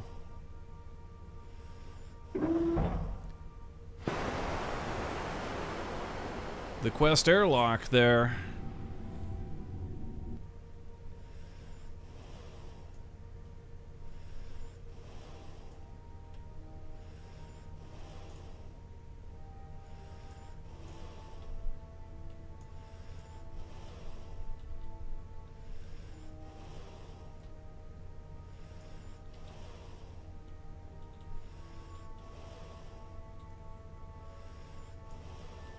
Female's a cosmonaut.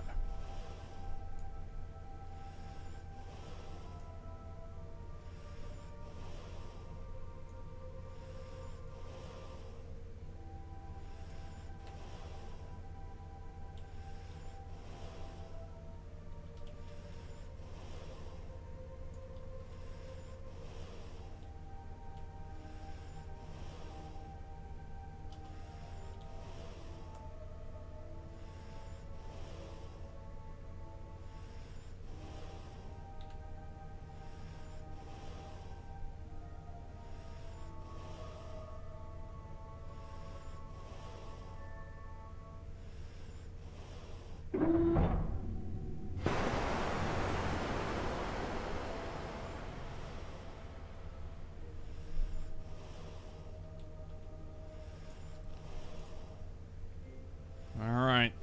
Let's go, your chunkiness.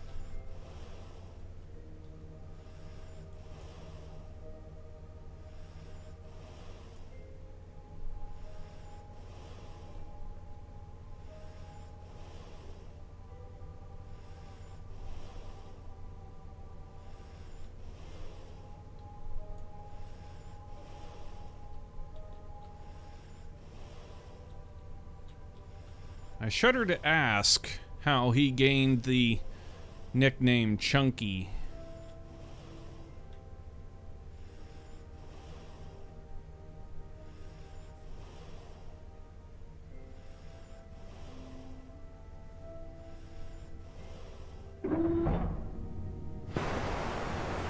Handbrake for the Lear. Handbrake for everything. Handbrake for everything.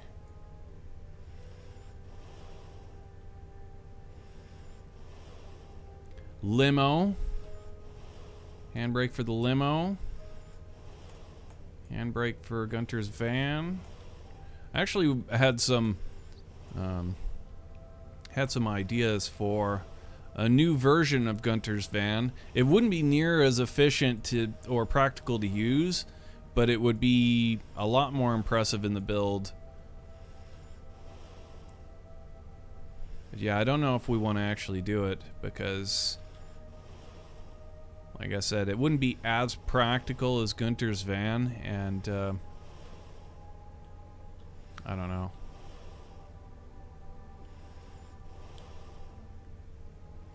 And when we have other things that we could be spending time working on. Remake Gunter's van. There's nothing wrong with Gunter's van. Like, Gunter's van's good.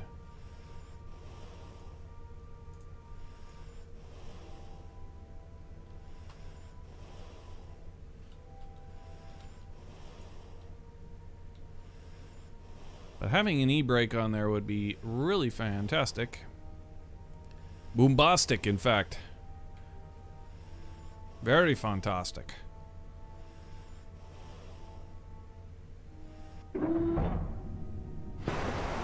Alright, I think that's all the Kerbals that were out on EVA.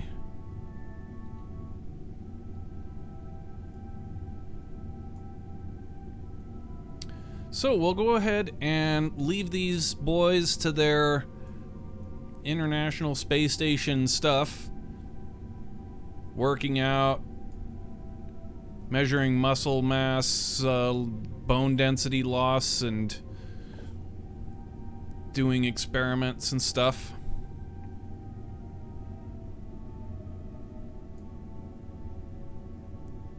We'll leave them to that, and we're going to go back to the space plane hangar, or just the space center. Go back to the space center and get to cracking on some of these ideas. How shall we start? Well, I've got a really great idea for vehicles. We can try it first on Gunter's van. I think would be the easiest thing to test these theories and see if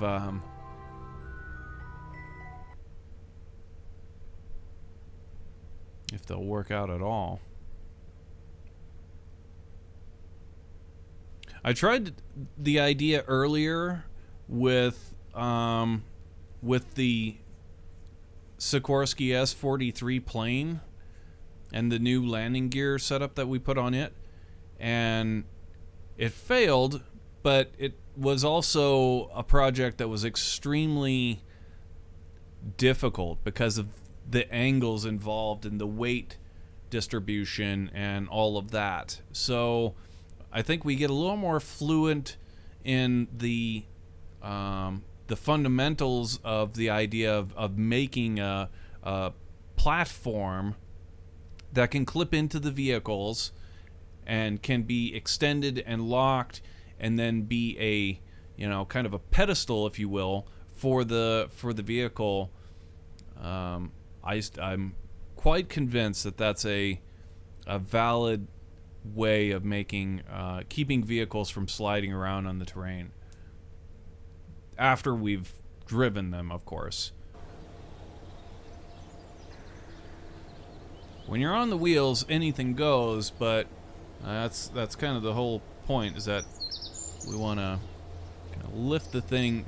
But it has to be perfect, though. The weight distribution has to be absolute, otherwise you'll slide.